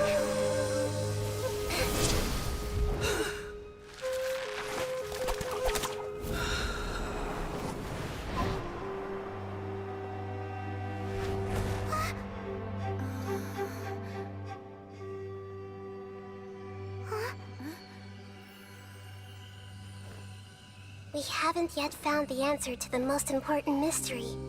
Irminsul is still waiting to be saved. With the power of another Gnosis, we may now finally understand the last memory of Greater Lord Rukkhadevata.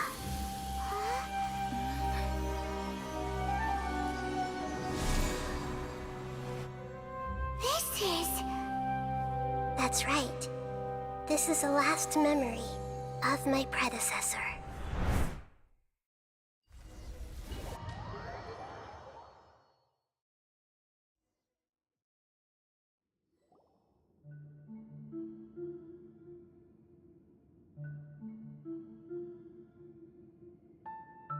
Huh. This sure seems very different from what Paimon imagined. Shouldn't Irminsul be in this realm of consciousness? Yes, that is our destination.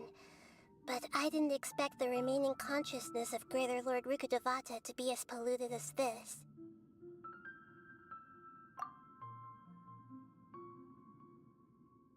Forbidden knowledge? It seems you know about a concept that even I don't completely understand. Could you tell me what you know?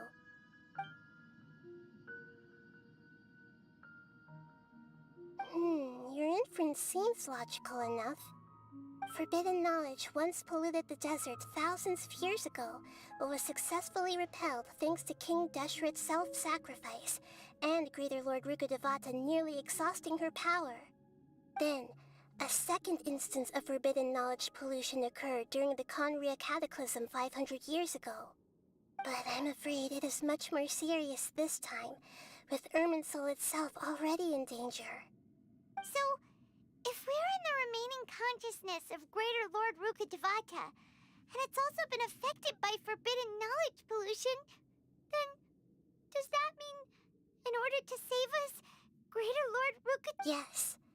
It's very possible that she sacrificed her life in the fight against forbidden knowledge. She didn't completely eradicate forbidden knowledge, but if it weren't for her actions, the pollution would have been far more...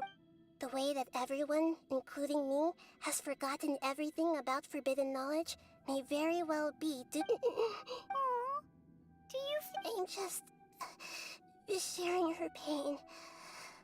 The Pollute did she fight to resist the forbidden knowledge pollution in such terror. She even used her last remnant of lucid consciousness to leave a clue for us to follow. Yes, her words were distorted by forbidden knowledge, so that's all we could hear. But now, we have a chance to find the answer to this mystery. We can cross the polluted consciousness until we found the right path to meet with our lucid consciousness, and then... we'll let Greater Lord Rukkhadevata tell us the truth, and each of us need to be mindful of the state of our own consciousness while we are here. Even with the Gnosis' protection, we must always keep a clear mind. Otherwise, we could go mad at any moment. That's so scary. Don't worry. It should be easy enough for you to keep that mind of yours clear, Paimon.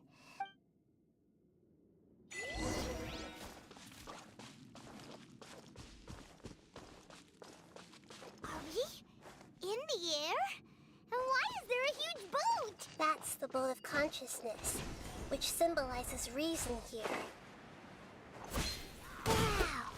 What are these? The monsters seem to have been affected by them. Allow me. move out. Time to go.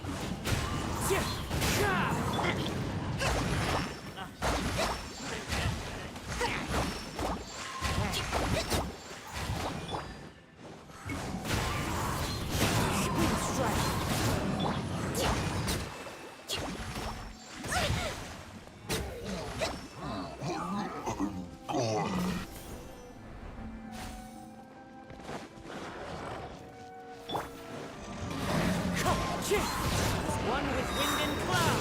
Wind strike. Rest, rebuild. Race to the wicked!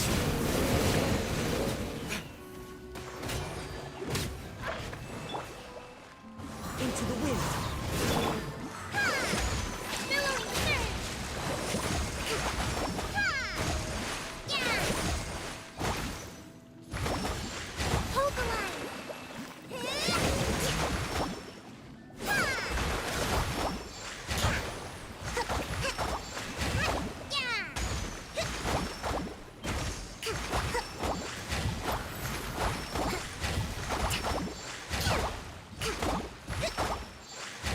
Let's move out.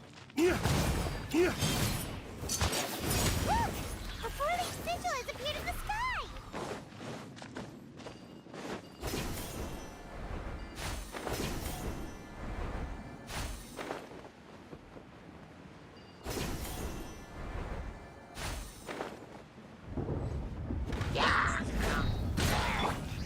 The wind knows me.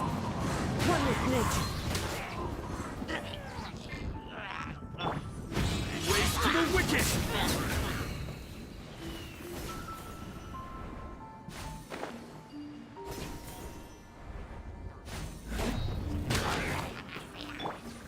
Into the wind.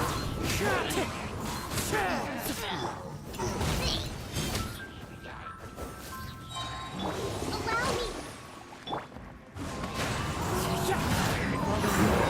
Adorn my night. You're ramping out! Flames! Purge!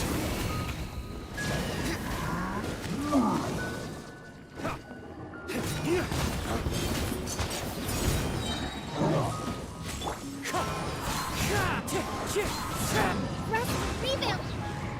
Flames! Purge! Control the boat of consciousness. We need to find the helm first.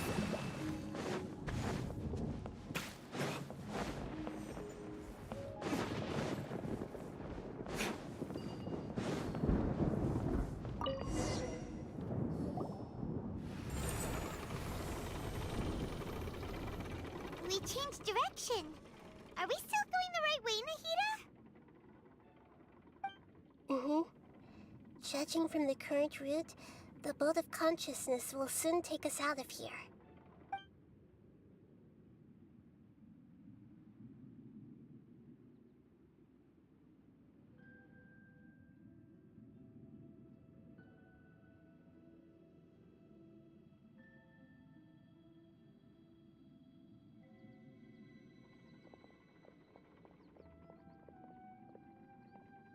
We'll be arriving at our destination soon. How are you feeling? Are your minds still intact? Huh? But everything's been completely normal for Paimon. Hopefully there won't be any more interruptions. This time, we should be able to meet Greater Lord Rukkhadevata. Are you saying you've never met Greater Lord Rukkhadevata before? No, it seems that my birth and her death took place at the same time. Otherwise, I think she would have given me a little more guidance, and I could have done a better job. Hey, you've done a great job, Nahida. Let's get out of this creepy place and...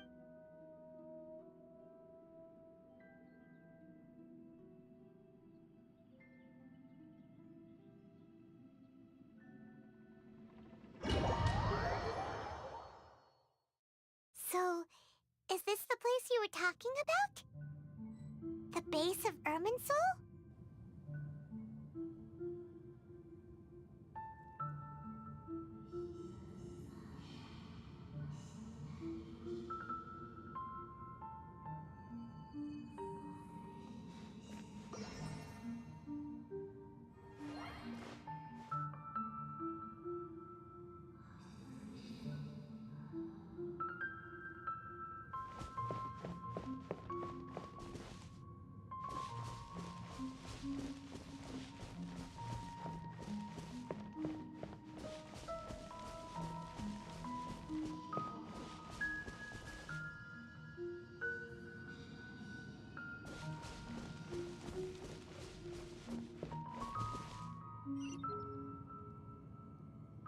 Well, this is the place. We're here to find Greater Lord Rukkhadevata, right? But the one standing over there is... Is that... me? She looks exactly like me. Are you Greater Lord Rukkhadevata? Yes, that's me. Are you surprised by my appearance?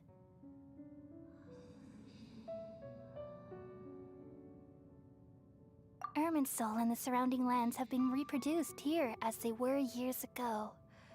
But this is just a realm of consciousness. We are manifestations of the same nature. Hence why we would appear exactly the same. We're of the same nature? Why? Because you are me, and I am you. You are me in the new samsara. The new samsara?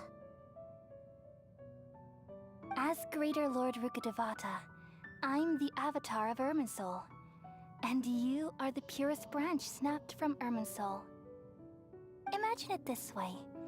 Even if a tree dies, its branches will eventually take root and grow, continuing the tree's life in another form. I'm merely the remaining consciousness of Greater Lord Rukkhadevata. The real me has presumably died a long time ago.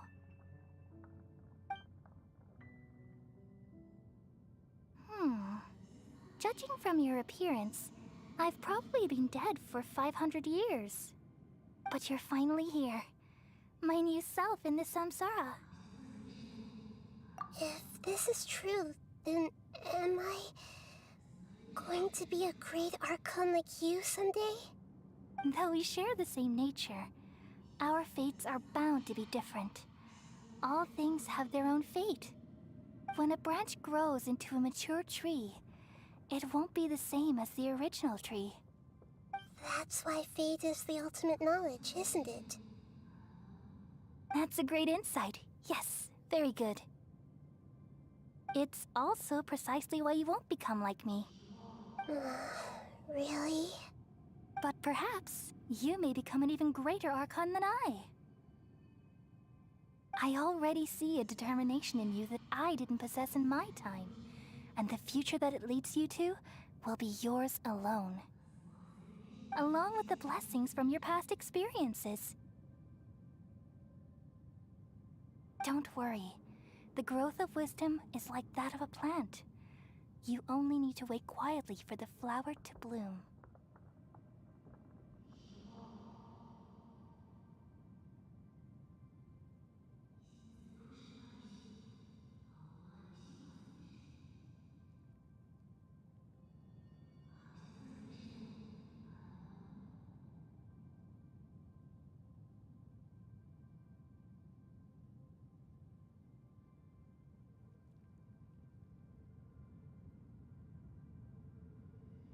Come to think of it, the sages never had the faintest inkling of the meaning of wisdom. Thank you. Nothing makes me happier than discovering that the Archon I always admired was in fact myself in another fate. It's so nice to speak with you, Greater Lord Rukkhadevata. I've always wanted to meet you. The feeling is mutual. From the moment I snapped the branch off Irminsul and created you, I've also looked forward to talking with you. Could you tell me why you wanted to create me? And what exactly happened when you died? Ah, I see. You're here seeking answers, right? Everything that day, even the sky itself, changed into a color like this.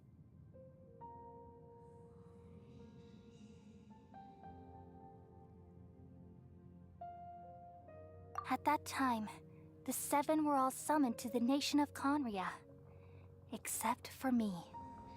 I had a more important task to attend to. I had to protect Irminsul.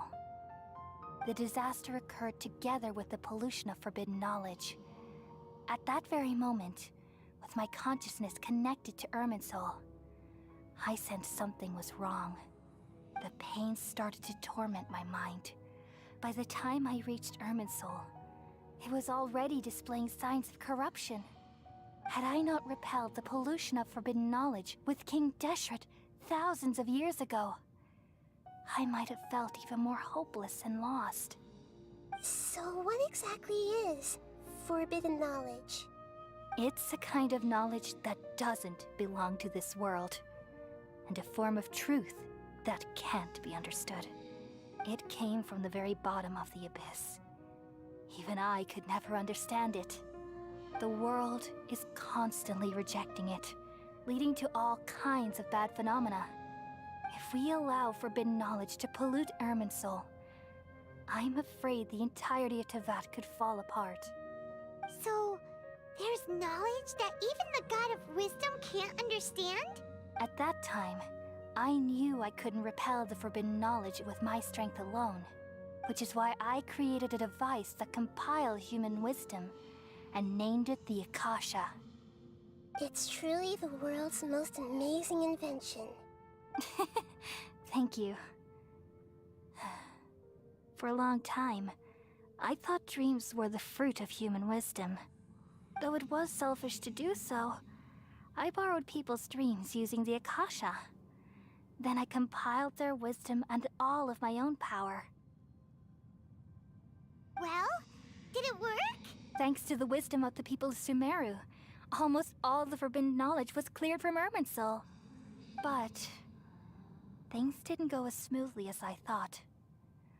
I had a terrible headache, which gave me an uneasy feeling. And then I remembered that my consciousness was also connected with Irminsul. From the very beginning, my existence had been polluted by the forbidden knowledge. Oh no. How could that happen? I've experienced that pain in your consciousness. It must have been a horrible experience. Yes, but my feelings weren't important. Even if I died, my existence and everything related to me would continue to exist in Irminsul as memories and knowledge, meaning that the forbidden knowledge couldn't ever be permanently eradicated. And there's no way for me to eliminate myself. It would be a sort of paradox. So, I took the purest branch of Irminsul as my incarnation in the next samsara, and left a trail of clues, all in hopes that you would come here and remove me and my pollution from Irminsul forever. Wait, no, I can't. So you realize what that implies. You are very smart indeed. Irminsul has all the knowledge and memories of this world. And as you've realized just now, removing me from Irminsul means I essentially will never have existed in this world. But this is the only way to save Irminsul. People love you so much, and they've missed you so much over the past 500 years. I'm exactly the same. So how can we just forget you like this? Is there really no other way? There must be something else I can do. You're the god of wisdom, Buer. You should know that there is no other way. But this is so cruel. I don't want to forget you. No need to feel so sad, Buer. As someone who delights in wisdom, you should feel joy at finally finding the answer. These are the words in their entirety. Let the world completely forget me.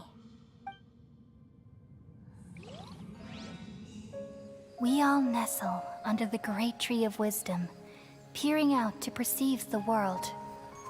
From the earth and from the rain, we perceive its wonders, until we become a white bird to perch atop a branch, and finally snap off the most important leaf. Once upon a time, I alone dreamed in this world. In my dreams, everybody would also dream after they fell asleep. Wild and wonderful thoughts would emerge from their minds. Some tumbled to the ground, and others floated to the sky, connecting all things in the world into one dazzling net. Among a plethora of worlds were numerous smaller worlds, all of fate, finding within the tapestry their brilliant glow. I gradually understood that these indescribable and constantly changing things are the most profound things in the world. Only they can completely repel the madness. Only dreams can awaken consciousness from the deepest darkness.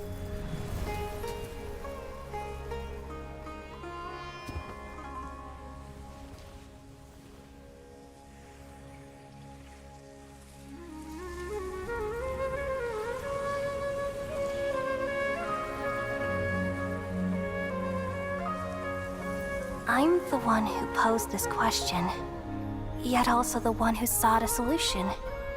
Saving the world with the dreams of the people used to be my answer. And now, you've also found your own answer, and I shall return all the dreams to the people.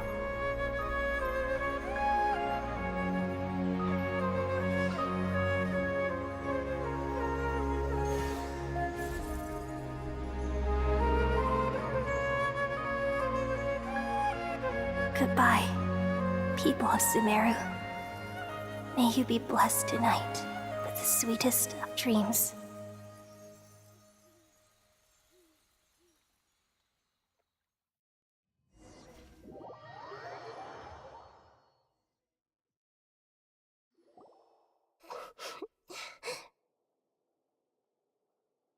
I'm alright. I'm just a little confused. We've just saved the world, right? So why am I crying? I don't know where this feeling inside of me is coming from, but I feel very sad. Just now, we used the power of two gnosis to successfully connect with the Irminsul consciousness from 500 years ago. Then, we removed the remaining pollution from Irminsul. Yeah, what's wrong? Weren't you there just now?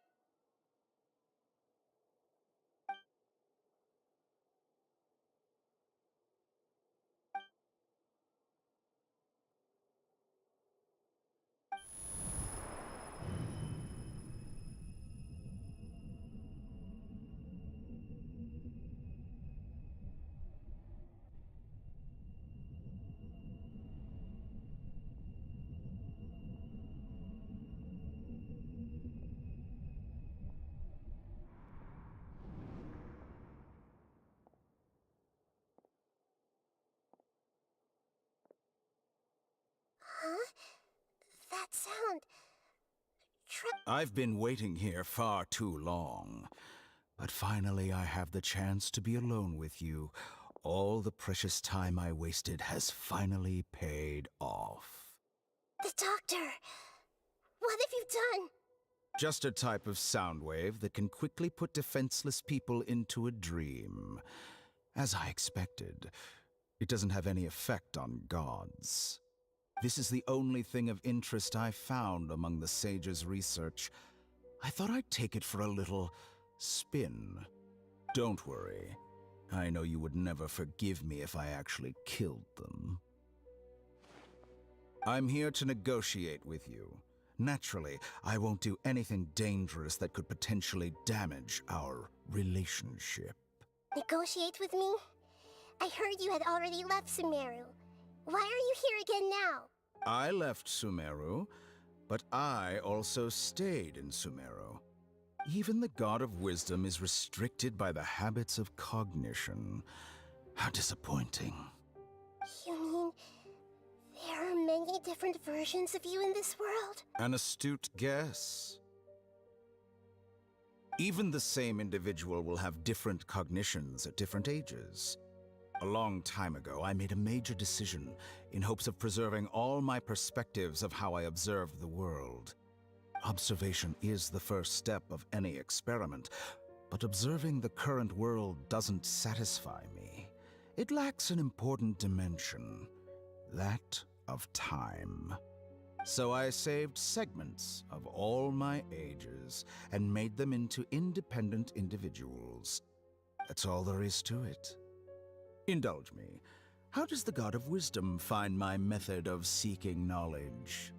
It's an insult to the very concept of life. Life inherently has many rules and restrictions, each with its own significance and reason to exist. They can't be broken on a whim. Good. Amazing, even. Indeed, it's difficult for humans to make peace with themselves, not to mention oneself from a different period. Since you're in the academia, why wait until now to show up? You could very well have stopped us and helped that fake god. Simple. Let me ask you this. Would any staff member ever help the subject in the middle of an experiment? It was my experiment, so why should I interfere with the results? The academia saw the plan to create a god as their ultimate goal, yet you only saw it as an ordinary experiment. You really are crazy. If the experiment succeeded, you would have had a new god on your hands. How would you have faced your own god then? Would you still take the same stance? Would you still hold the same view of yourself? I'm first and foremost a scholar. These results should be left to the judgment of the hypothetical me confronted with that outcome. But you're right. And that's exactly why I'm disappointed with the conclusion of this experiment. As an individual, you don't have any sense of belonging. You seem to have even fewer convictions than a typical scholar. Oh no, I certainly have my own convictions. They just don't fit your standards, that's all. All right, that's enough conversation for today. The experiment is over, and it's time to tidy up the equipment and reclaim any useful materials. For example, the Gnosis. Lesser Lord Kusanali, you're an intelligent Archon. I'm sure you understand the disparity in our combat abilities at this time. Besides, you have no way to use that Electro-Gnosis in battle. Didn't you say you were here to negotiate with me? Somehow, it's starting to seem like you intend to take it by force now. I'm merely stating a fact. After all, I'm also a scholar. Naturally, I hope to show proper respect and dignity to the God of Wisdom. Your hypocrisy is built on absolute confidence. I understand your scheme, but... what if I were to destroy the Gnosis now and awaken the heavenly principles? Awaken the heavenly principles? Do you think that's really possible? The heavenly principles have been silent for many years, but the Gnosis are symbols of their control over Tevat and all the laws. Will the destruction of a Gnosis attract the attention of the heavenly principles? And if so, how do the Fatui plan to deal with the consequences? Do you dare to gamble such a possibility with me? Gamble? How surprising. I thought you would show evidence or use rigorous reasoning to prove your point. The word gamble is the last thing I expected to hear from the God of Wisdom. But this is a clever move. You must have seen through me when I first captured your consciousness. As a scholar, I respect all possibilities. This has always been my principle and is an essential trait as an experimenter. Indeed, I can't ignore this possibility. So tell me then, what are your conditions? This foreign gnosis will only lead to disaster if it stays in Sumeru. But this electro-gnosis is the prize I obtained after defeating one of your fellow Harbingers. Now, as the one who initiated this cascade of events, shouldn't you pay the corresponding price? Price? Interesting. What price would you have me pay?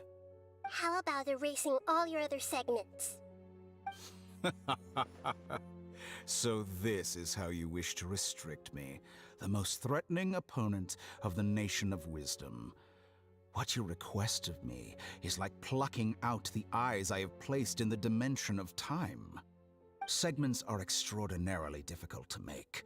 They require extremely rare resources and enormous amounts of time and effort, requiring me to destroy them all here and now. Bravo. A suitably wise decision on your part. Yes, how very interesting. Can I assume that you have long been wary of me? Among all the versions of me, this segment you see now is the most selfish. If it weren't me, you're right. What did you see when you were imprisoned? Like you said, it's difficult to make peace with yourself. Being as smart as you are, have you managed to do that? I see. If you think all those versions of me are worth a gnosis, then... You sure didn't hesitate much. Is the relationship between all the versions of you really that bad? I don't think there's any need to dwell on that. The surplus versions of me can be exchanged for... Besides, with my abilities, it's only a matter of time until I find better perspectives. Perhaps it's best to say, you're just temporarily ahead. But what I'd like to know is, how can you be sure that I've really erased them? I can see your remaining honesty.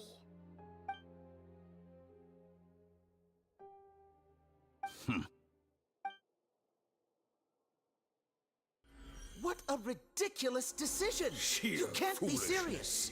How could I have been so short-sighted? You think this is the end? Wait, I'll have Please wait! You'll make this moment count. You will regret this! Well, have you confirmed that it's complete? Here, take it. The future of Sumeru City will be in my hands alone. I will shut down the Akasha and let curiosity and the thirst for knowledge drive the realm of academics once again. There won't be any further gaps for you to exploit. It truly pains me that my academic achievements have never been appreciated in my... Another chess piece. And where is your dendrognosis? Don't be greedy, Harbinger of Snezhnaya. No, this is a different transaction. If you intend to turn off the Akasha anyway, then there's no further use for the Gnosis of Sumeru, is there? Besides, isn't it the Archon's duty to deliver what's desired of the Seeker? Oh, judging from your expression, you don't seem to find the idea very agreeable. Then let's think of it this way. Since you're the God of Wisdom, how about I exchange some knowledge with you? People exchanging knowledge with the God of Wisdom is the stuff of legends. Yet here you wish to exchange knowledge for the God of Wisdom's property. Arrogant as that is, it has piqued my interest. Let me ask you, have you in all your mighty knowledge ever heard the rumor that the skies of Tevat are fake? Huh? That's the secret hidden by Irminsul concerning the truth of this world.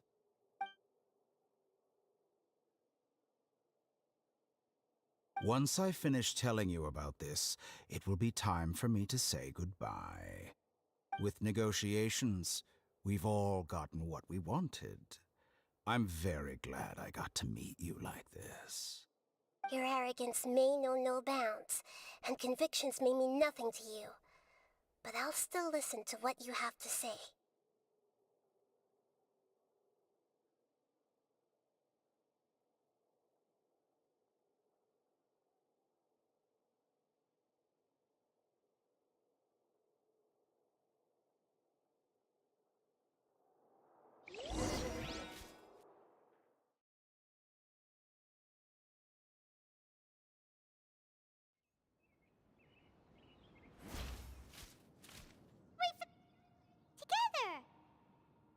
Okay.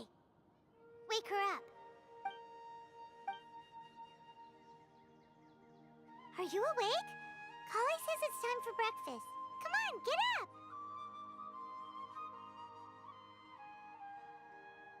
Good morning! How are you feeling today? Good to hear. It looks like we've recovered pretty well. Not even time.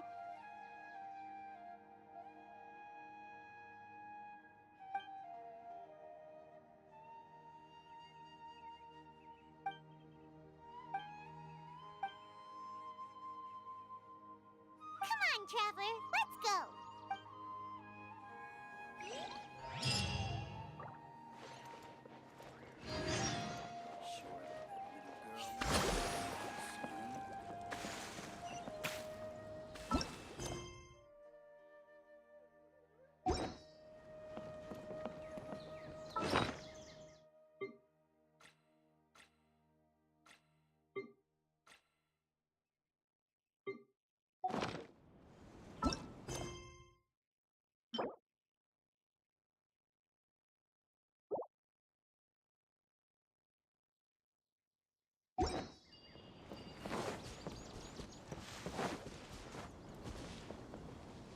Good morning. Looks like you're awake. Yep. I prepared some breakfast today. Please have a taste. It's nice to have you here so we can eat something yummy. Well, now that I've recovered from Alizar, I'm feeling better than ever. I can even prepare 4 or 5 meals a day now. And Paimon bets they're all delicious.